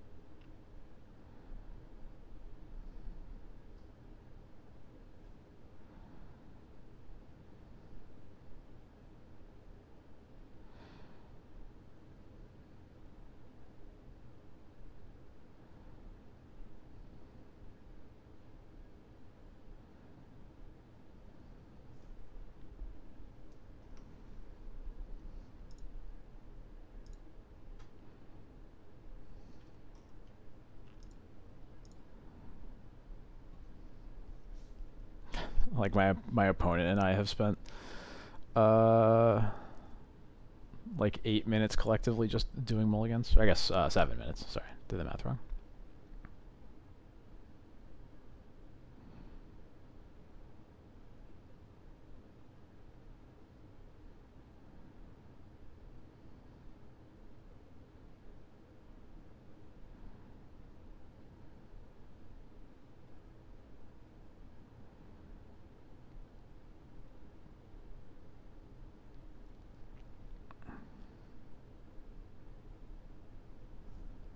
All right, my opponent has kept 5.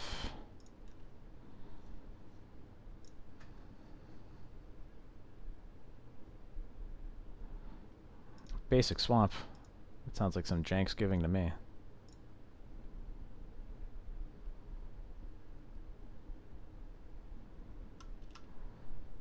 Yep.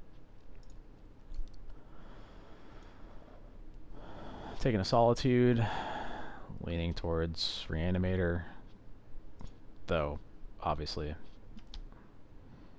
nothing super conclusive yet.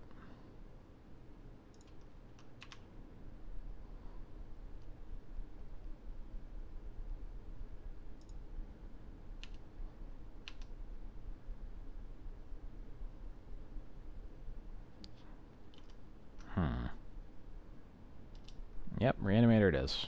I assume they're getting an Archon here. No, it's a Grizzlebrand. Okay.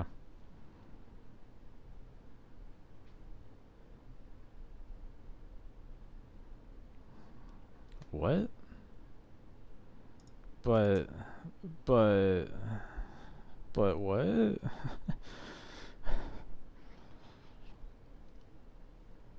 Thanks for the solitude, I guess. I'm a little confused.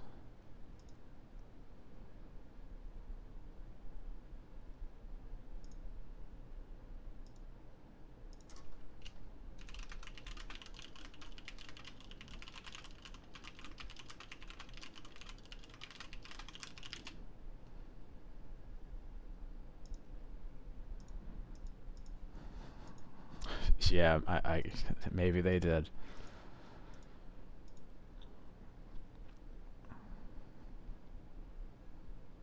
Mm-hmm. Cabal therapy. That's interesting.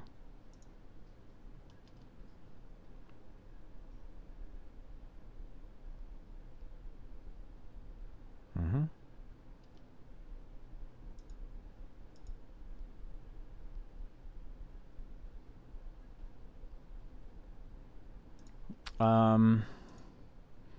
It is actually possible that I should have just bounced it after, once they've paid 14, it probably is right to actually bounce it in response to the Solitude trigger. I should have thought of that, because now they're just going to reanimate Archon. 1 second.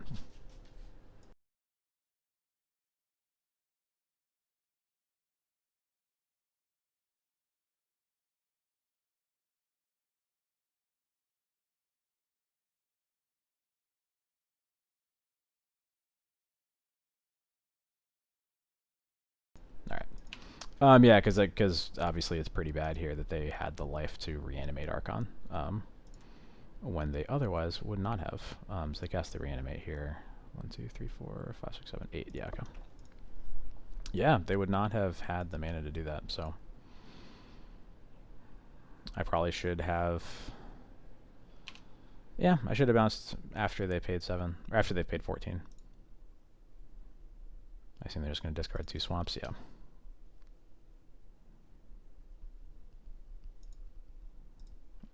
There's enough potentially live draws from here. I'll try, but I don't have high hopes.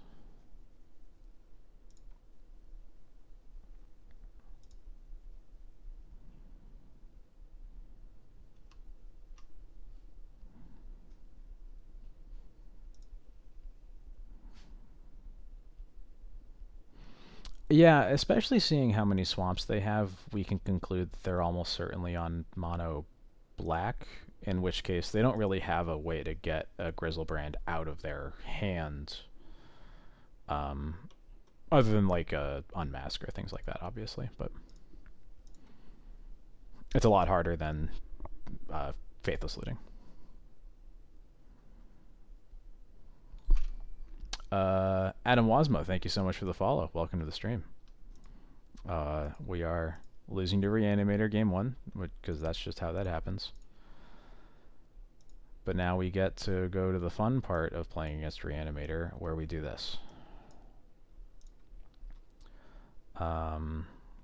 Let's get rid of Flicker Wisps, trim a Skyclave, cut the White Plumes. I usually like cutting a land. Cut a Jite. And then what do I usually do from here? I literally played against Reanimator like 3 matches ago, and I'm already blanking on what my next cut usually is. All right, Cauldra can go.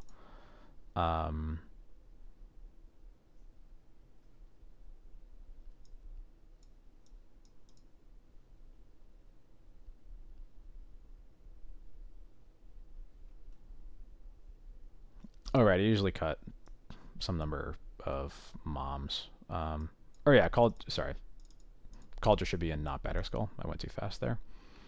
Right, I was usually cutting moms because it feels like the primary interaction they have is Serenity anyway.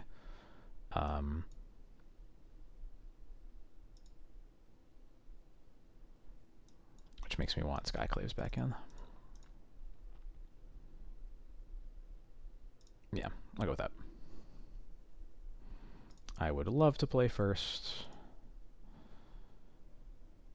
Surgical plus Solitude and Thalia. I think this is good enough on the play.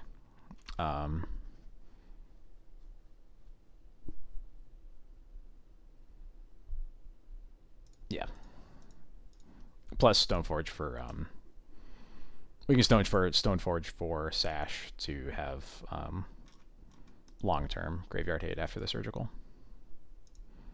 Opponent's mulling to 5, which is giving this surgical a pretty good chance of mattering.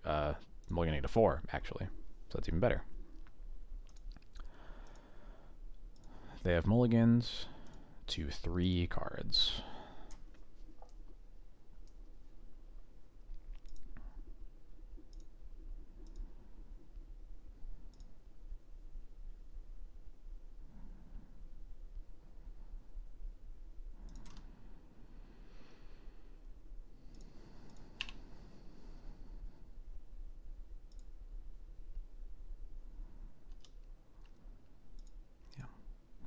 Oh right, I should remember. This is mono black. It's not red black, which means that Serenity isn't likely. It's probably going to be Karn Silex or whatever that card is.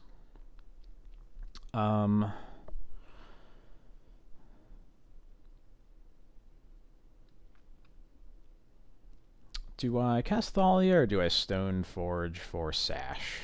I'm leaning towards Sash because it keeps Surgical open, but they I don't think that they can realistically kill us through Thalia, but I think Stoneforge is the play.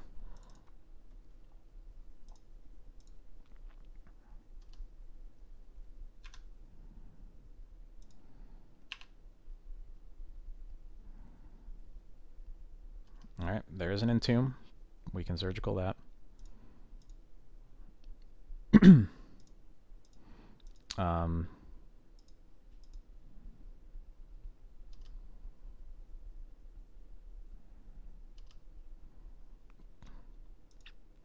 Yeah, that all makes sense. So I will Surgical in their draw step.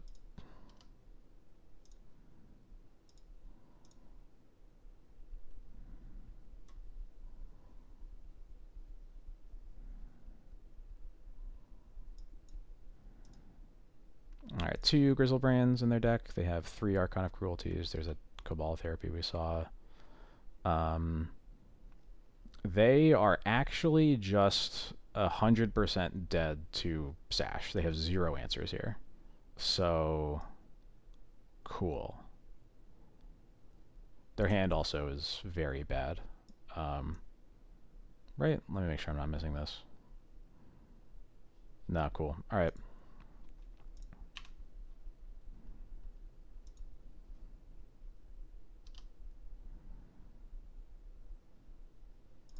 Okay, that also works.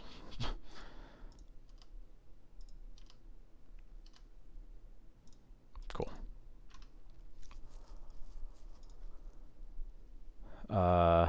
Okay, let's see. Yeah, I guess that's fair. I guess I don't really need to. I don't really need to get cute there. I can just wait.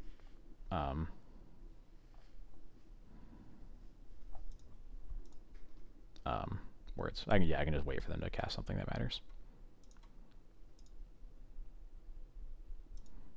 This hand is too slow. I do not like it.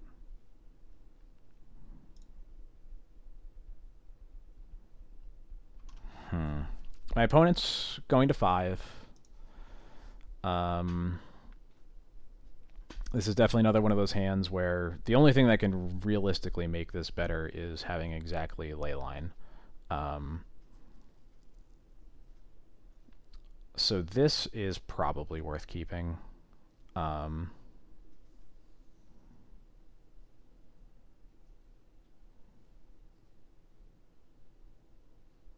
I would really like to see Leyline so that I can stop worrying about it, but I think keeping this, putting back Cauldra. I have Surgical for their turn 1. They're already down to 5 cards, so they're not that likely to be able to go off with a discard spell. And we've already seen they don't have any answers to... At least they didn't board in answers to Sash last game. Maybe they will this time, but... Yeah.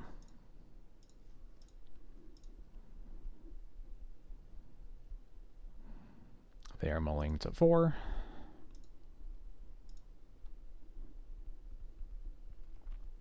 And they're mulling to 3. Okay.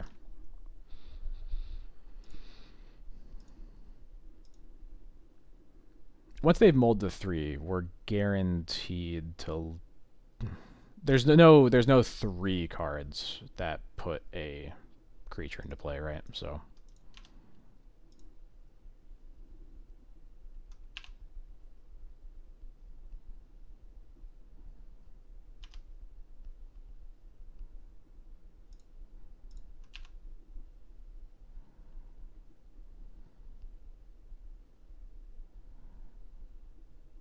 There's the Entomb.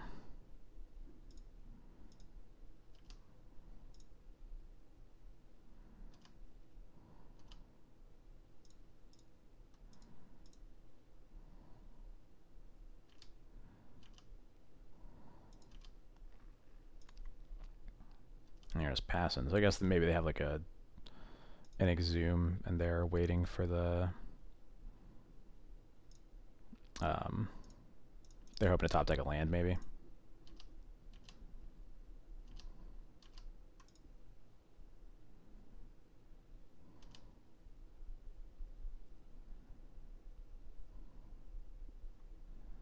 Oh, there's the lands. Yeah, okay.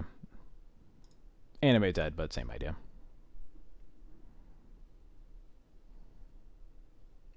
Easy. Alright. Cool.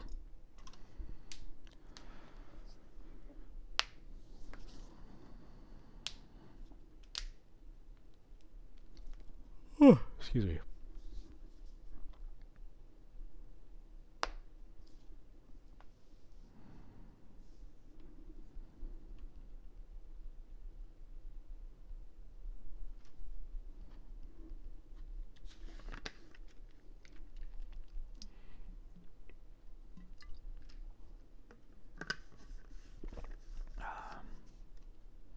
Well, this league is going a lot better than the first one did, which is nice. Not really clear how much of it has been because of White Plume being in the deck. There definitely were some losses we had in the previous match that probably would have been better without that card in our deck. But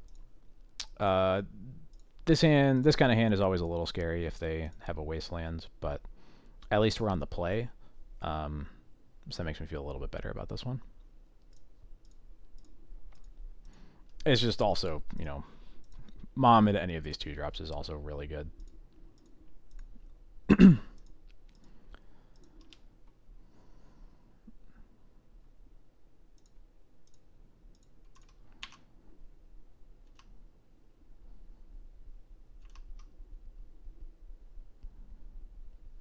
Mountain. Goblin Guide. Literal burn, huh? Give me a plains. Give me a plains. No, Recruit of the Guard. Alright. Well.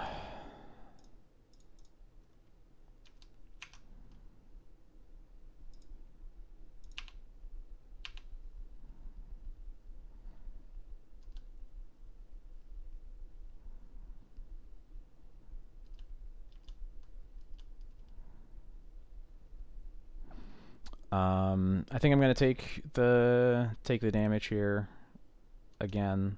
Aether Vial. Because I really don't want this Stoneforge to die to a bolt. So I will just take the 2.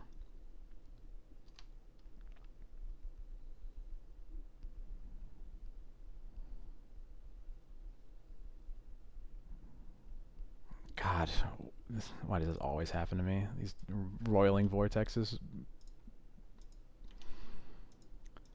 They are so rough. Don't like all these non-basics either. So this Battle Skull will at least be a blocker and at least suck up the mana. The Roiling Vortex. Currently wondering if I need to keep this Wasteland up for Price of Progress. I'm leaning towards yes, because I don't think the Vial is going to tick up at a speed where it's really going to matter. So we'll just pass here.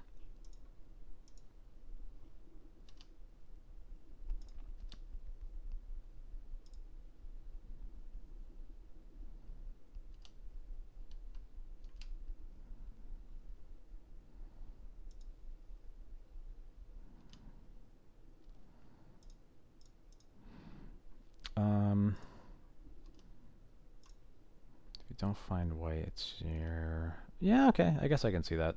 Well, actually, we don't need a second white because of Lauren.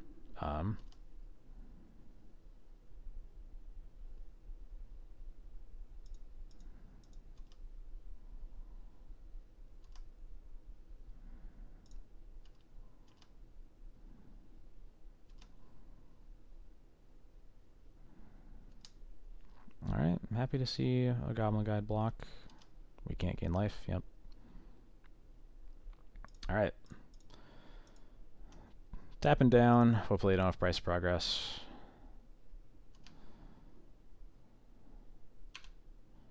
Let's get that Lauren of the Third Path. Lauren's been really impressive in a lot of these matches today. Just very happy with that card so far.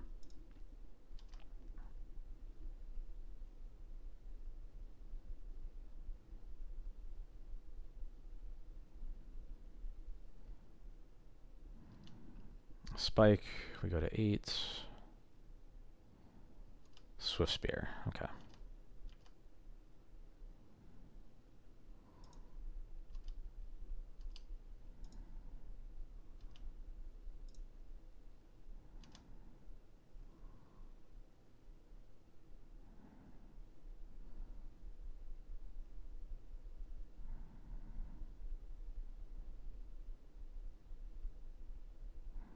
I think I'm going to Lotus Petal this Caracas to keep the Wasteland up for pop.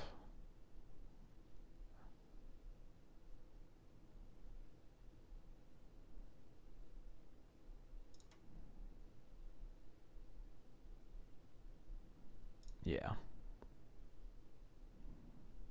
I'll choose this Caracas.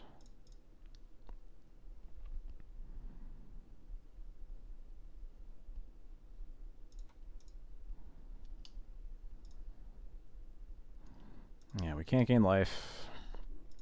This is definitely looking kind of scary.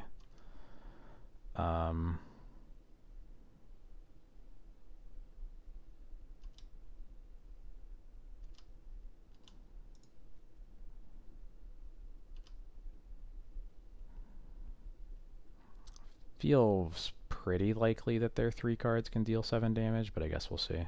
Oh, that's a really good sign.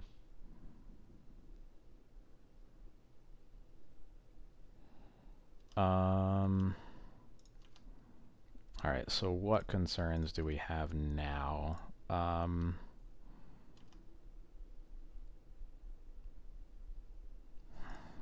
these non-basics. There's a chance that they have Fire Blast for the Germ token, but I don't think there's really anything to be done about that. Yeah, at this point I definitely wish that I cast the Vial. Maybe I was just too afraid of Price of Progress that exact turn.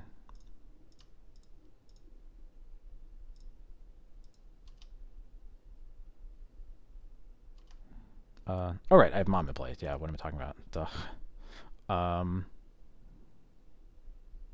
Yeah, I think I'm happy to... If they trade with the Lauren, I think I'm okay with that. Alright, go to 11. Feeling so much better.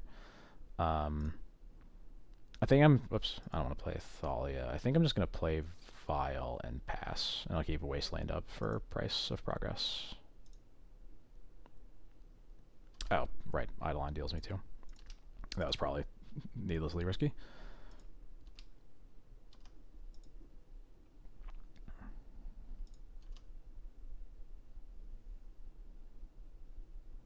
Okay, we win anyway. Definitely should not have done that, but we're okay. Yeah, I definitely think it should have been Thalia or nothing, and I was leaning towards nothing. Definitely in Council's Judgments. Lion Sash doesn't really do much of anything. I don't really like Cauldron here either.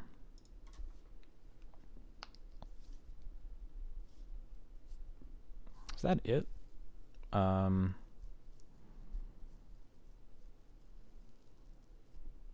That's probably it.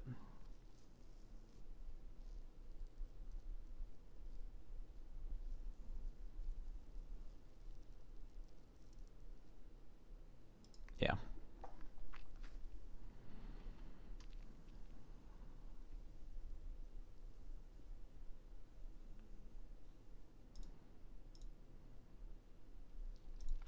Seeing is correct. Let's go.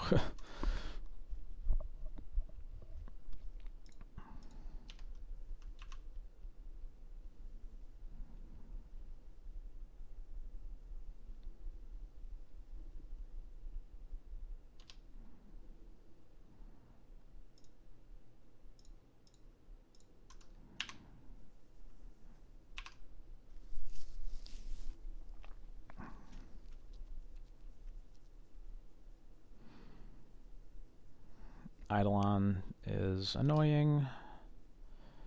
What do we have here? Caracas. I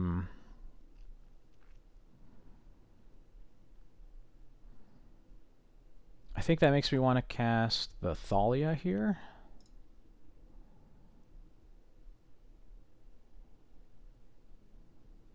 Yeah.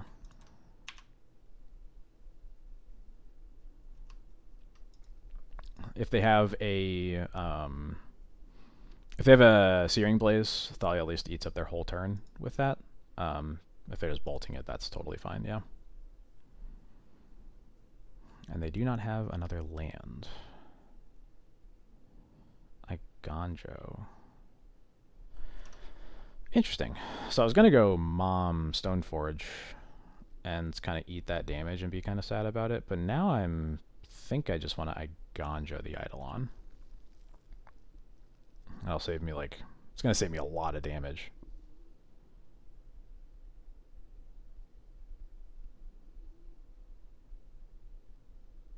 Yeah, let's do that.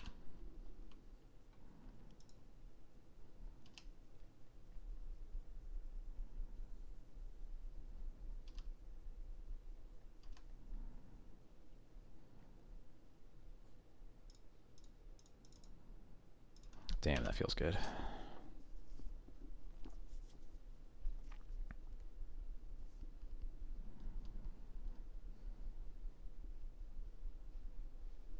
Lava Spike. Rift Bolt. Okay.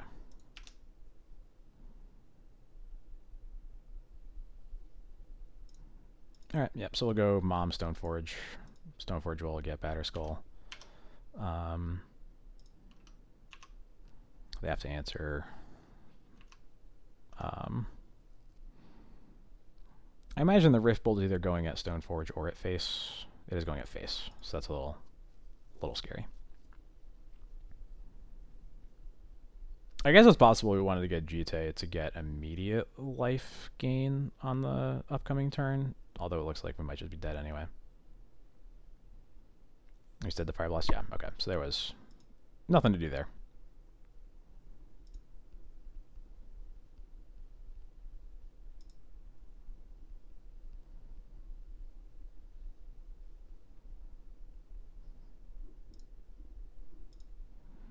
I would love to play first. Oh man, this hand is almost really good.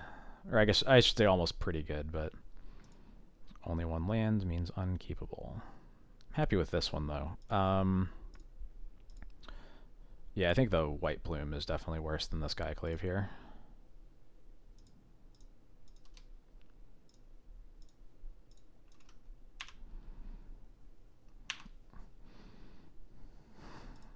I don't think it's super hard to like keep the initiative or anything. It's just that like there's very little like we can't really rely on the initiative in a game like this, especially because like it's so bad. If they like Skyclave against like the Roiling Vortexes or things like that is way more important. And it's against their creatures, because like we can't block them all. Oh, that's nice.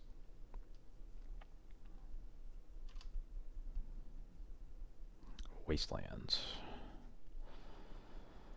I think I care more about the Swift Spear than the Eidolon here. Yeah.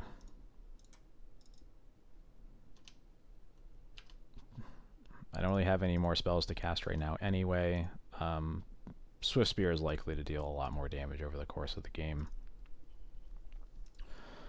Now the question is whether I attack. I think that I can safely attack. Since I have Thalia, like if they attack with Eidolon, I'll just trade with the Skyclave and be pretty happy with that. I guess it's bad against another haste creature is the only concern. But that actually might be okay anyway, because then the Mom can also block and save something. Yeah, let's attack.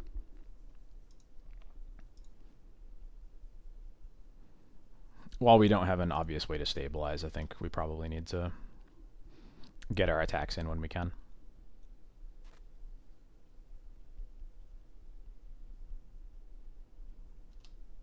Ooh, another Eidolon.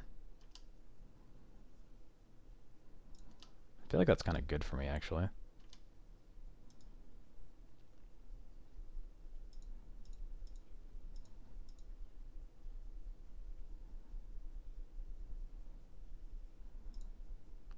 Yeah, I'm just gonna... Yeah, I'm not gonna even attack. I'm just gonna put Yorion into my hand and pass. Now all their spells deal more damage to them than they do to me, and I'm already ahead on life. So I think that was not a good move on their part. Like, they're just gonna attack into my Thalia and I'll kill it for free. But...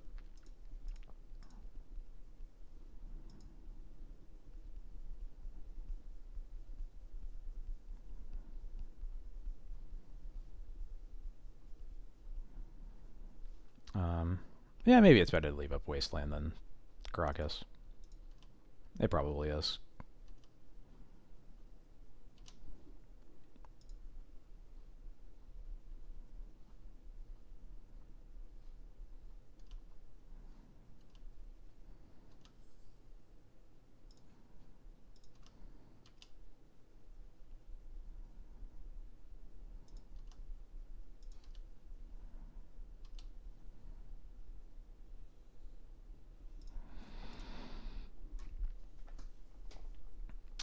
I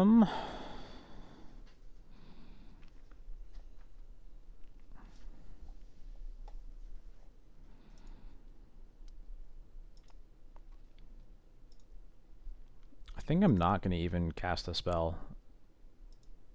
I guess I could Yorion pass. Yeah, actually, yeah. Obviously Yorion pass. That's the right thing to do. Yorion, blink nothing.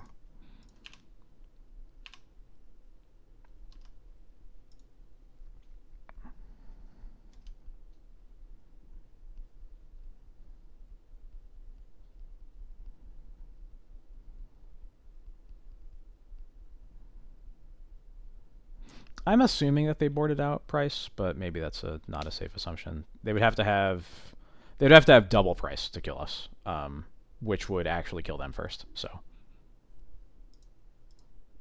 um,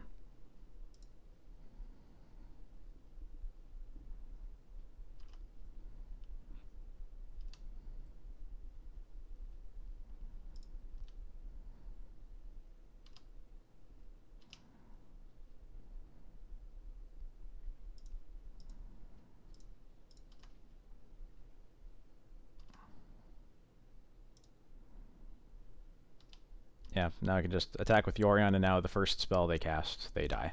Um, Other than Fire Blast, which, um,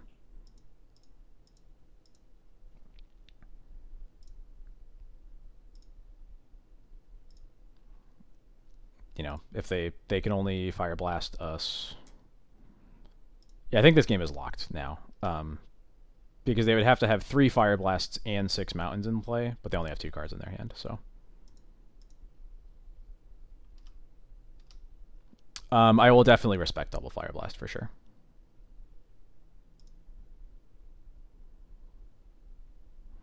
Especially with swords in my hand to gain 4. I think we're pretty safe. Pretty safe to take these blocks and potentially turn on their hands.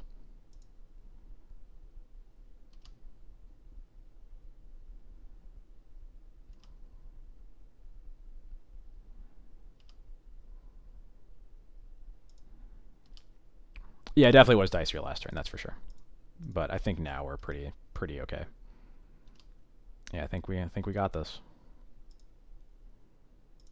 Oh, with the second swords, yeah. This game is. I believe this game is now officially over.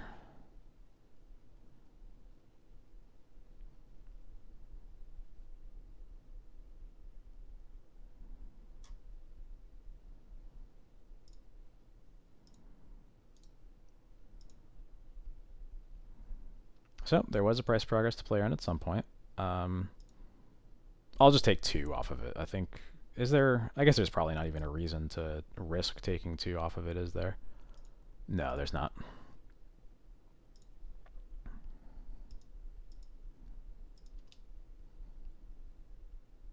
Yep, cool. Nice trophy. Definitely had to do with White Plume, 100%.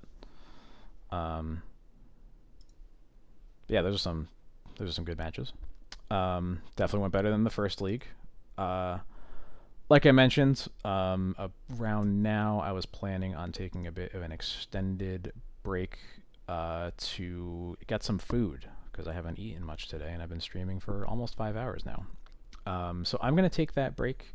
I'm gonna leave the stream up. I'll meant to put like a graphic to put up, but I forgot to do that. So here we are. But expect me to be back probably in like 15, 20 minutes, I would say.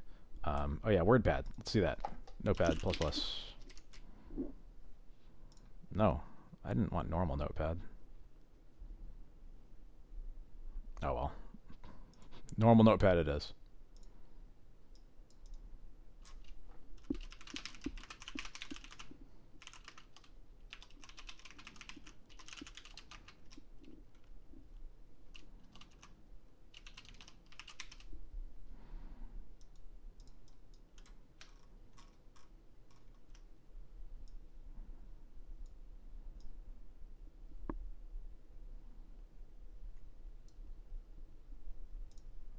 All right. Yeah, thank you so much, everybody who has stopped by so far.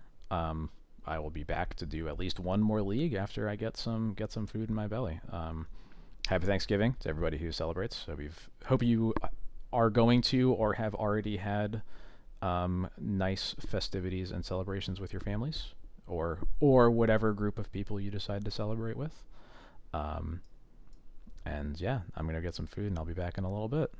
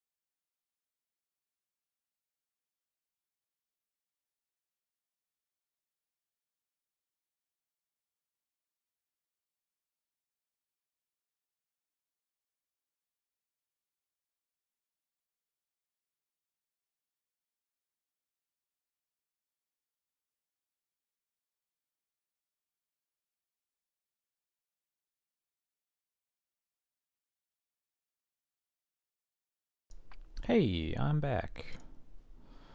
I would not like to save changes to that notepad document. Thank you very much.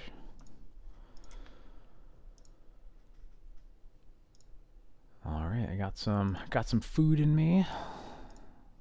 Let's play some more Magic. Hello, free me. There we go.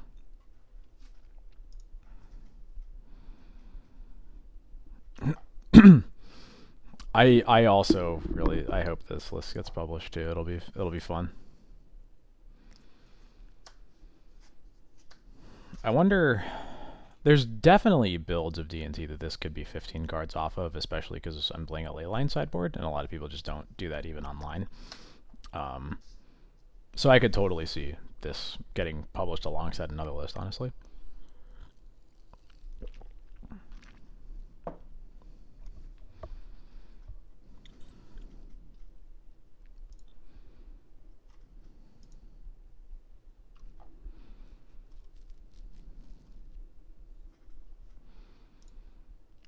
I think we played against this person earlier, but I don't remember what they were playing. This hand has many a 3-drop. It's at least a good variety of 3-drops. Maybe I just have to keep it in nope. Yeah. I'm wondering if this is maybe the person who was playing Tess. That's a possibility.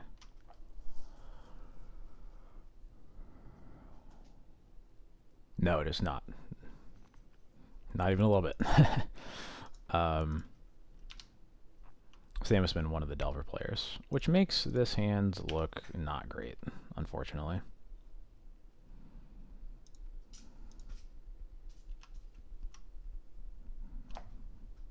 Although we never actually saw a Delver out of either of the players. One of them was literally on Ledger Shredder. The other one we never saw Shredder or Delver, so. Huh, just passing the turn. Well, if I was gonna keep if a hand with a bunch of 3-drops was gonna work against Delver, it was gonna have to be a start like this. So I'm just gonna make sure my dog isn't chewing up like a baby toy or something. Give me 1 second after I F6. There we go.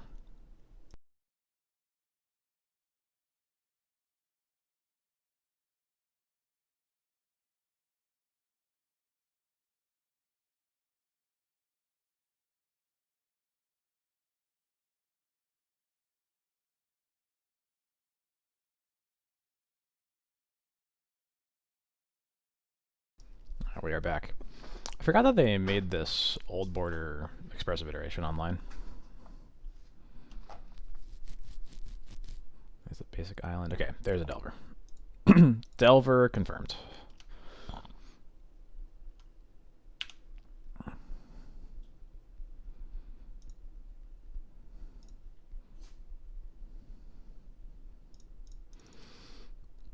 Yeah, I think I just want to recruit here still. If there's resolves, what are we getting? I think I'm just going to get a Skyclave.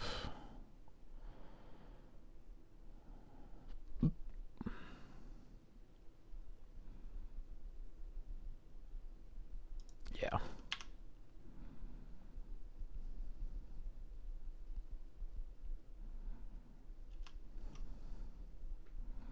All right, does Delver flip? This would be blind. It does not flip. That feels really good. Wasteland the Crocus is fine. We have another one. That's kind of why I was leaning away from getting a Solitude. Another DRC, sure. And a Ponder.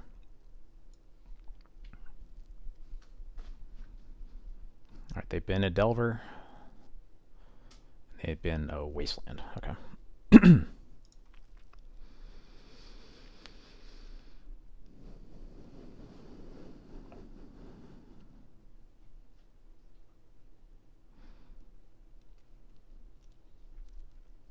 Alright, take the 1 hit from the DRC, and they pass, so not another land drop from them.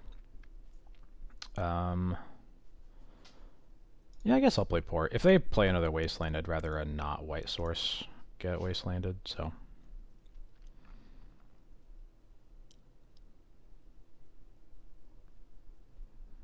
And they force pitch a daze. Okay. Yeah, this is definitely punishing us a bit for not having drawn anything other than 3-drops. So there's a good chance we're going to 6 next turn. We're probably gonna need expressive iteration, of course. So we really need them to not have another creature, and we need to wisp the recruiter and get a solitude, is pretty much where we're at. They've been a force of will and a flooded strand off of the surveils.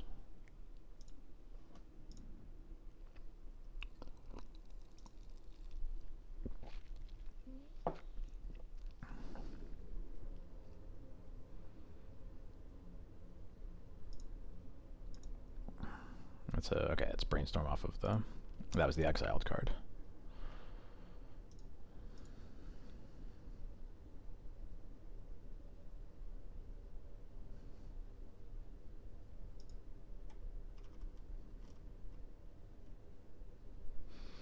All right, we're going to 6. This is scary.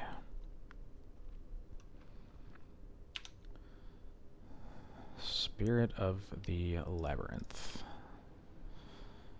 All right, well.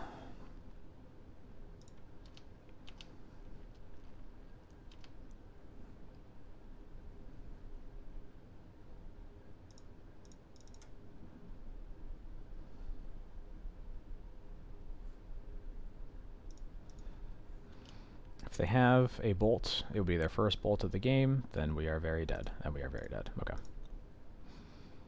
Alright. Yep, that hand was not going to beat Delver. Let's try that again. Cut Cauldra, Lauren, and a White Plume Adventurer.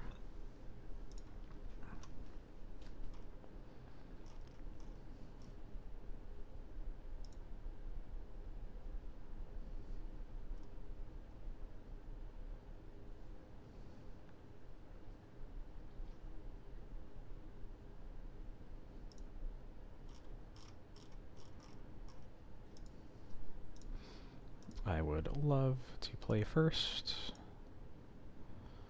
This hand is much better against Delver. Holy shit.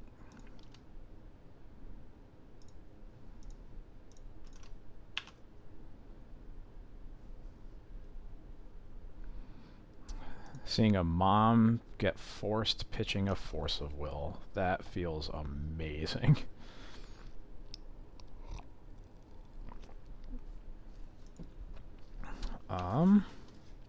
So let's see. Dog, give me a second.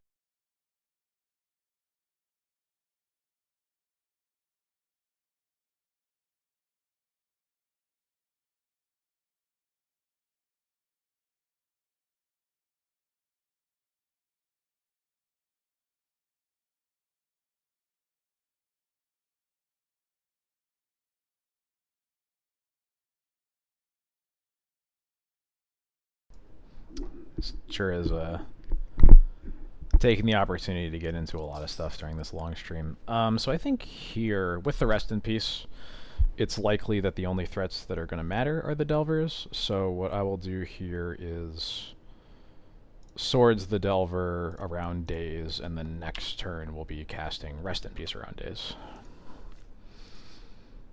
Force pitching Force leads me to believe they don't really have any, they have little if any permission, which is good. DRC's fine.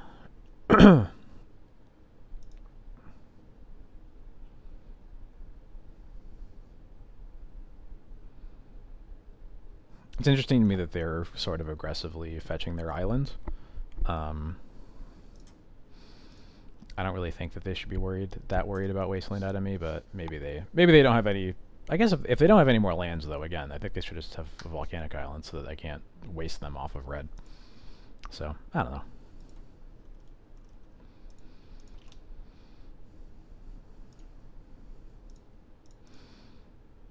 I smack this Rest in Peace down. They're F6, so I'll also cast the Vial. And this is definitely a pretty tough situation for them to come back from. It's going to involve, I don't know. They don't have any permanent answers to the rest in peace, so they're going to have to like dig through their deck to find like their brazen borrowers to petty theft this and then counter it on the way back down. But like their deck isn't doing much of anything in the meantime, so I don't know. All right, let's take up to 1.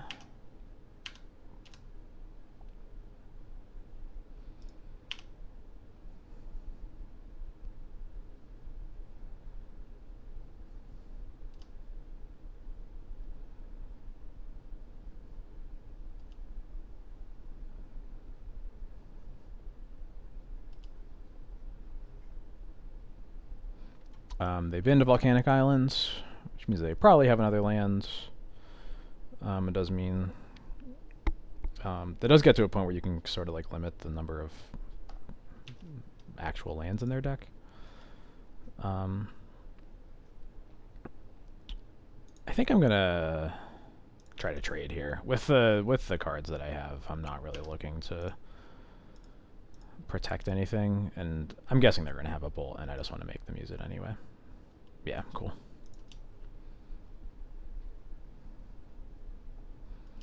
They keep their card on top. That's probably a cantrip then. It's not. It's a little hard to tell sometimes. I think I'm okay if this gets countered right now.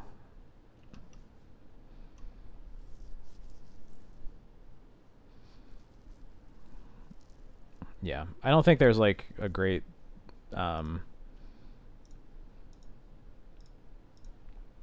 I guess maybe I could have waited to see if I top decked a land the next turn, since I'm going to be vialing in a 3-drop, but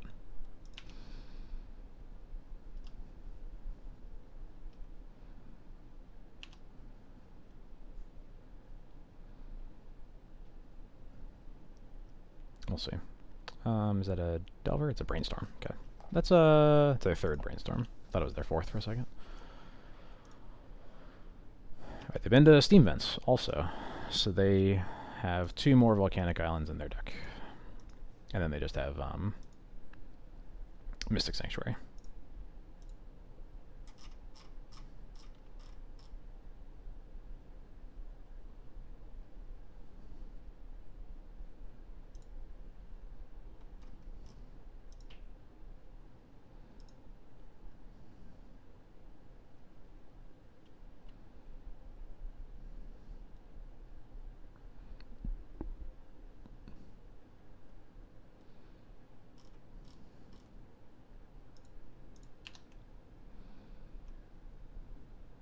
Alright.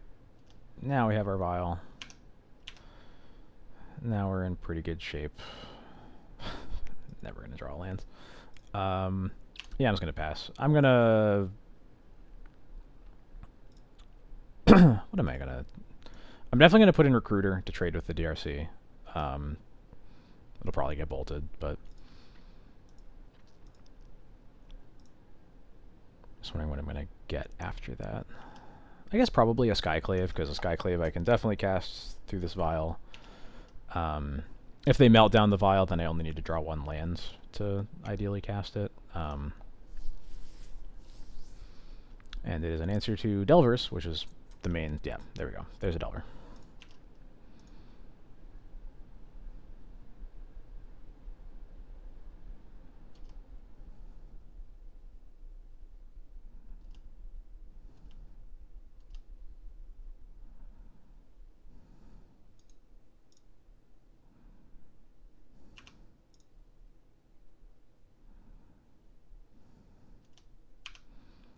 So you'll get a Skyclave.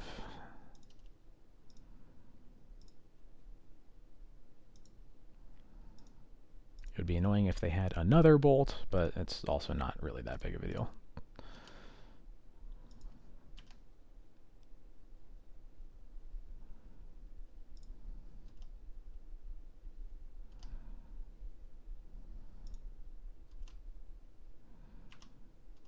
Keep Vial on 3 for sure, and a Wasteland.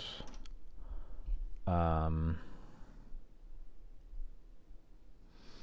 many Wastelands have they gone through? They've only used 1 so far. I think I'm going to play this. I'm going to keep it up for a while. I'm going to try not to spend any... going to try not to use that mana on anything for a while.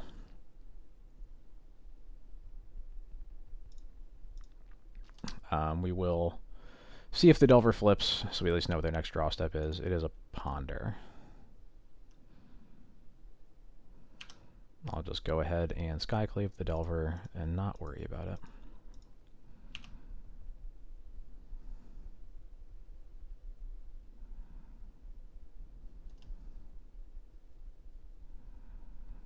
Alright, so that's all of their red sources that they have left in their deck.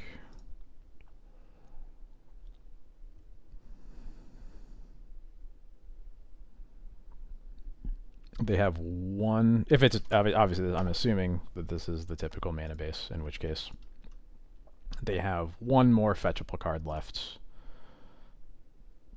That was a minor concern I had when I played the second Vial. Probably should have just kept the other one around, but oh well. We're here. I'm happy about another Plains, though. So now I can attack. If they choose to bolt the Skyclave, then I can Wisp the Illusion. They don't, though, and I'll just put Yorion in my hand.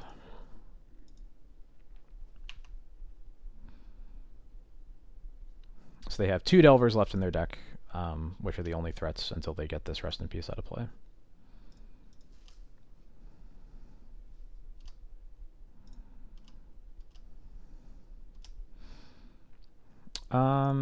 With no threats on their side, I think I'm happy to just cast this White Plume as well.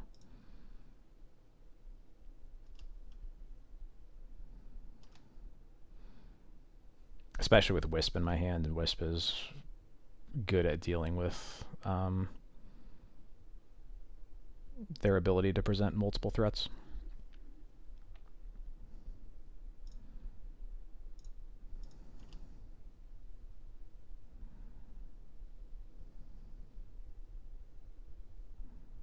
Alright, they can see it. Cool. Okay, third game.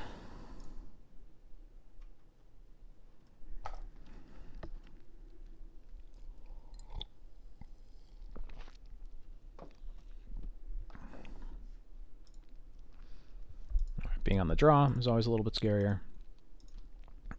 This hand has a lot of cards I want, but no lands to cast them. This hand is quite good, though. Definitely going to bottom the Ancient Tomb here. We don't have anything that really helps cast, and we also don't want to spend our life on it, so. Basic Island Delver, sure. I usually lean towards playing Mom in this spot to get a potential Daze out of their hands. I think removal is more valuable than Mom most of the time.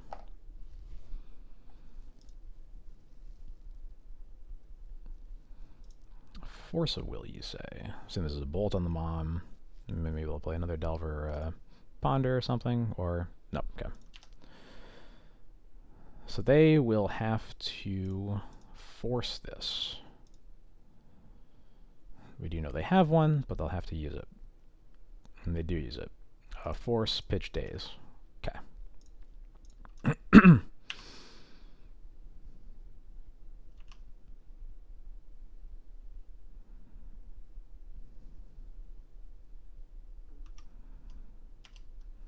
Okay, Mom untaps. That feels really good. I'm going to Stoneforge here for a Batterskull.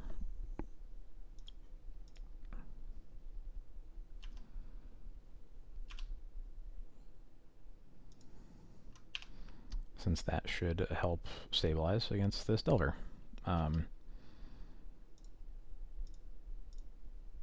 Them passing, not playing anything, means that their hand is probably not very well equipped to deal with much of anything. So hopefully this will just be the end of it. Obviously, there's many draw steps between now and the end of the game, but we'll see. Yeah, maybe just really flooded potentially. Hoping for a brainstorm to dig him out of it. That would make sense. Another plains feels very good.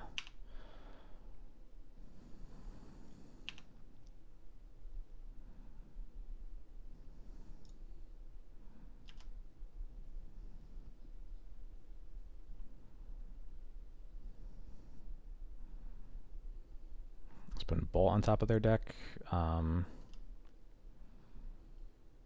It's a little scary.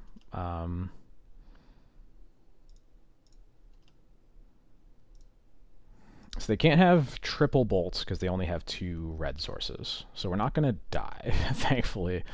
But obviously we're never really happy for Delver to have bolt in their hands, so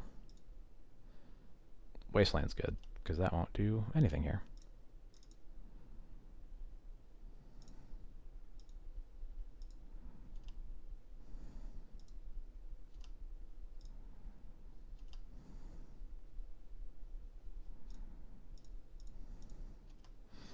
Alright, before we do literally anything, we're going to start with this Batter Skull attack.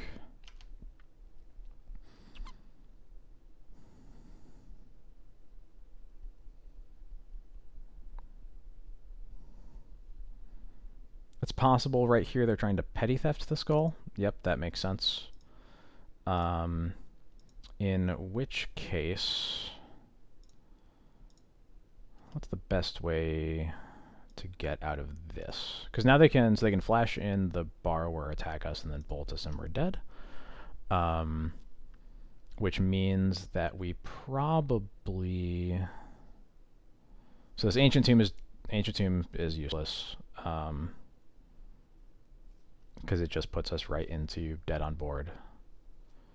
Which means that we probably have to... Man, this is kind of a bummer.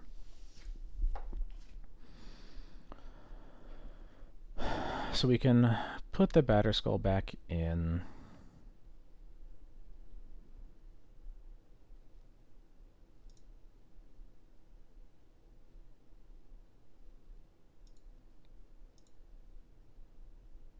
Let me think. So what's the math here? So if we recruit for, let's assume we recruit for a Solitude, since that's probably the card we need the most. We can pitch cast it on the Delver. They flash in the Brazen Borrower.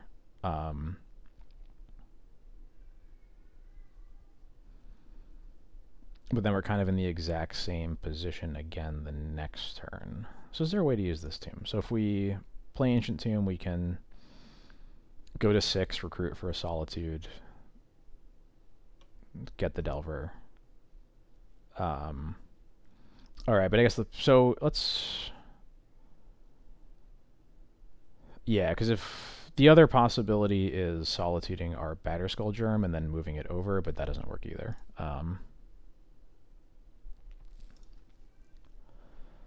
So maybe the answer is that we have to get a Solitude, use it, and then we just need to top deck a removal spell the next turn. I don't think I see a way around that, really.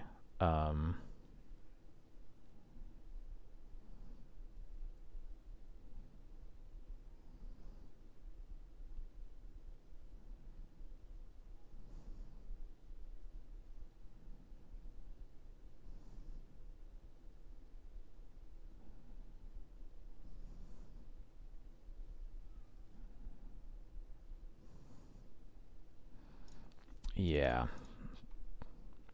I think that is just what we have to do. I guess also any Flicker Wisp would work. So I think it has to be Flicker Wisp removal, something like that.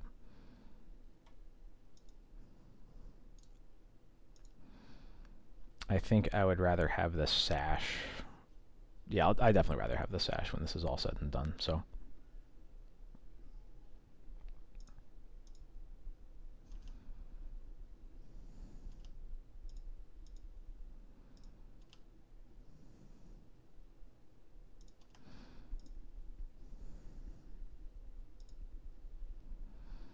So here comes the Brazen Borrower. They'll attack us down to 5.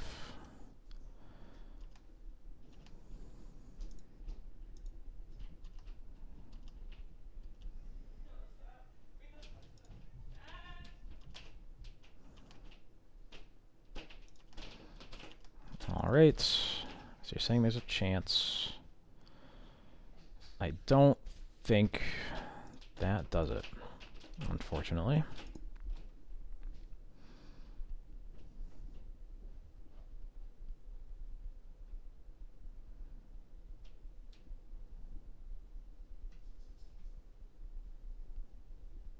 Yeah. Yeah, we're dead. They got us, unfortunately. There's just... I could play the tomb out, but there's literally no situation where we can actually use it for mana, so I don't think it really matters.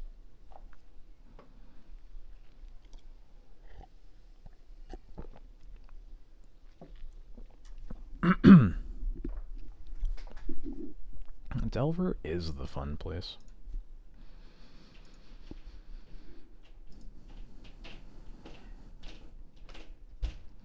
Yeah, I think there's no questioning that the changes to the deck for to fit White Plume are kind of a negative against Delver, which sucks because that means that, you know, the the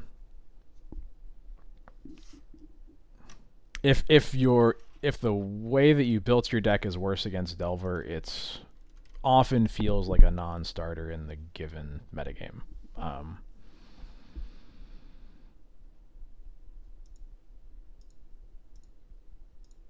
It is possible that it is better enough literally everywhere else that it's worth it, but like that is a pretty big hit.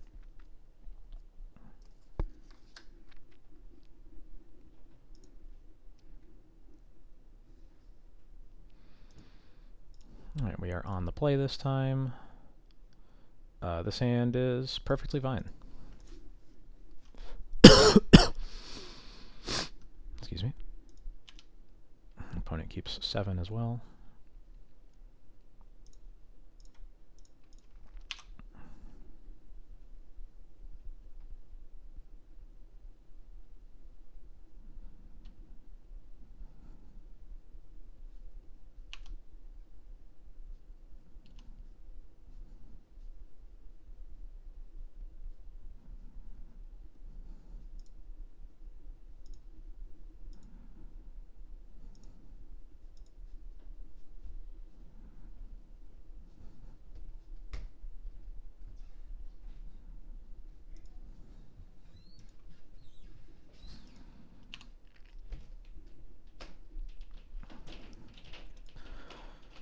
Underground CA, I don't like that.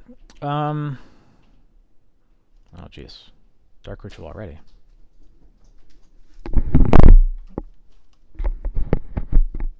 Dark Ritual into Mishra's Bauble. Interesting. Hey, what's going on there? Wishclaw. Okay. Probably Wishclaw for Echo, I assume. Oh, they just have Echo in their hand. That also works. Okay. Well, we got Thalia in this hands, but it's hard to imagine them not killing us before that matters.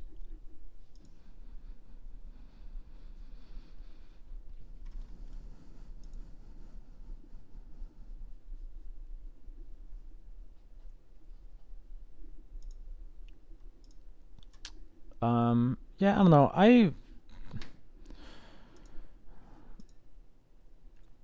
I don't think that I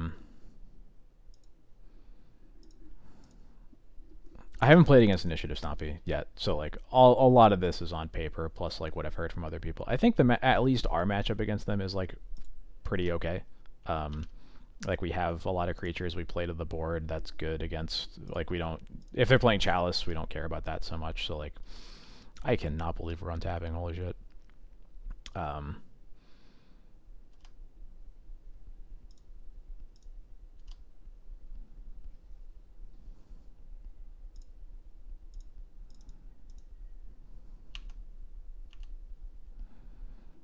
What was I gonna say?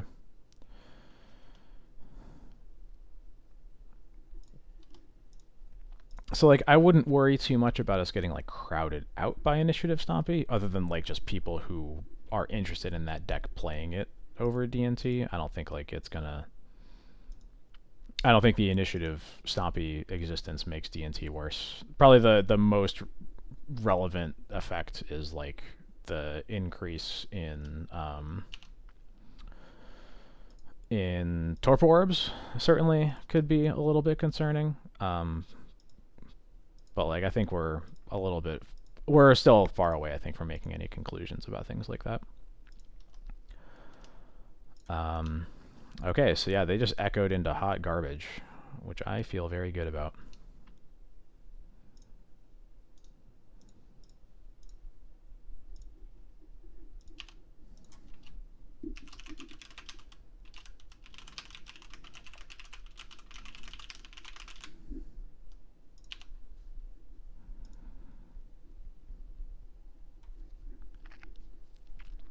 It'll definitely depend on like, oh wow, yeah, there's drawn no lands there.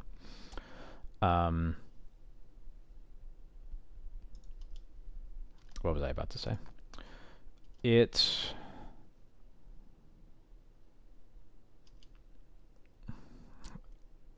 while we are certainly still clearly like who knows how much time away from ever seeing like a ban and restricted announcement that would like potentially cut some of the cards out of Delver and make that like a less concerning matchup.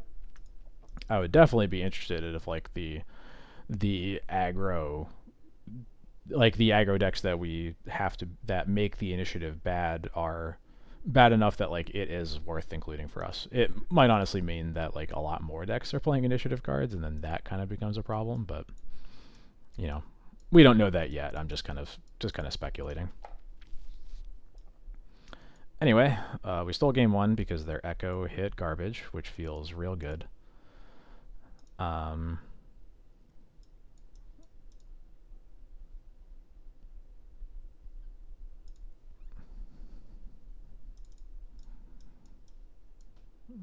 we just got the solitudes. Goodbye.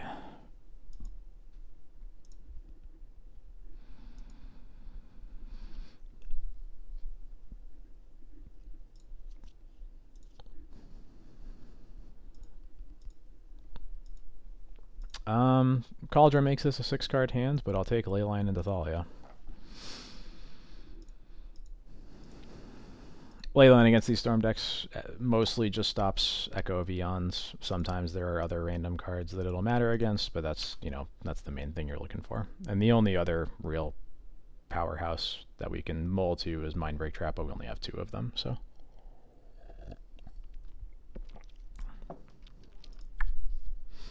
Yeah, I don't know. It's like Bauble Storm deck just looks really bad to me, very consistently. Like, I know it turns on Mox Opal consistently, but like your baubles mean you're just giving turns to your opponent so often. It's hard for me to imagine this being the right way to go, you know?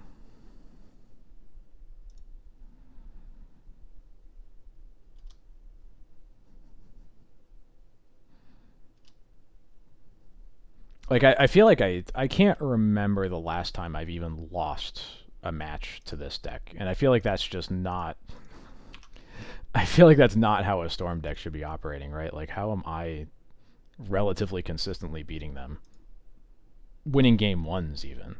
Like, I don't know. It just seems like if you echo into like a bunch of mana and baubles, you have to wait the turn for your baubles to pop, and then just give them time to kill you. I don't know. Not into it.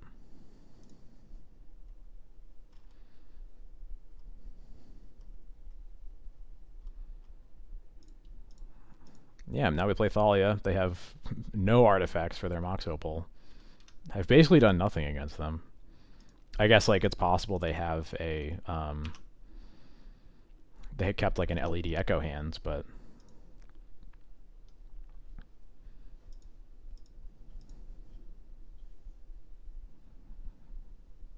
I don't know. Your game plan can't be this weak. Wishclaw, sure.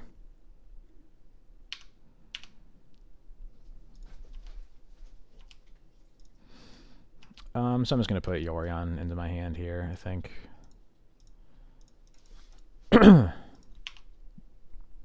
Next turn I'll probably Violin Sash, then I'll Violin Wisp, and maybe cast Skyclave if they put something that matters into play.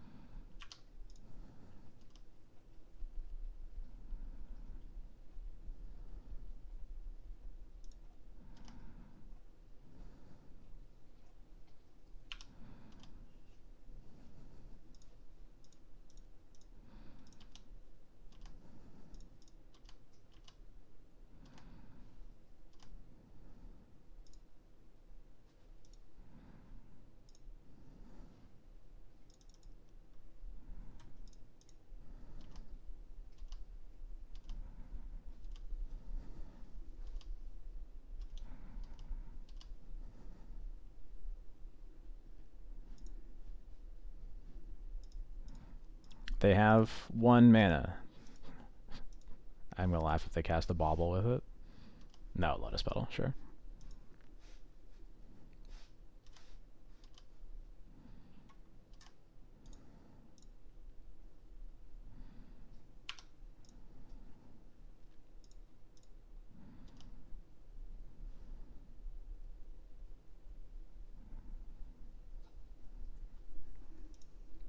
I love the games where Skyclave taking their mana rocks away is relevant.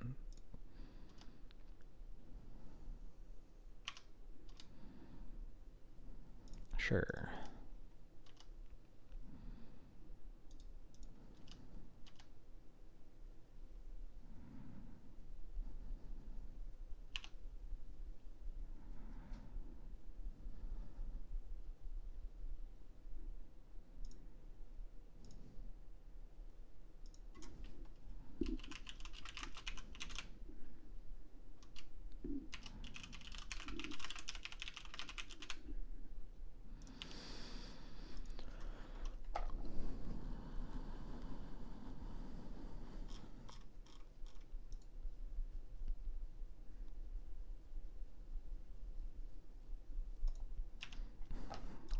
Resolves.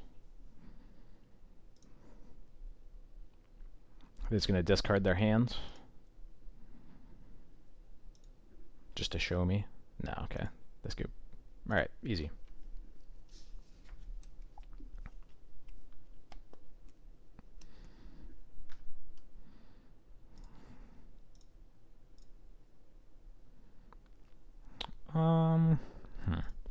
There's another 6-card hand thanks to Cauldra.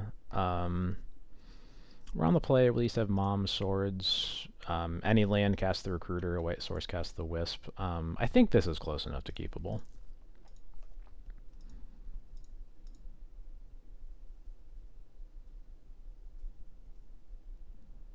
My opponent has already mulliganed to 5.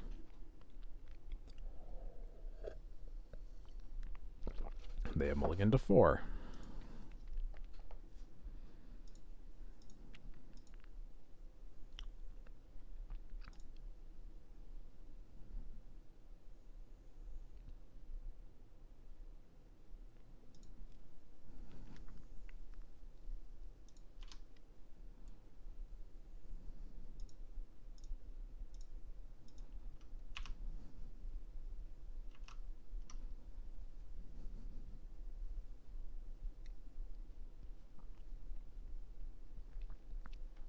And it's not even Reanimator. Oh my gosh. I feel so blessed.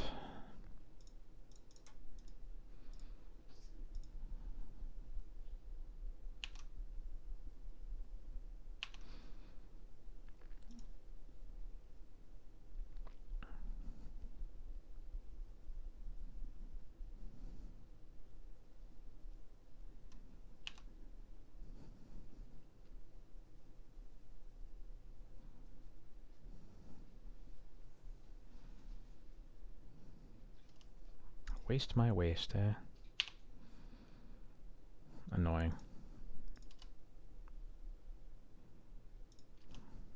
Well, I would much rather have drawn a land, but at least that's a card that will matter if I don't, so...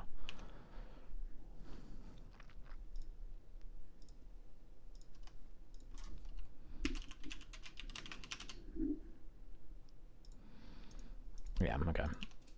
Windswept Heath made it pretty clear that it was depths, but Flagstones confirms it. This looks like a green sun for 1 to get an Elvish Reclaimer that we can thankfully Swords to Plowshares. That's my assumption so far. Yep.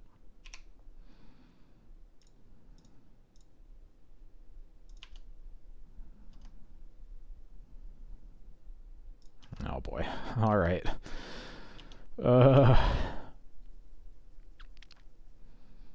Just remember, screw beats flood. Not that I know that they're flooding, but when I draw my lands, it's going to feel really good.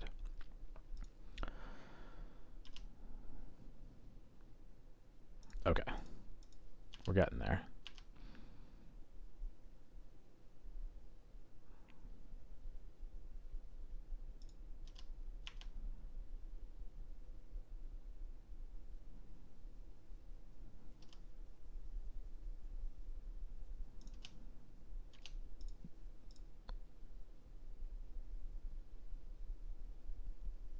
Feels kind of surprising to cast nothing on turn 3. Oh, crop rotation, sure.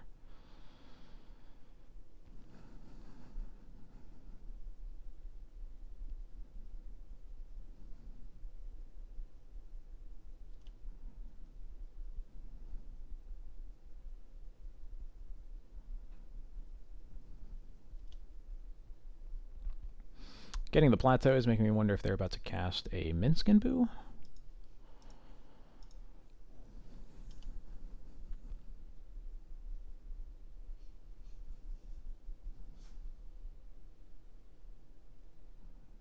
What is a Minskin Boo?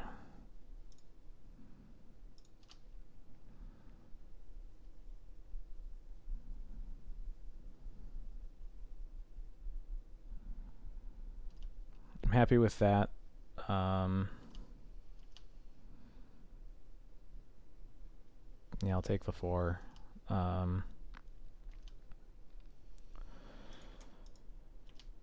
Let's see. If I draw lands, I'm feeling very good. I don't draw lands, but a Stoneforge isn't bad either.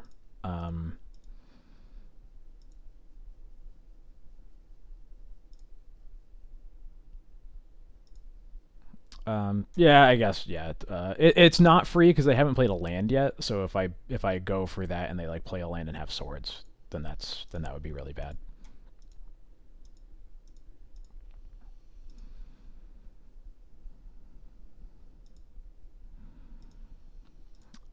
So I think here, it's going to attack Minskin Boo with both of these to kill it. Stoneforge is probably going to get a sash. And I probably don't need the Solitude the Boo right away, but I expect that I'm going to have to over the next turn cycle. But I could safely attack Minskin Boo and kill it.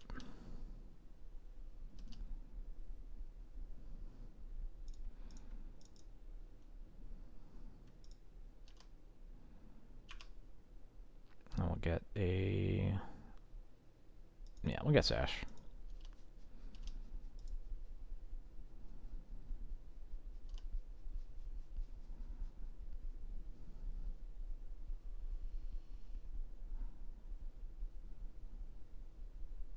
Alright, thank God I have 2 planes.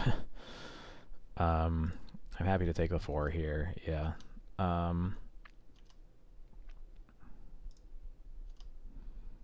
Cool. I untap, so... Yeah, we're just going to put Cauldron into play. And put them down to 2.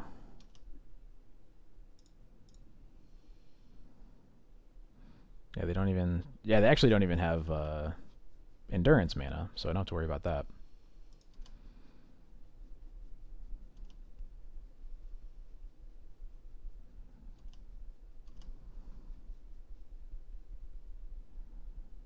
think the only thing that can really be annoying here is if they have crop rotation for dark depths, then they can depths. But they only have 1 green mana again, so I can at least Solitude the Barret Legion will be good from there. Okay, yep. Rotate for depths.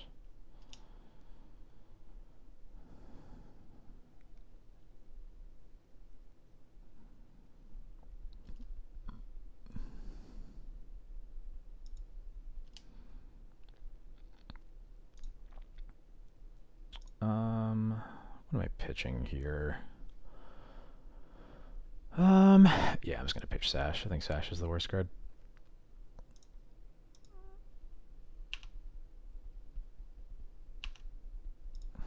So they have 1 card left. Excuse me.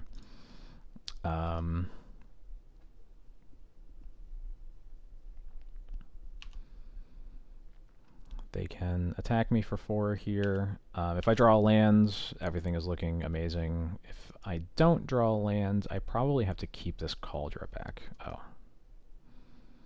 Now I really want to draw. Please draw lands. I'm begging you. I did not beg hard enough. So I definitely have to keep the Cauldron back now.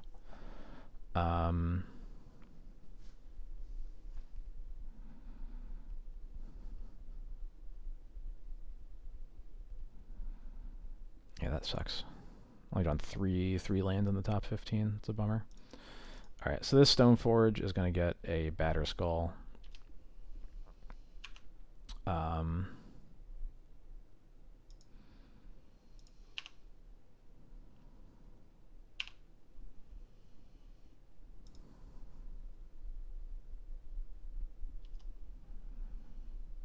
I think as soon as we draw Plains, we're in quite good shape. But we do need to draw that Plains. Yeah, Bog doesn't mean anything. Reclaimer is...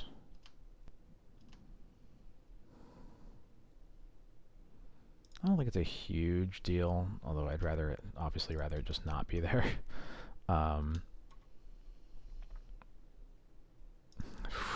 Okay.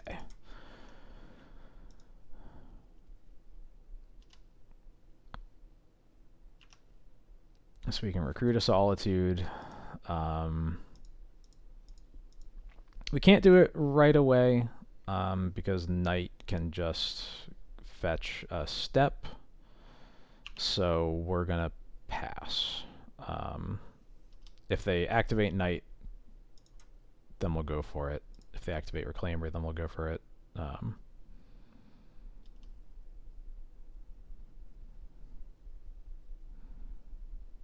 We just want to try to make sure either of them are tapped on the way. Oh god, another Knight. Okay, so they can't activate Knight and Reclaimer here, so that's really important. So what we can do is Solitude. Oh, the Mom's not going to matter, so we're going to pitch that.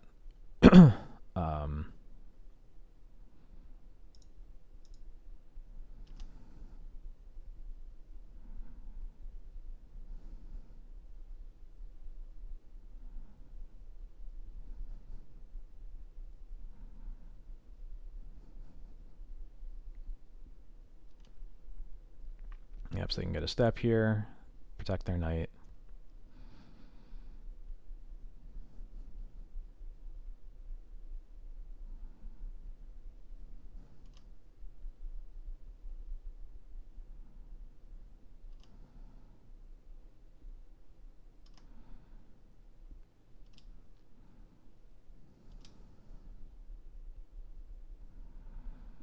Man, I wish that I had another land in play.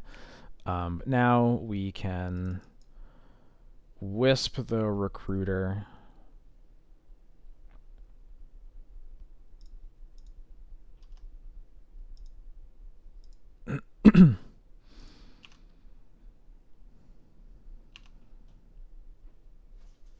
I guess maybe it would have been better to just use the swords here instead of the Wisp.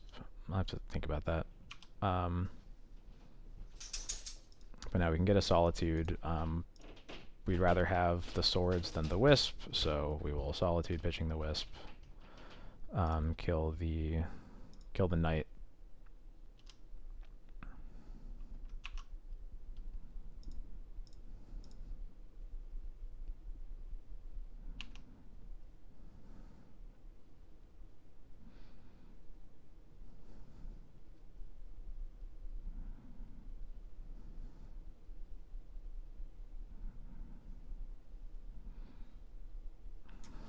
They can Sajiri step the Knight to give it pro black and make us jump with something, but we have so many creatures that that's not a huge cost here.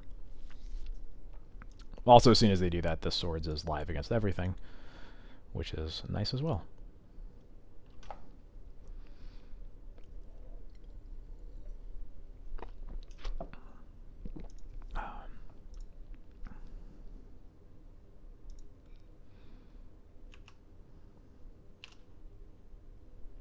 Alright.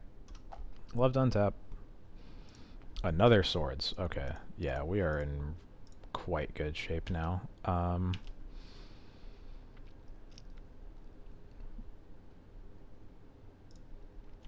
so let's attack with Wisp.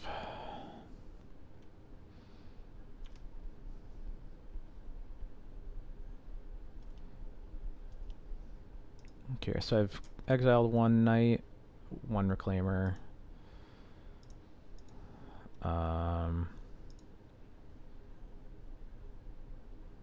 Yeah, I'm just trying to figure out like how many more threats I need to be concerned about.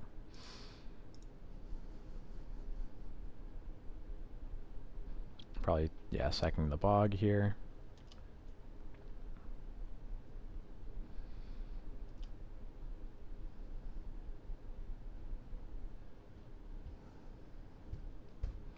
Curious if they... I was wondering if they were going to go for a Knight activation. I'm kind of surprised they didn't, but it's not a huge concern. There's Yava Maya. Okay.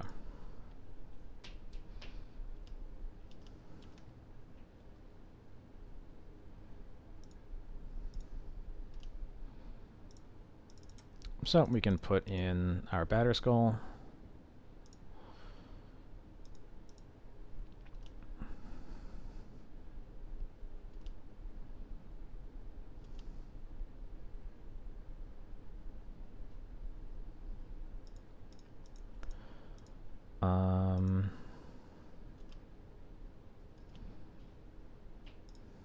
Yeah, we'll stack with Wisp again.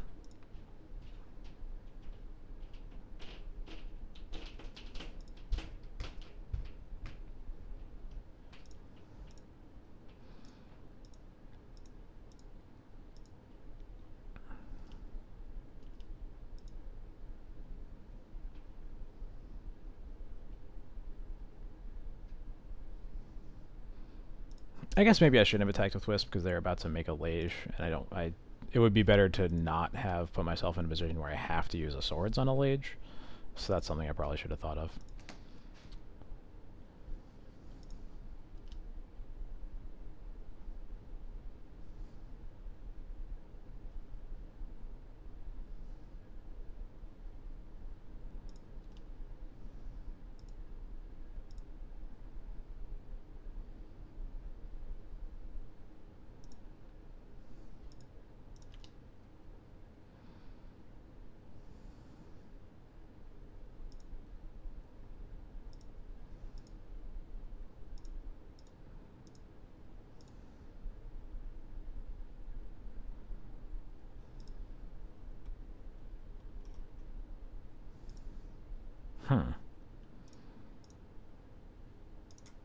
Well, if they didn't try to... I try to just let that go, but maybe they want the Knight, and the Knight might be more valuable. I'm just surprised that they read the second swords. I'm not sure.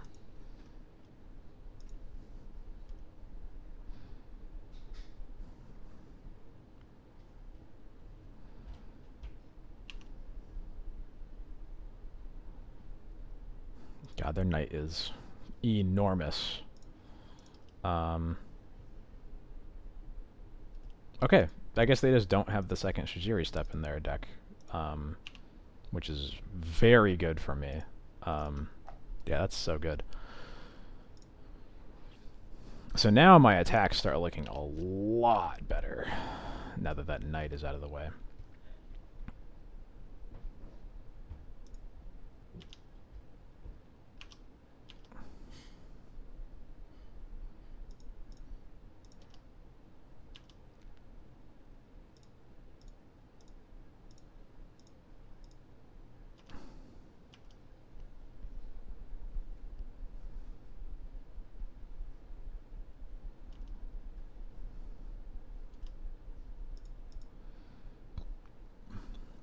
I'm going to cast the Mom here instead of putting Yorion in my hand because we'll have plenty of time to get Yorion before we're able to cast it. So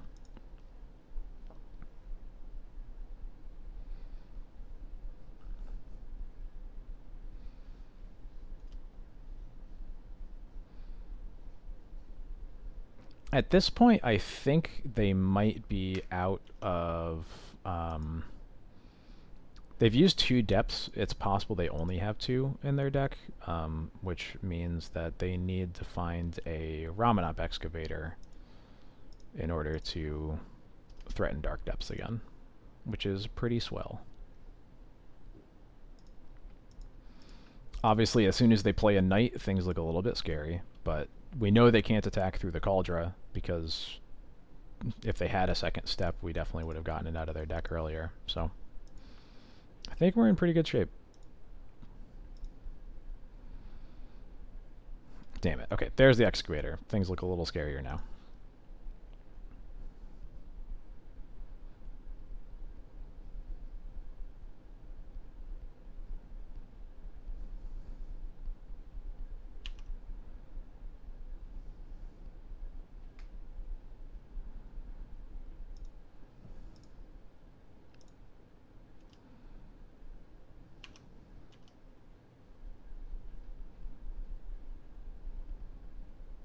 Although Wastelands makes it feel a lot better. So I think I'm going to just make the same attack I made last turn here.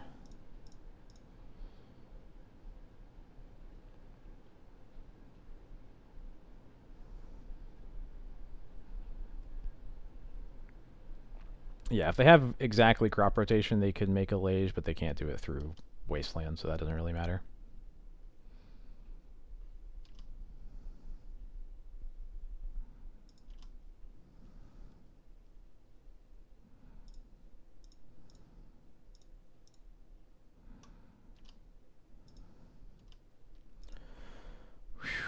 All right.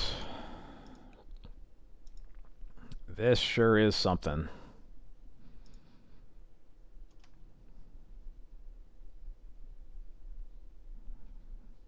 I was wondering if they had another stage in their deck. Another stage definitely makes sense. I think they play more stages than depths for the most part.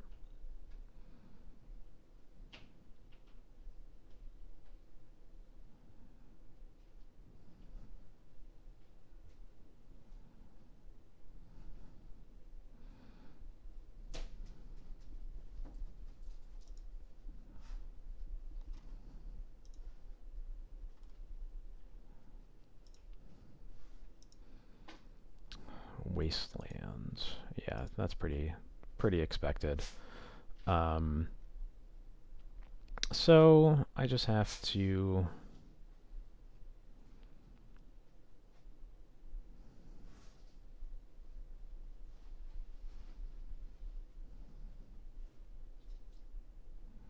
Yeah, I just have to make him go for it now, I think.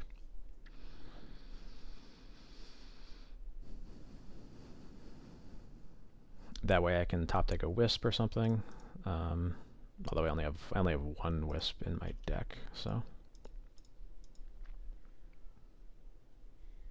I guess Wisp or Recruiter. Do I have? I still have all 3 Recruiters, so that's good. Or I still have 3, other than the one that's in play. I mean.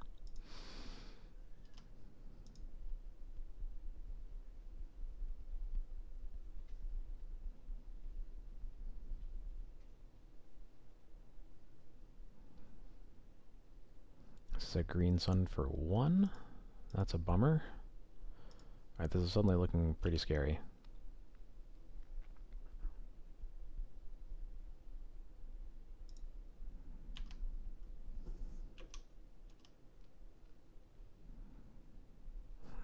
Okay, that's really good. um,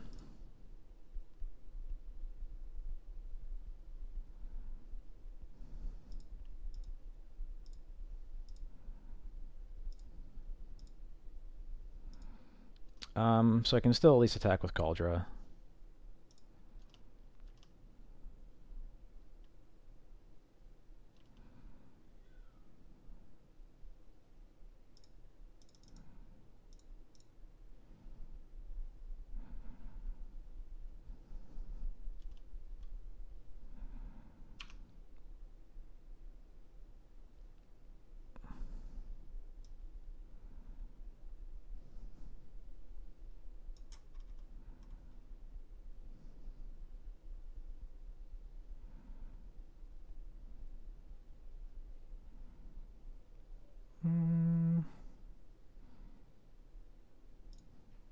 Yeah, I'll get a Wisp. I don't think it matters a ton until...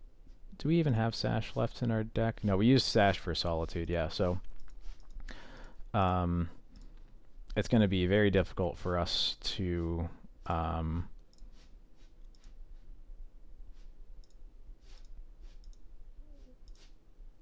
was I going to say? I don't think we're going to really ever remove anything from this board, but I don't think they can win either, so... yeah, exactly what Extra Cloud just said. I don't think they can really beat Mom plus Wisp ever. If we get up to the mana to move Batterskull over to Cauldra, I think the game will basically be over on the spot.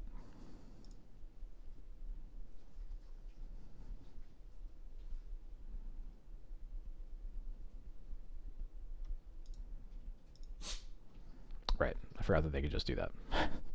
Feeling very dumb.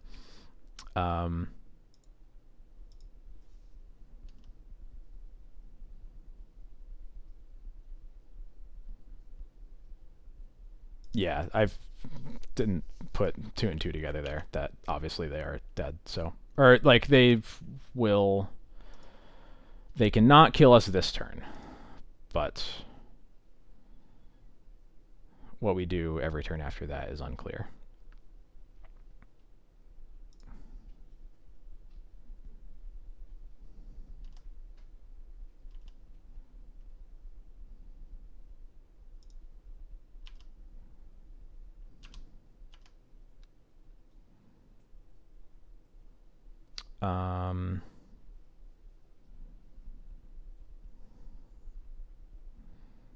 Yeah, we can get up to 20 life, but that's obviously not enough.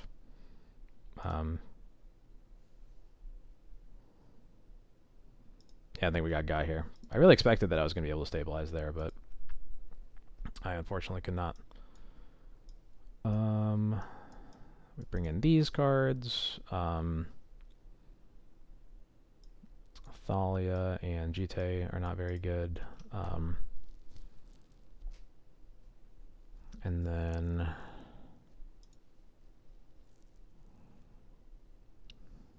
I'm going to consider keeping Jite in, though, because I feel like I keep... It just seems like every game ends with Safekeeper but being what makes us unable to win. So as much as Jite is not great against like the rest of their deck, it might be just important enough there. Lauren of the Third Path is really only good against Sylvan Library, so going to take that out as well as one Spirit. Oh, let's play first. Yeah, so they beat us on a mull to 4. That was pretty rough. A Vile Port on the play is like really hard to argue with. Sand has its problems, but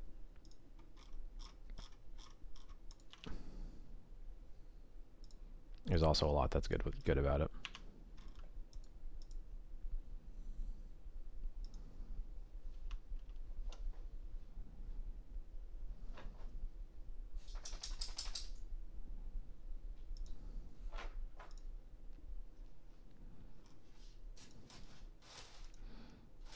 Jax, I swear. Hey Jax, do you want to do anything else? Okay. I don't know if you all heard him sneeze, but my dog definitely sneezed.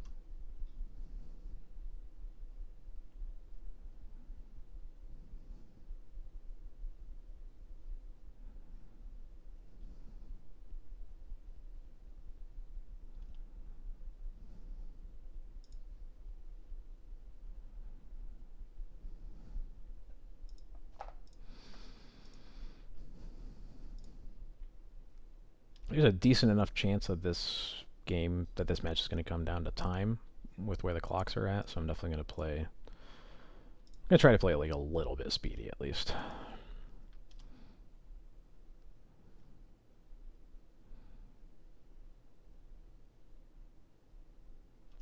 Tabernacle. Curious. I don't think I've ever seen Tabernacle out of depths.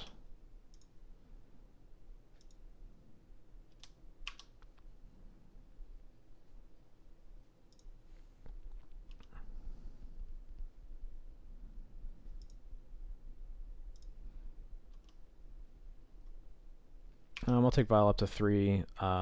This Stoneforge in play doesn't really matter, so I'm just going to put in Cauldron and let it die. Well, I guess I do have the Batter Skull, so maybe that's maybe I'm just kidding. Yeah, I forgot that I had the Batter Skull in hand. Ancient Tomb. We'll see if that ever matters.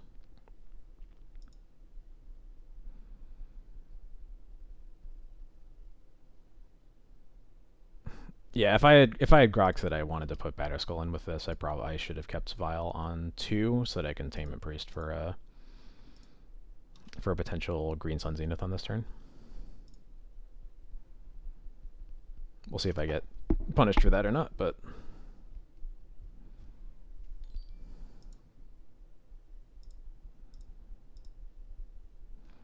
there's a big stomping around in the background because my wife won that at a Grand Prix, or I guess a Magic Fest technically. Magic Fest Niagara Falls back in 2019, pretty close to where we are. And she did really well in a bunch of side events and bought the card. Happy birthday. My birthday was a couple weeks ago. I did my stream title, not update.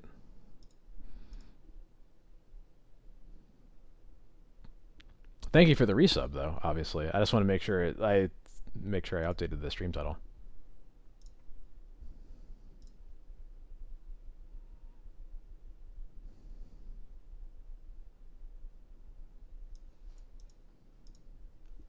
Oh no, my birthday was a few whoops. My birthday was 2 weeks ago.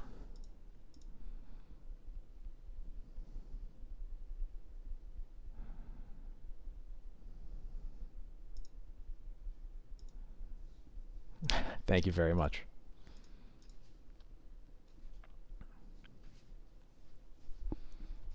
Hey Jax, what if you didn't play with paper on the floor? He doesn't agree with me at all. Give me a second.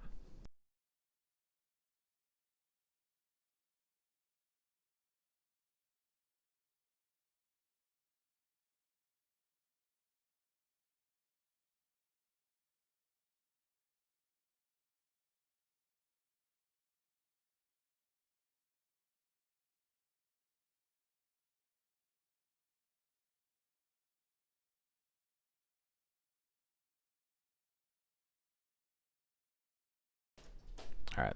I kind of expected the Tower of the Magistrate. I probably should have thought about that harder earlier. So I don't need to pay for the germ.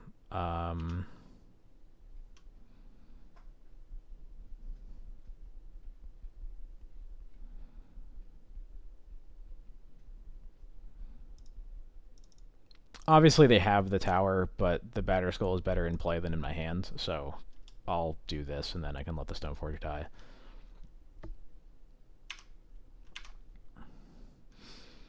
And I'll take Vile up because I think there's a good chance next turn what I'll do is... Ooh.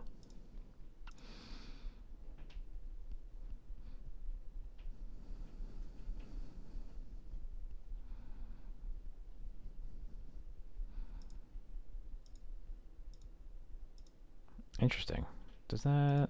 Okay, so I think what I'm going to do here is attack with Cauldra. They have to tower it.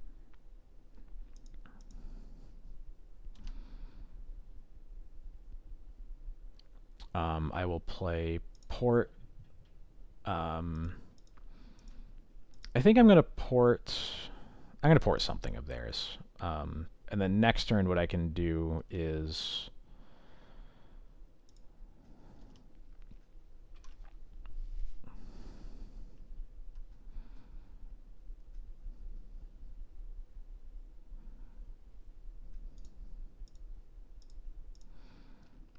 what am I going to do? So next turn I can play Ancient Tomb. I can play White Plume. I can also put Yorion into my hands, Violet in, reset my whole board, put a bunch of blockers in the way, and also, in this case, I might actually go down the left side of the dungeon and just put 2 counters on White Plume to make it a good blocker right away.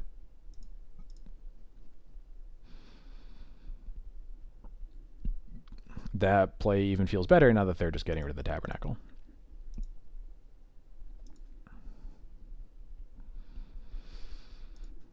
Sorry, I do not have Sagaless commands, but I can...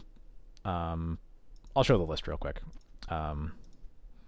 This is what we're playing. As you can see, there are 4 White Plume Adventurers in this list. Additionally, there are 2 Ancient Tombs to help cast them. The Ancient Tombs came from the slot that was Field of Ruin, and the White Plumes come from shaving 1 Flicker Wisp, 1 Skyclave, 1 Lion Sash, and 1 Timeless Dragon.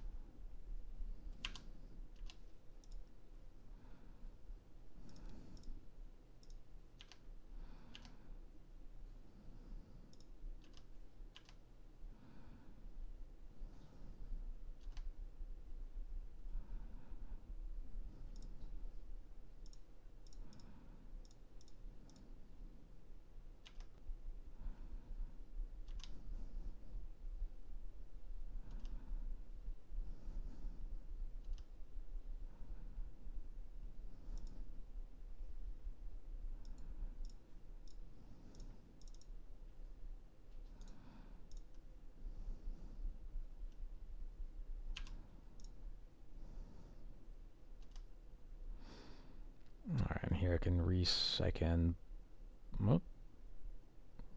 Alright, they swords the White Plume. Okay, that's fine.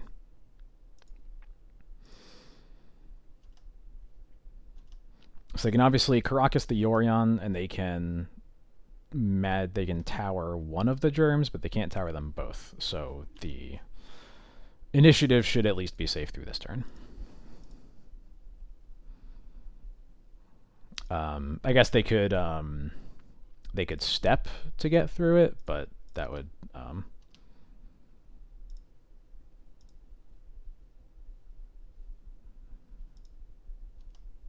obviously, they'd have to have it in their hands. I guess they could crop rotate for it, but that's a pretty big cost. So we'll stay on 5. They have answers for literally all our cards, so we're going to go down the well. I don't really want a Vial. I kind of like another White Plume, though.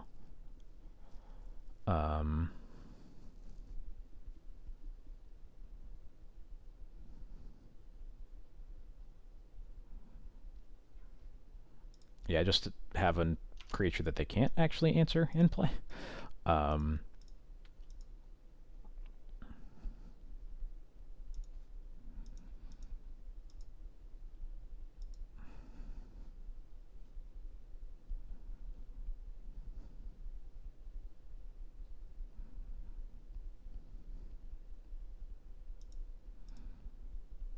so if I attack all, they can reclaim the flagstones into a depths and make a merit lage. Um, we do at least have a swords for that. That also takes up their whole turn, so they're going to take like 13 damage off of it. I think I'm okay with that. I think it's more likely they just bounce the Yorion, undo one of our germs, and then do something else, but I think we are safe to at least start with an attack all.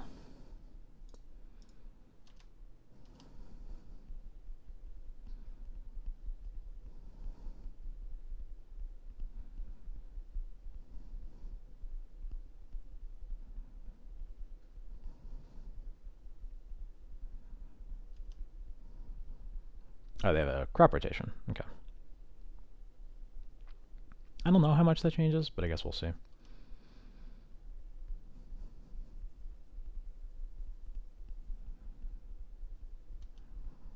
It's just the same thing, but their Reclaimer is untapped? Because that seems fine to me.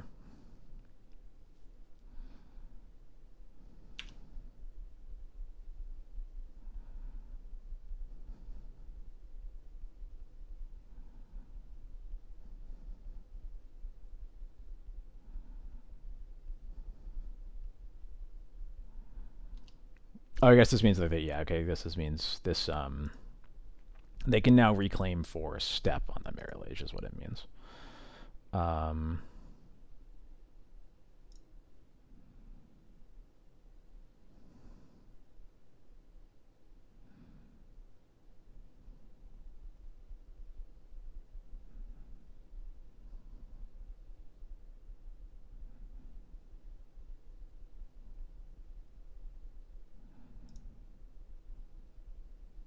I guess I'll make them do that though.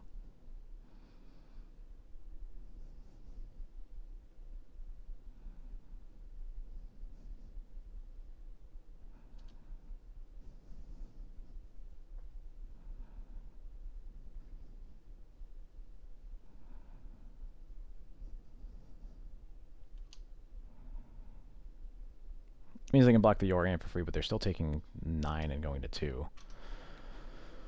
So that's a pretty big deal.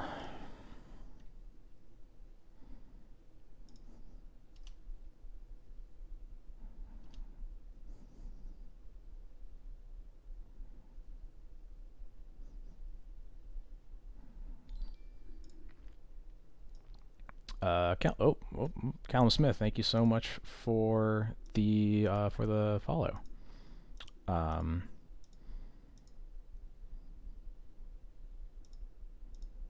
So I think what I will do here is I'm just going to pass. They can only tower one of the germs. And I think I'd rather keep White Plume here to... I guess maybe I should just play it as another attacker.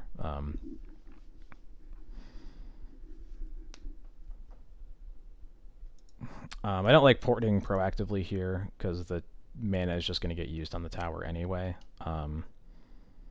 So them attacking here is fine. We go to 9.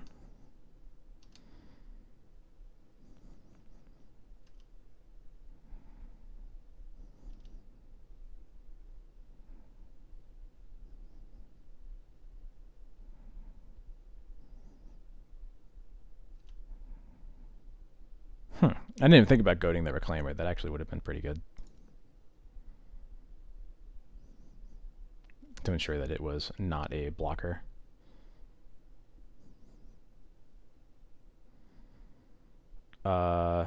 Okay. I guess we didn't really have an out to that at all, did we?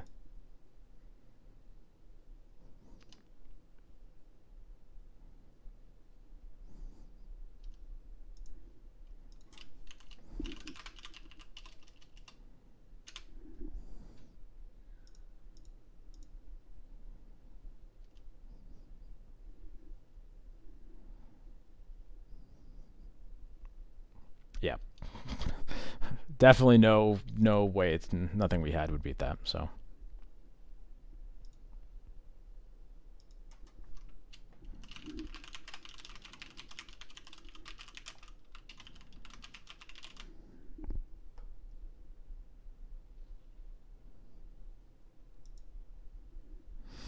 putting them in combat. Okay, yeah, no, that makes sense to me. Um,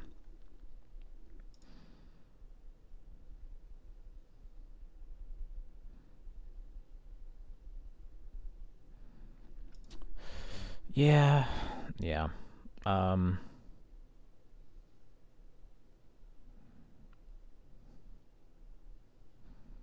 yeah, I probably could have used port proactively there to make something happen. That would have been in my favor. Yeah.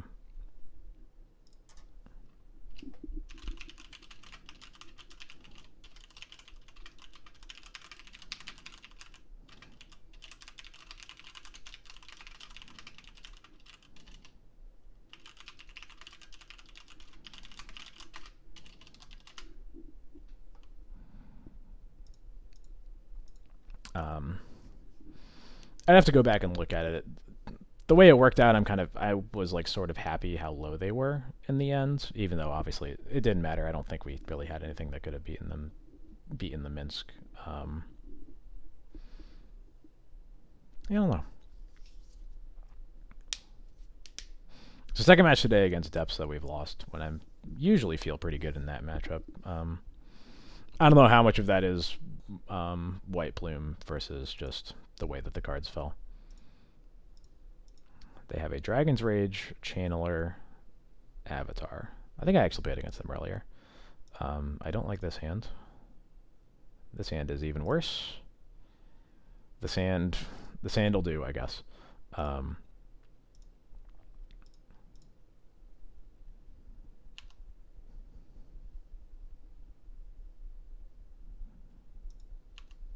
oh, right. They were playing Hammer Time. Yep, I did play against them before.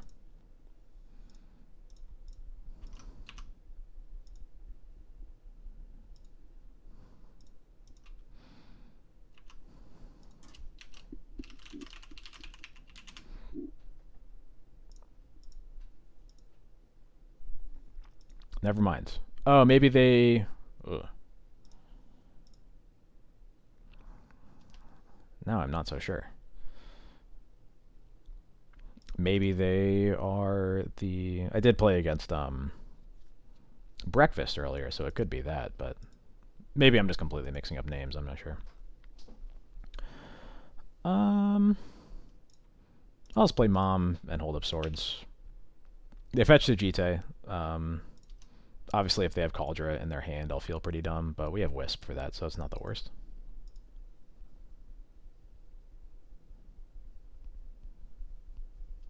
Curious. So now they're going to have Cauldra and Jite.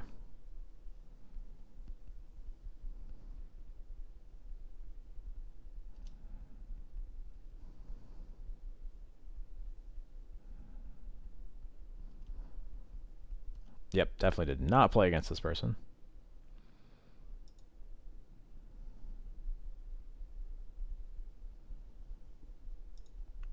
Yeah, I think I'm just gonna I'll just hold the swords up now that they've shown a second Stoneforge. Hopefully draw another lands and we can play our own Stoneforge and hold up swords. Nice.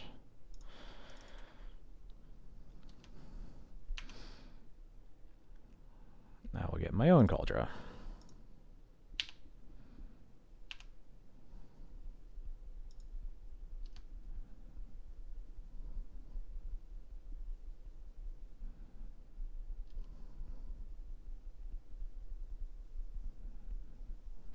So many colors.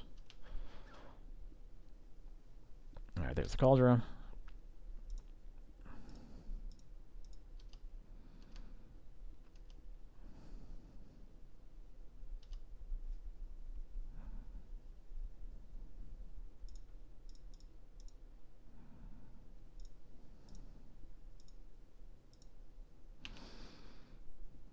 Alright, so they have Jite in hands, but our Cauldra solves the Jite problem. Our mom also kind of does, but...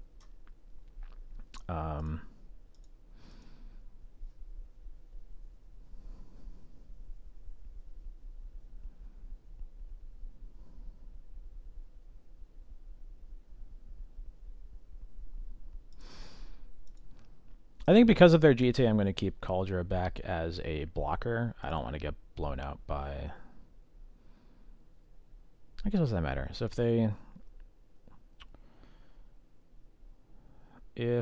they go for an attack, I have Mom to fog the damage at least once. They have a removal spell, then I can only do it the once, which is why I'm a little bit concerned, but... Um,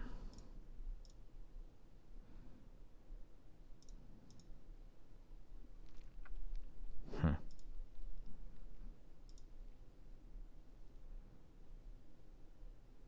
I guess that's probably good enough, because Wisp is gonna... No, I think I'm gonna be safer in the long run anyway, so I should lean towards blocking. So I'm gonna chill.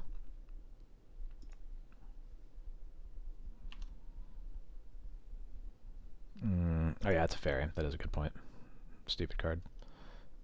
Ice Fang. Well, I can't block that anyway. So that's a bummer.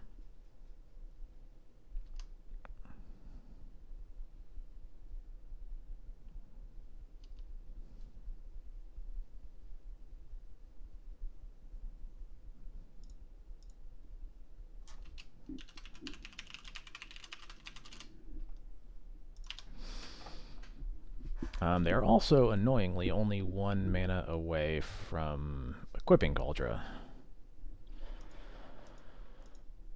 This is looking a little bit concerning.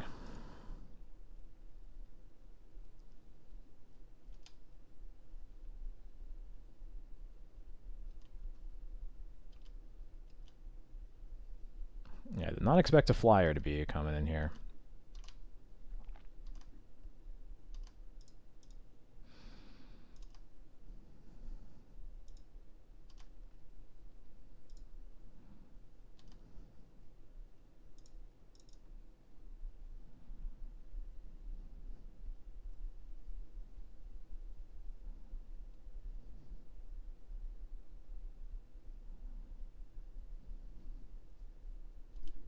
Alright, Mom's dying. I'm actually kind of okay with that.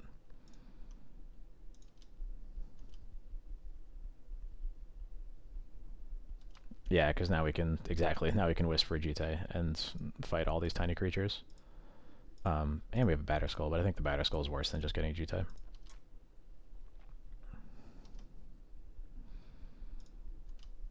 Yeah, that was like the exact mistake I was like hoping they would make, honestly. So...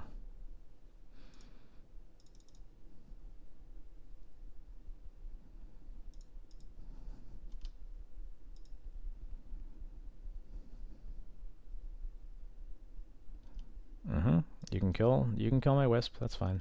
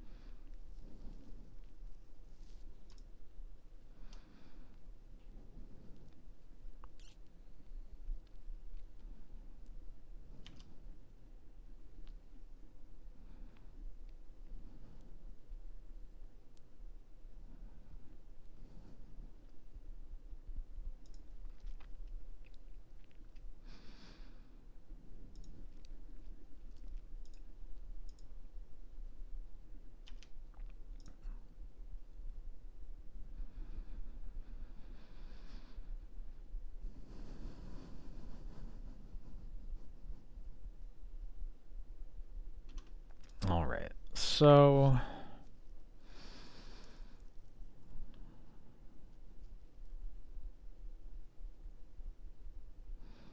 So this turn, we can cast Jite Equip.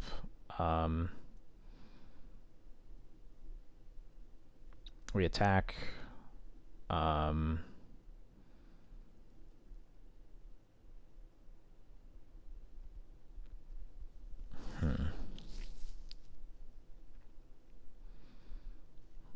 The Cauldron on the Stoneforge right now is a bit of a concern, but nothing to really be done about it.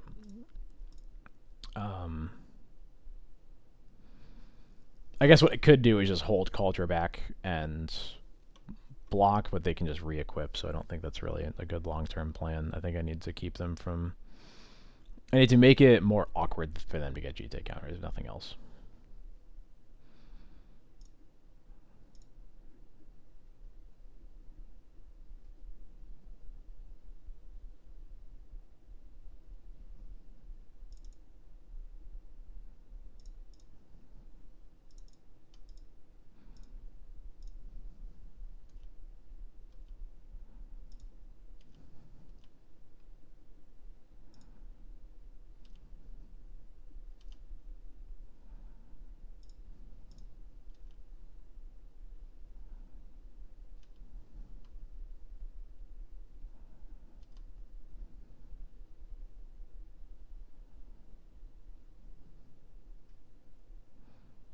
Mm-hmm.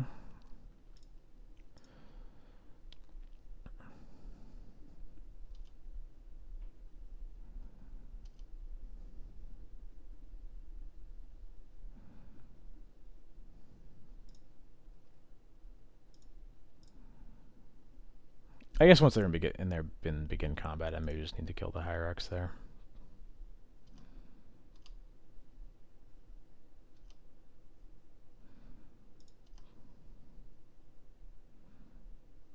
Yeah, I probably do need to do that. Let's see. All on tap still. If we can find, I was gonna say, if we find a Skyclave, actually, a Skyclave on the Stoneforge would put us in very good shape. Or I guess any removal spell, really, because then we could kill the Hierarchs, Wasteland a land, they can't re-equip the Cauldron, and then we can keep the GT under control with our own GT. As is, now I'm not sure. So we can attack again. If we play the Batterskulls, they'll be attacking for 6, 7, 8, 9, 10, 11, 12. We can block 4 of it and then gain another 4. And then we can put Batterskull on our Germ, and then we might actually be okay after that.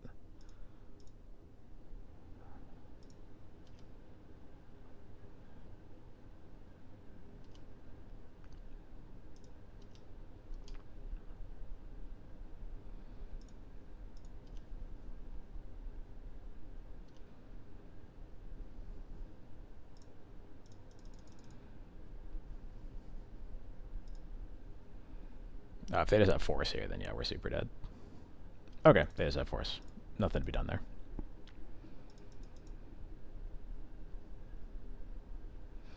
Alright, so Judgment is great. That's probably it, though. What is not good here? They seem pretty creature heavy, which makes me less excited about Thalia, although the Coatls make me less excited about White Plume as well. I think I'd rather have Thalia over White Plume in this matchup. I do not have a Dono Link. I could set one up, I just don't have one right now. I appreciate you not wanting to give Bezos money. I totally get it. I'll look into setting one up in case there's, you might not be the only person who's been like, I would like to sub, but don't want to give my money to him. And I get it, and I would like to enable that, so. It's basically a 6-card hand, and I'm not really in love with that collection of cards. Mom and Athalia is okay, but like the main thing they can do against us is Stoneforge, and that doesn't do anything against their Stoneforge. So I just clicked keep instead of mulligan. Okay, I guess we're keeping it. Whoops. Gotta love bisc clicking. It's been a long day. Been streaming almost 7 hours. Yeah, I don't think this hand is a disaster. I just like... It's not the kind of hand I would generally like to keep in this matchup. I'm not like... Yeah.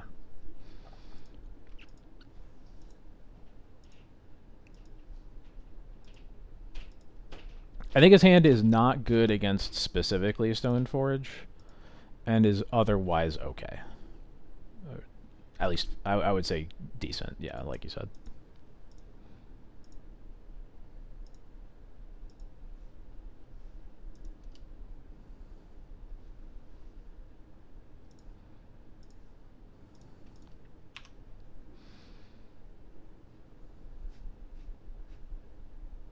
Yeah, it's fair. Maybe it does. I haven't even thought about that specific math because you just don't. I'm not used to dealing with Cauldron on the other side of the table very much at all. So, all right, prismatic ending. All right, really want to draw another land.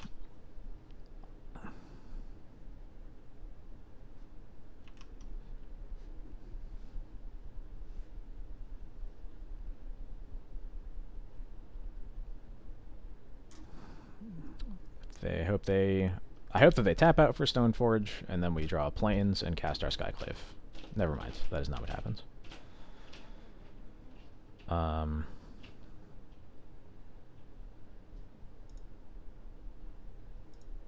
Yeah, I'll play Vial.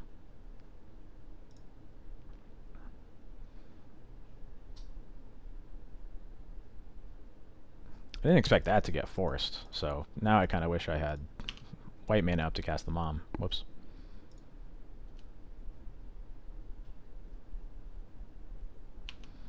Yeah, because I don't think in that spot I'm likely to be wastelanding even if the Vial resolves, so I should just use the Wasteland to cast it.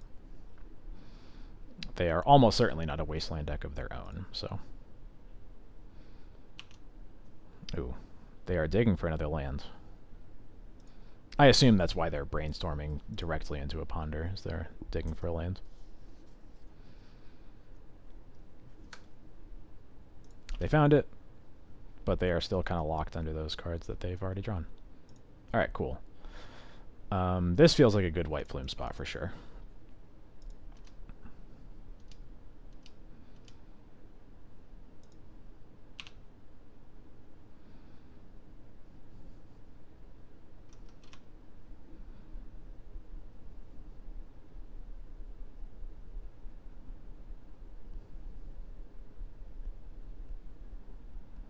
Oh, they have a Minsk, huh?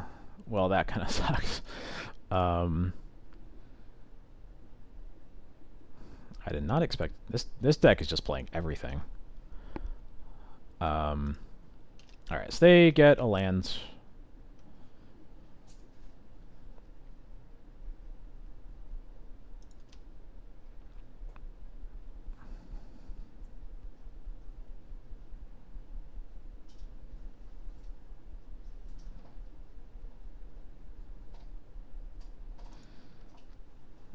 So let's see. I can attack them, take the initiative back, go into the Forge to put 2 counters on White Plume. That way I can block the Boo, and then I can Skyclave the Minsk. I think I'm pretty happy with that. Because the White Plume will untap itself, so they can also block the Boo after taking the initiative back.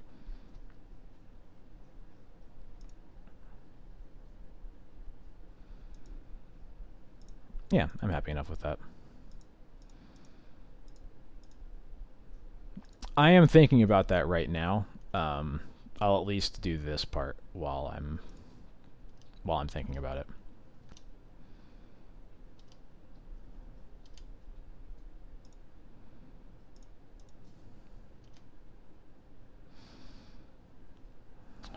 Yeah, I think I am into that.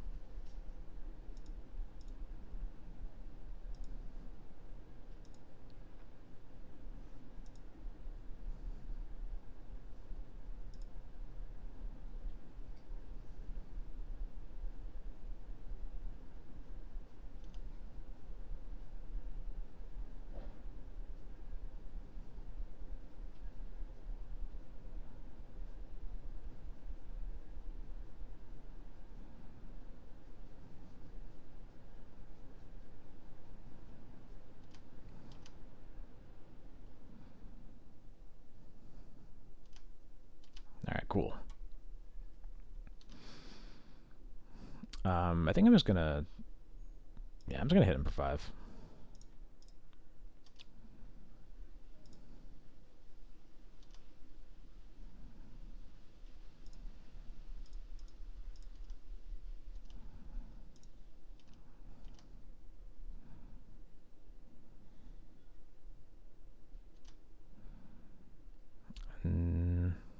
Now I'm gonna play Mom, port their green source, and feel pretty okay.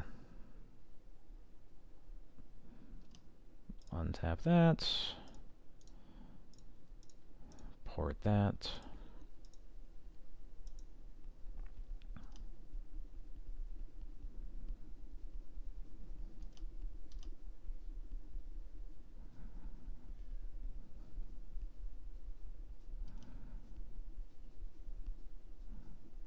Fairy is very rude.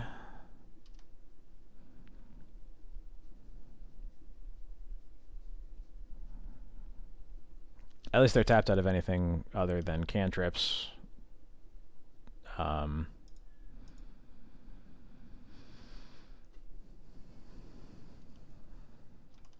we'll take the 4.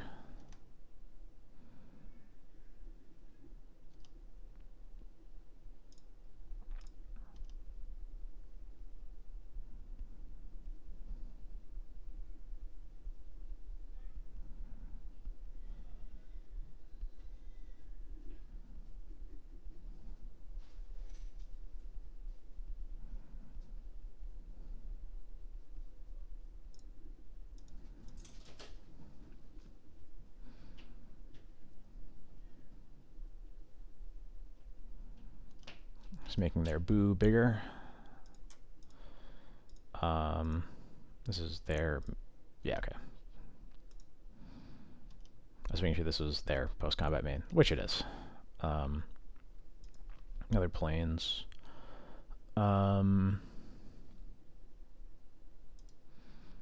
Yeah, so... Probably Skyclave attack them, Mom attack the Teferi. They only have Island up, so we don't have to worry about any removal. We could hold Mom back and just let this Teferi stay there. Mom will untap in their upkeep, at least, since we're going to finish the dungeon. So it's really a question of whether we think they have removal in their hand right now. So I don't think that they do, because I think if they did, this Mom wouldn't be in play. They would have had to like literally draw it off of Teferi. So I think I'm just going to attack with both.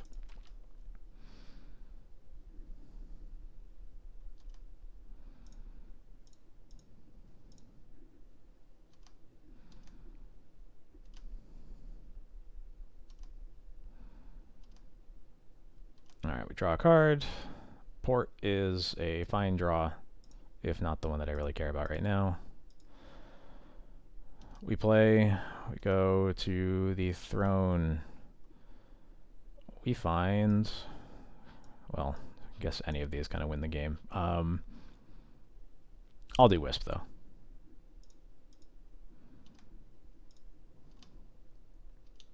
Yeah, okay. Alright. Turns out finishing that dungeon is pretty broken. I don't think I will change anything.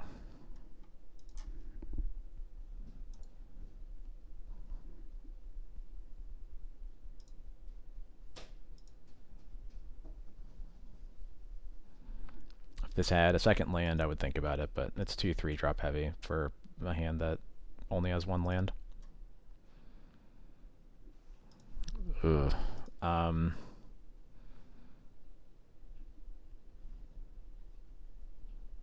Cauldre has been in love with my openers today.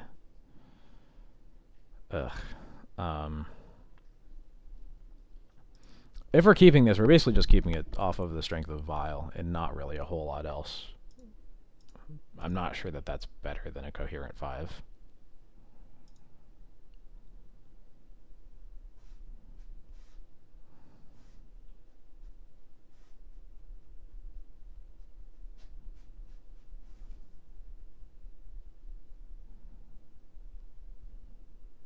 Yeah, I really just don't like that hand at all.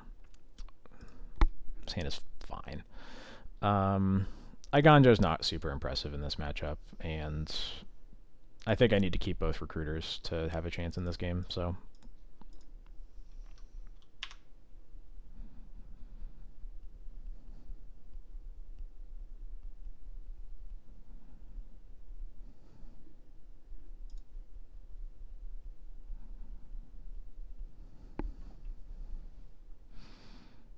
I was remind myself how far it... Whoop.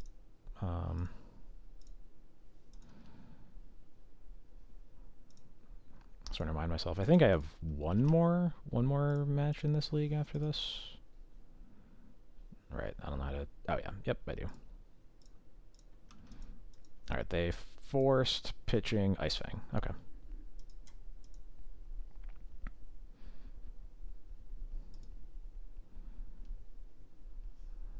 I don't like to see that. Can we just draw swords to plowshares? Make my life easy.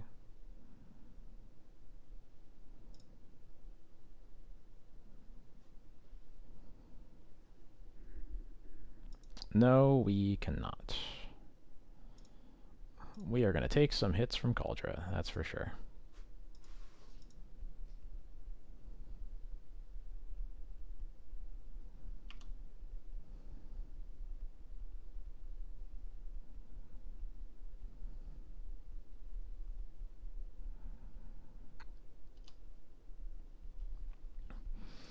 All we need is one white source for this to start looking stable, at least for a bit, but we're going to take at least 2 hits off this Cauldra, so...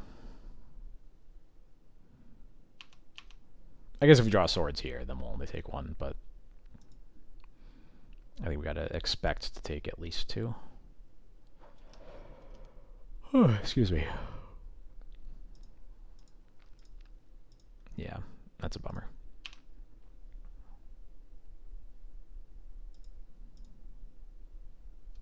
I guess drawing the Wisp is good if we never find a third land, but I would rather not be worrying about that right now.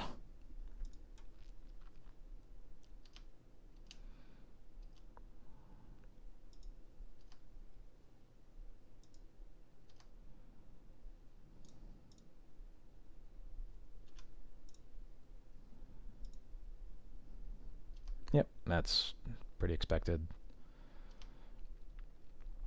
We'll take up to 2.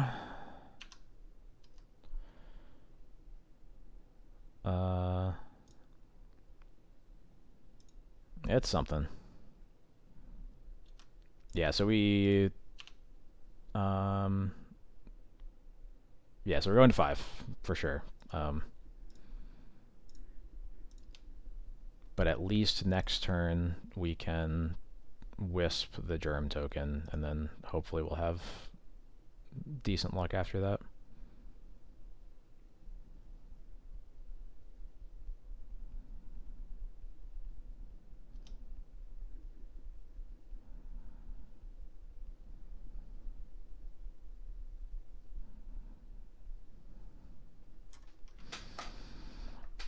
Oh, excuse me.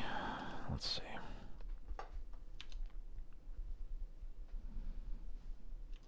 Ouchie. Oh, excuse me.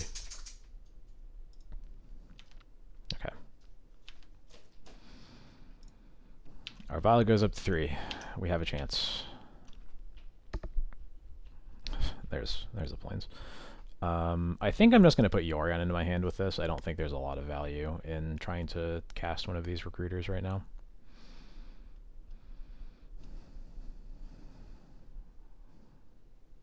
I guess maybe there is. They already used 1 Force of Will. And I'm going to have to tick this vial up probably pretty soon. So yeah, actually I'm going to try to get this recruiter to resolve.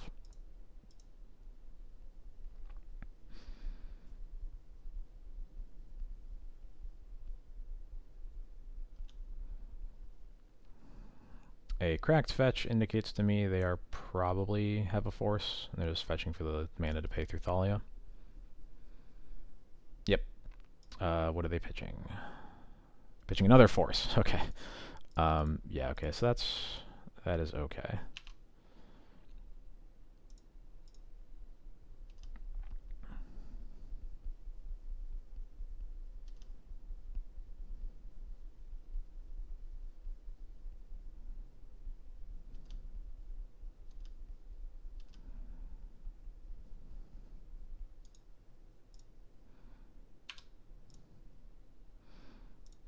Okay. So, germ is taken care of. In our upkeep, I think we're just going to use this vial right away on this recruiter. I want to get a solitude. And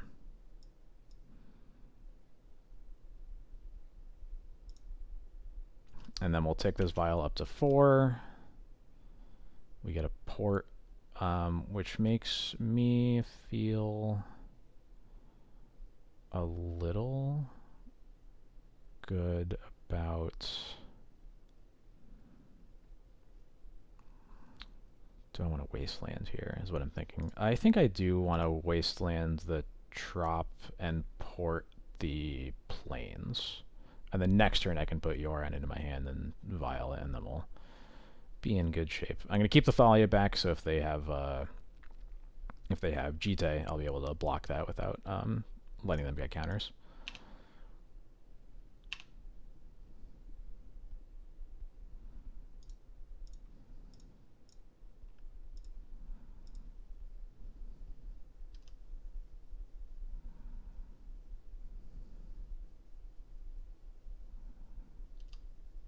Hello, Icefang.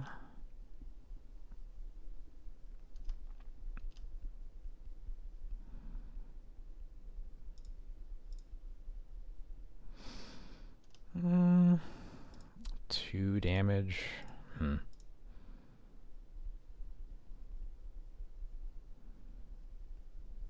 I think I'd rather take the 2 damage than trade with the than use the Wisp trade here.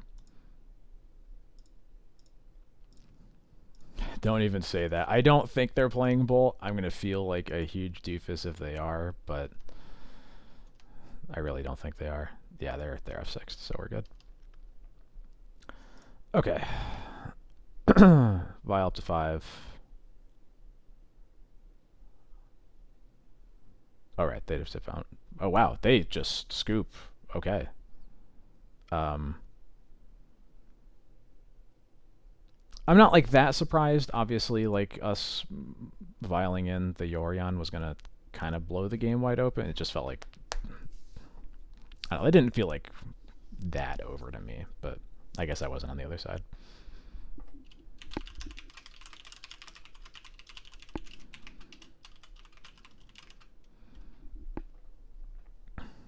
All right, Colonel Crabcake, thank you so much for stopping by. This is probably going to end up being the last match we play, so you won't miss much, but obviously the VOD will be up on YouTube.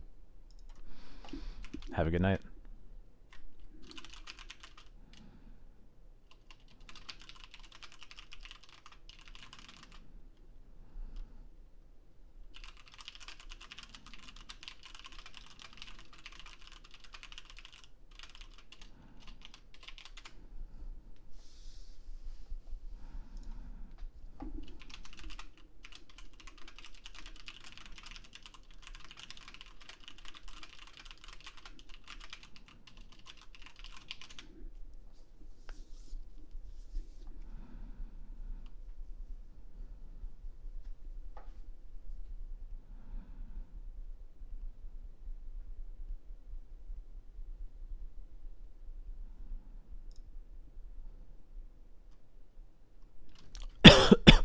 Excuse me.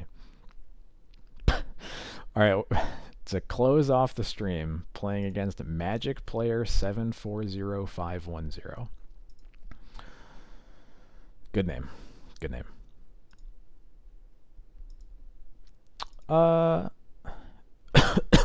This hand is a little mopey, but I do kind of like that Recruiter can be cast on turn 2 if we need it to.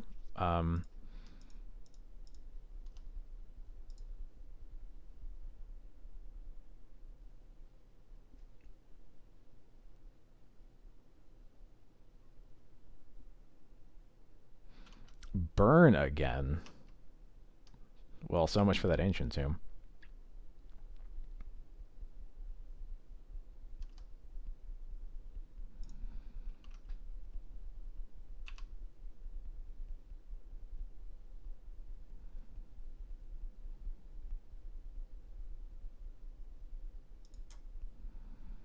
Yeah, maybe we... That's making ancient tomb look a little bit better. At least we're like putting a clock into play.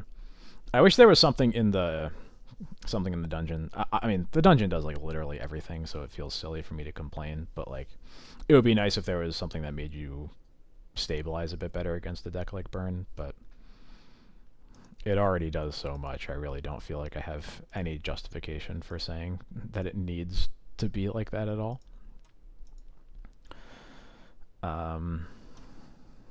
Jeepers. All right, just triple bolting me this turn.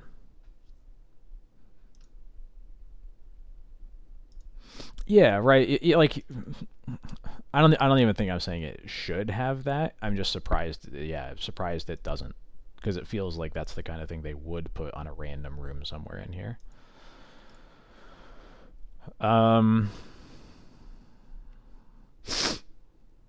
Well, now we're at 11.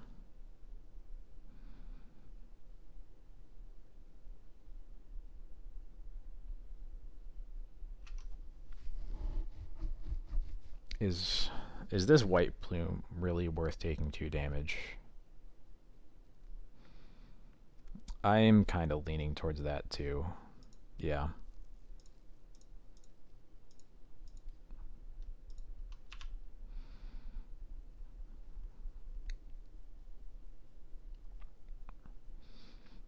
I think their hand was just like way too streamlined against ours for us to have a shot otherwise. We just gotta hope the rest of their hand sucks.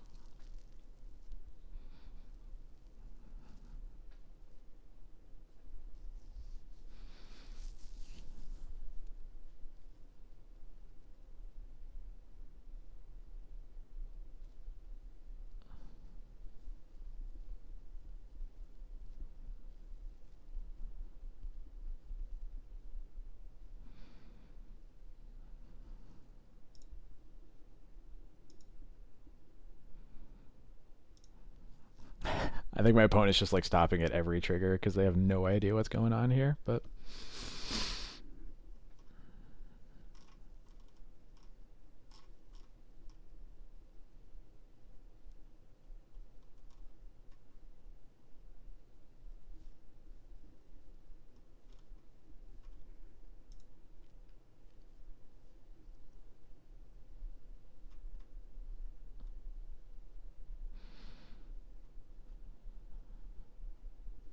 there we go.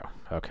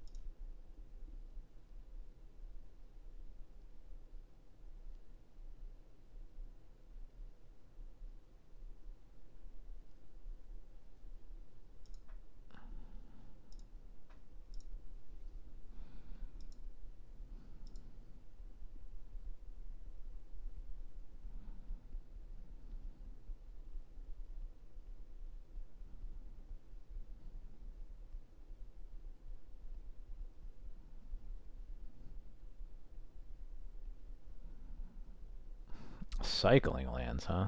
Well, them cycling is pretty good for us. No, I cannot copy your chain lightning, unfortunately.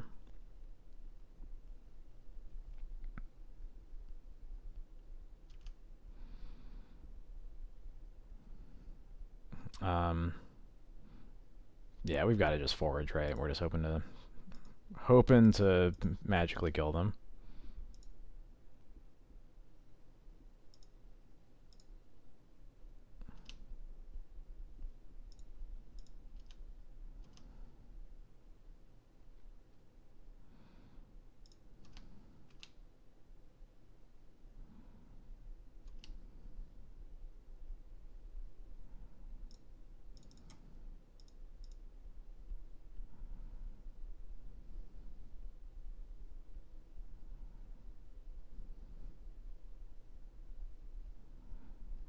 I think the only other option I really see here is potentially um,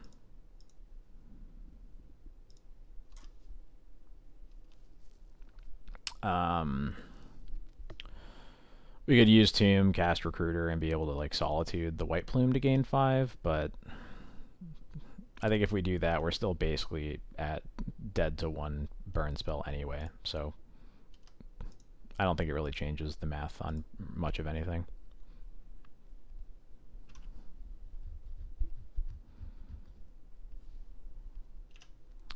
What are...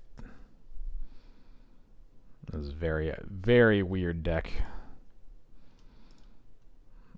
Burn playing all these like cycling spells. Okay, I'm Fire Blast. They got us. Okay, well, let's keep a better hand against them this time. I think the only real change is we don't want Cauldra. I don't really want Sash either. I think the rest of it is fine.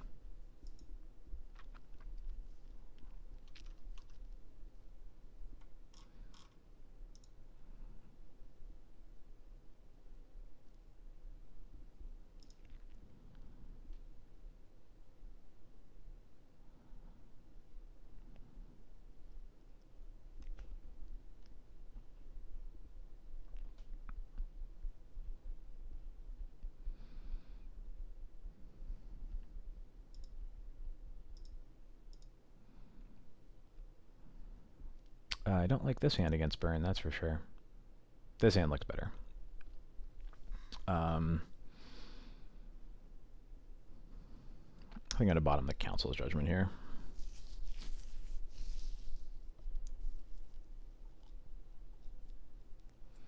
My opponent also mulliganed to 6, which feels good as well.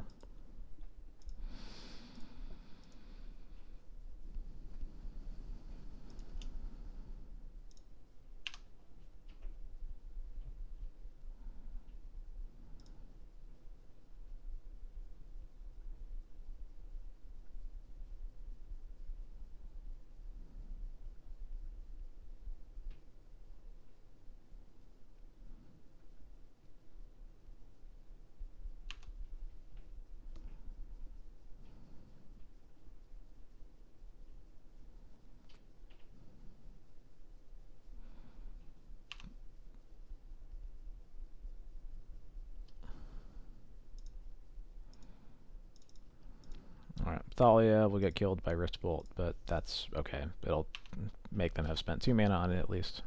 So.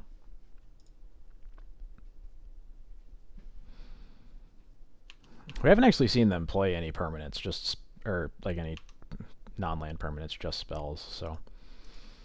I am hoping the Skyclave gets to target something, but I guess we'll see. Oh, it is Wrist Bolted us. Okay.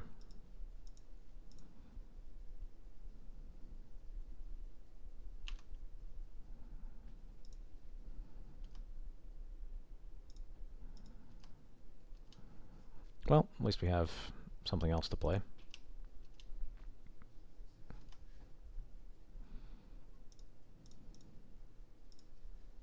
This would be really good against those Faithless Lootings they have in their deck.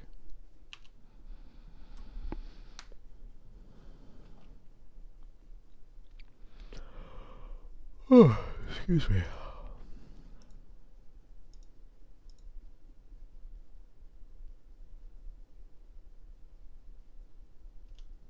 Bummer.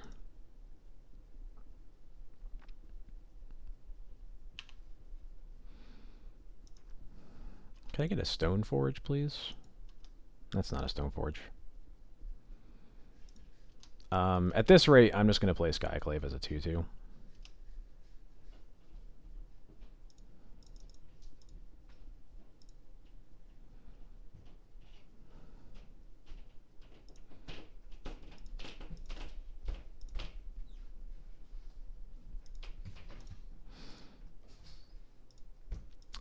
I think it is because this puts them on a 3-turn clock, and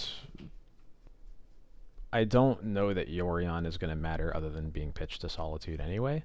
And and at least still have fuel in my hand for it. And yeah, like if they play something like they've shown so few permanents, which is why I feel like I'm not likely to get a lot of value out of this. And if they suddenly do, we at least have the Council's Judgment for it.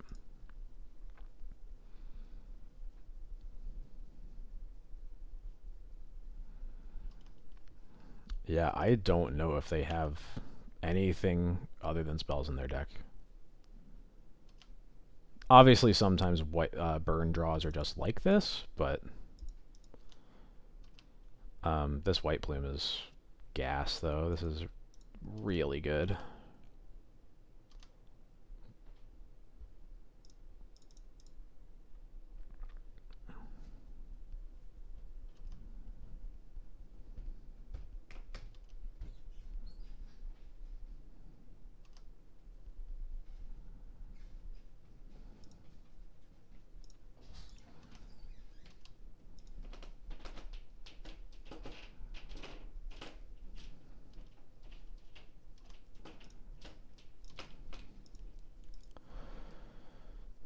So we're at a virtual 10. We can go to 10 and still have lethal next turn. I'm kind of tempted to Solitude my white or my spirit now. But maybe I have to wait for the next spell. Because if I go now, then they could just have like another Bolt and Fire Blast.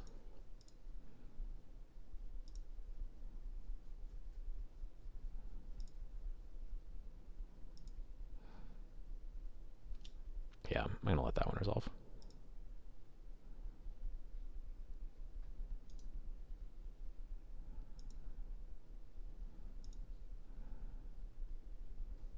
Alright, so we're dead to Fire Blast still here. And I think if they have Fire Blast here, we didn't have a way to beat it.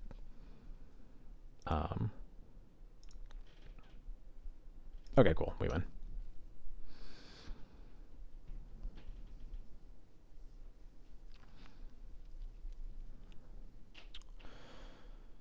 Let me think.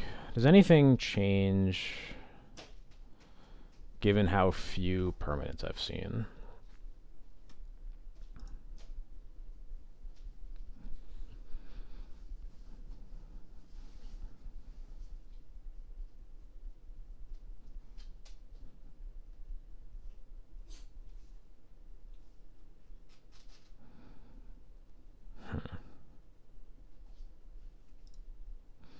There's a part of me that's wondering if these Mind Break traps are better than Council's Judgments, for example. Like,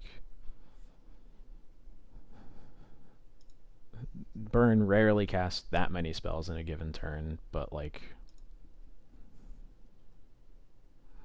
we haven't even seen something that Judgment can answer.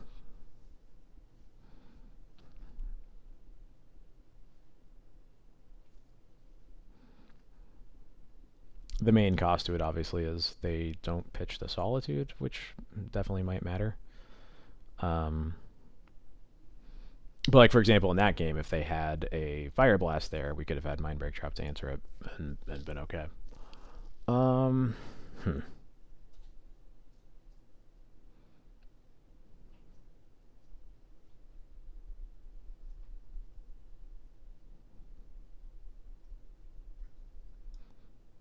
I'm going to try it out. Although I guess... no, I'm going to skip it. They could have blasted Upkeep, that's true. That would have played around it.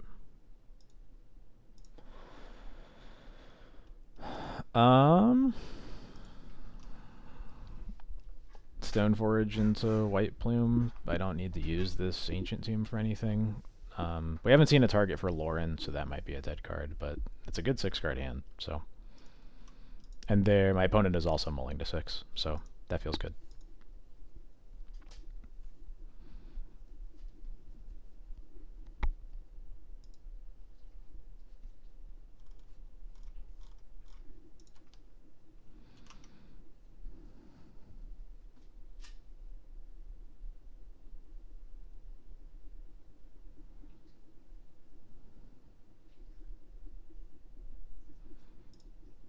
Always be Suspend and Riftbolt.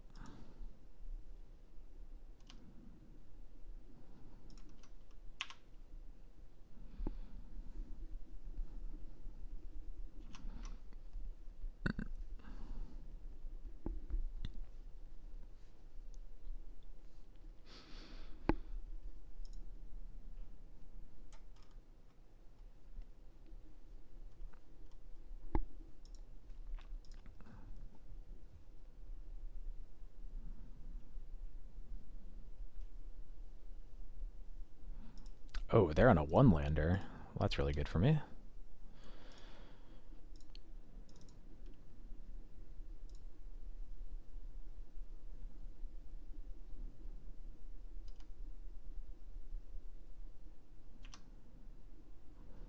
Let's get that Batterskull.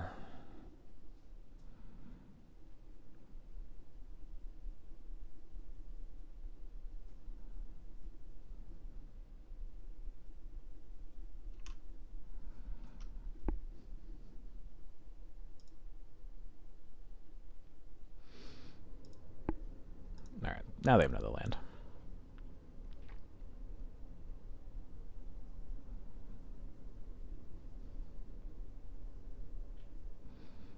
Searing Blaze here would be a bummer.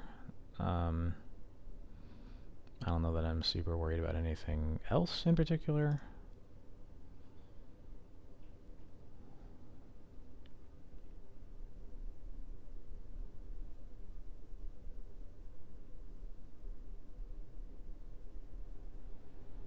Yes, Rift Bolt, or Flame Rift, okay.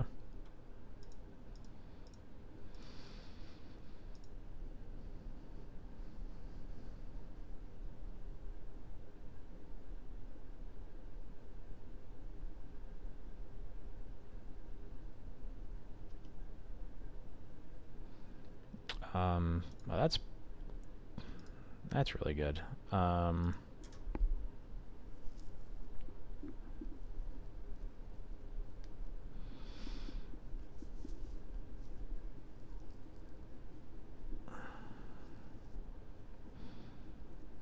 So I think I can put in Batterskull here. If they have Smash, then I'll probably Solitude pitching Lauren on the Germ just to gain 4.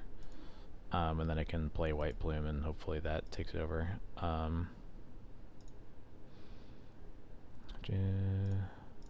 Yeah, that could be true. I lean towards I lean towards Batterskull in this case just because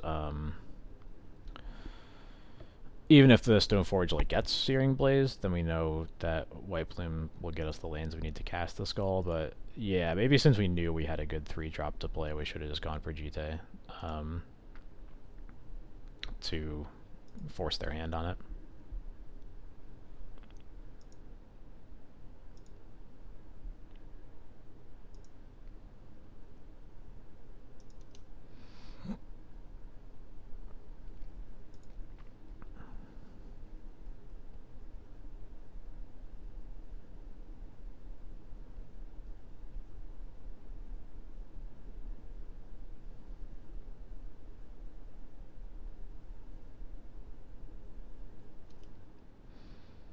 Well, they're casting a Faithless Looting, which makes me feel like we might just have won the game, but we'll see.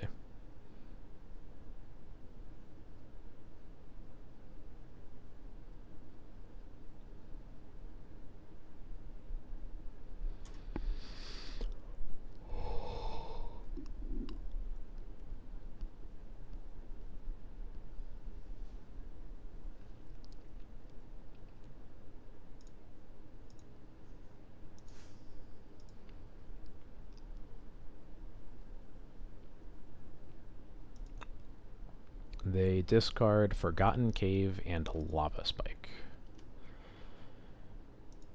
Holding 2 mana up definitely reads as a possible Smash Smithereens. But let's see if they have it.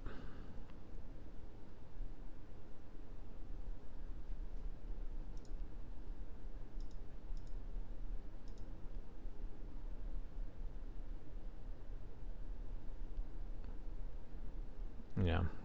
Okay, so I think maybe there was I maybe should have Stoneforged it in when they had cast the Faithless Looting, so that way the Germ would be in play for me to Solitude, but yeah, I think I should have done that. Or I guess in that case, I should just put Skull in right away, I guess.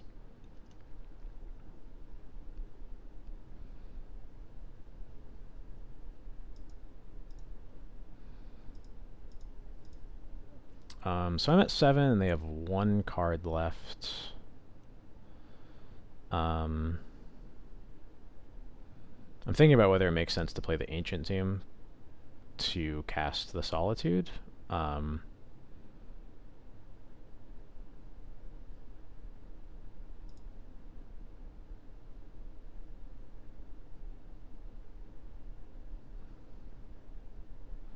Although that probably doesn't...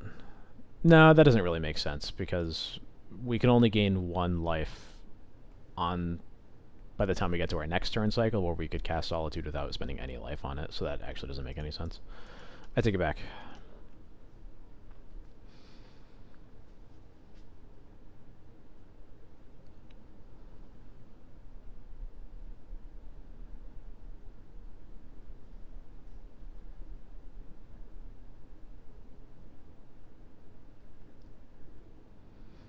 Cast White Plume, play Tomb before using Stoneforge.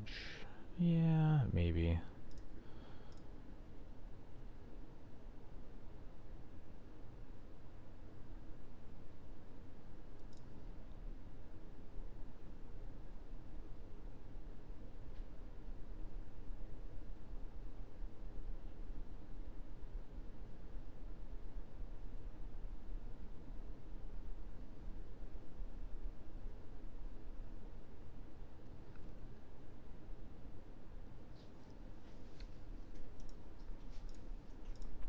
Yeah, no, that's very true. I think since I was thinking about Smash, I definitely should have played.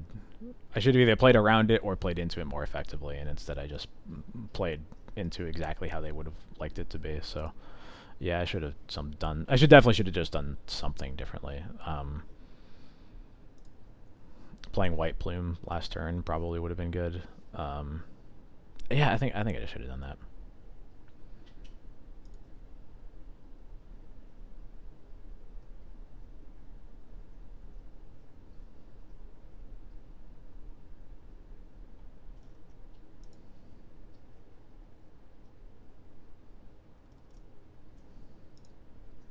There we go.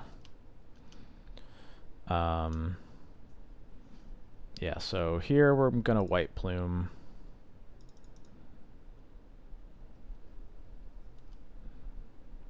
I'll get a Plains. Put it into play. Pass. Untap Stoneforge, though that won't do anything. They need to deal 7 damage with 2 cards, which is the maximum that 2 cards can deal to me. If they have that, then we can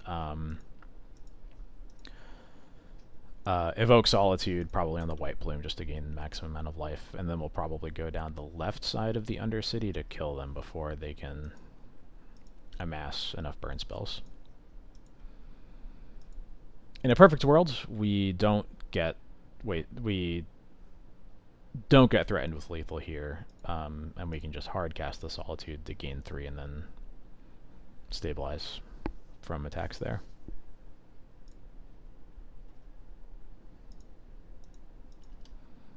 They are passing the turn, so I'm pretty happy about that.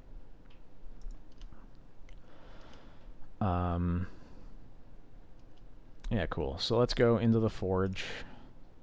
Target White Plume. This might get a bolt out of them. If it does, then... Okay, it doesn't. Cool.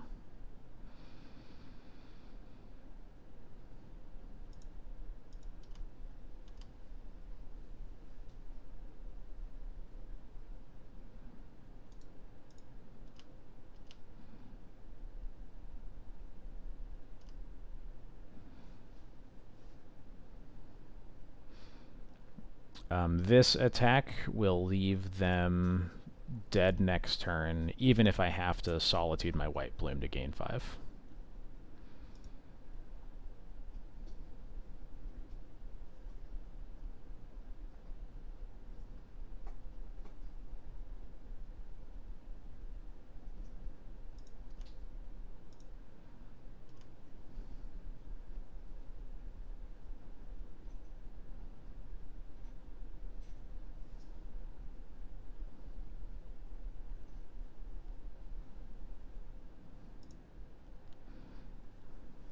I did not think this match against Burn was going to take this long, but here we are.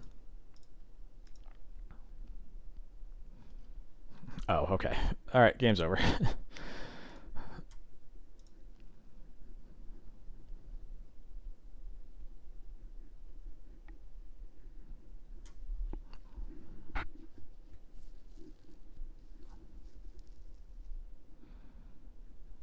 turns out when you spend all your mana doing things that aren't dealing damage to me, eventually I stabilize and you lose.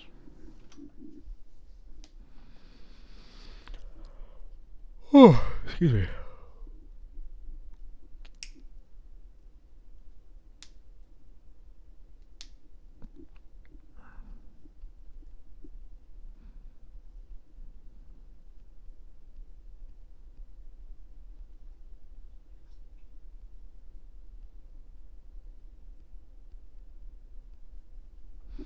They discard Fire Blast and Searing Blaze. It's a Lava Spike, so they have to have another Fire Blast here to think that they have won, but not actually have won.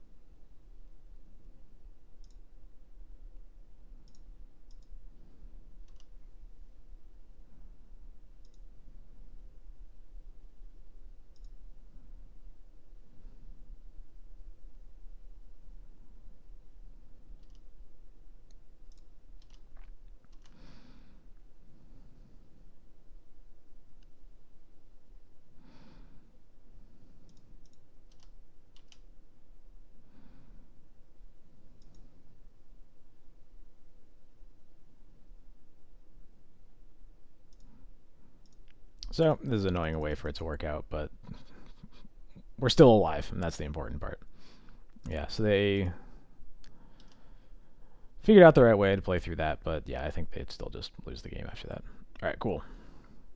That league is over. 3-2. Very, very medium result, but that's okay. Well, that was a fun experiment. I'm still going to be playing around with this list for a bit.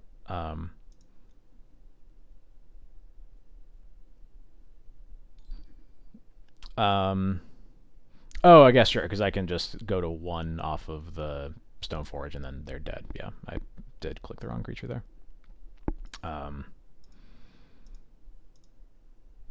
Anyway, yeah, so this White Plume was definitely interesting. There's definitely a lot of spots where it's good, a lot of spots where it doesn't really quite fit in the deck yet. Definitely the I think what might be the death knell for this idea is that these 6 cards are definitely worse against Delver than the cards that you would be playing in their place. And as we know, Delver is everything. It is very annoying that that's the case. But the initiative is clearly very powerful, and I definitely felt like I had the tools to defend the initiative a lot more often than I expected to. Especially given that, like, I think I had a lot more opportunities to pick my spot with when I went for it, so that I knew that I had the resources to defend it. And yeah, like Lunel just said, I haven't actually tried Dungeoneer. There's reasons to believe that when we can't, like, let's say that we don't play these Ancient Tombs, and we're not trying to cast White Plume fast, maybe we just play a couple seasoned Dungeoneers instead and just play them sort of more normally and not kind of totally mess with our deck. That's definitely something I want to try out. I think it's going to take a little while to figure out exactly where these cards fit in with D&T if they do. But this is a fun experiment to see if I can figure it out. So yeah, maybe we'll try some seasoned Dungeoneers on the stream next week. If I can get my hands on them, we will see. But it has been a long day. And I am going to go take off. Thank you, everybody, as always, for stopping by to the stream. Obviously, today was different, but I stream Thursday every night, every Thursday, starting at 8 Eastern normally. Started early today because of Thanksgiving and had the whole day free to do it. Expect some initiative experiments to still be going on starting next week. Thank you everybody for stopping by, and I hope you all had lovely Thanksgiving celebrations if you do happen to celebrate. But for now, have a good night, everybody.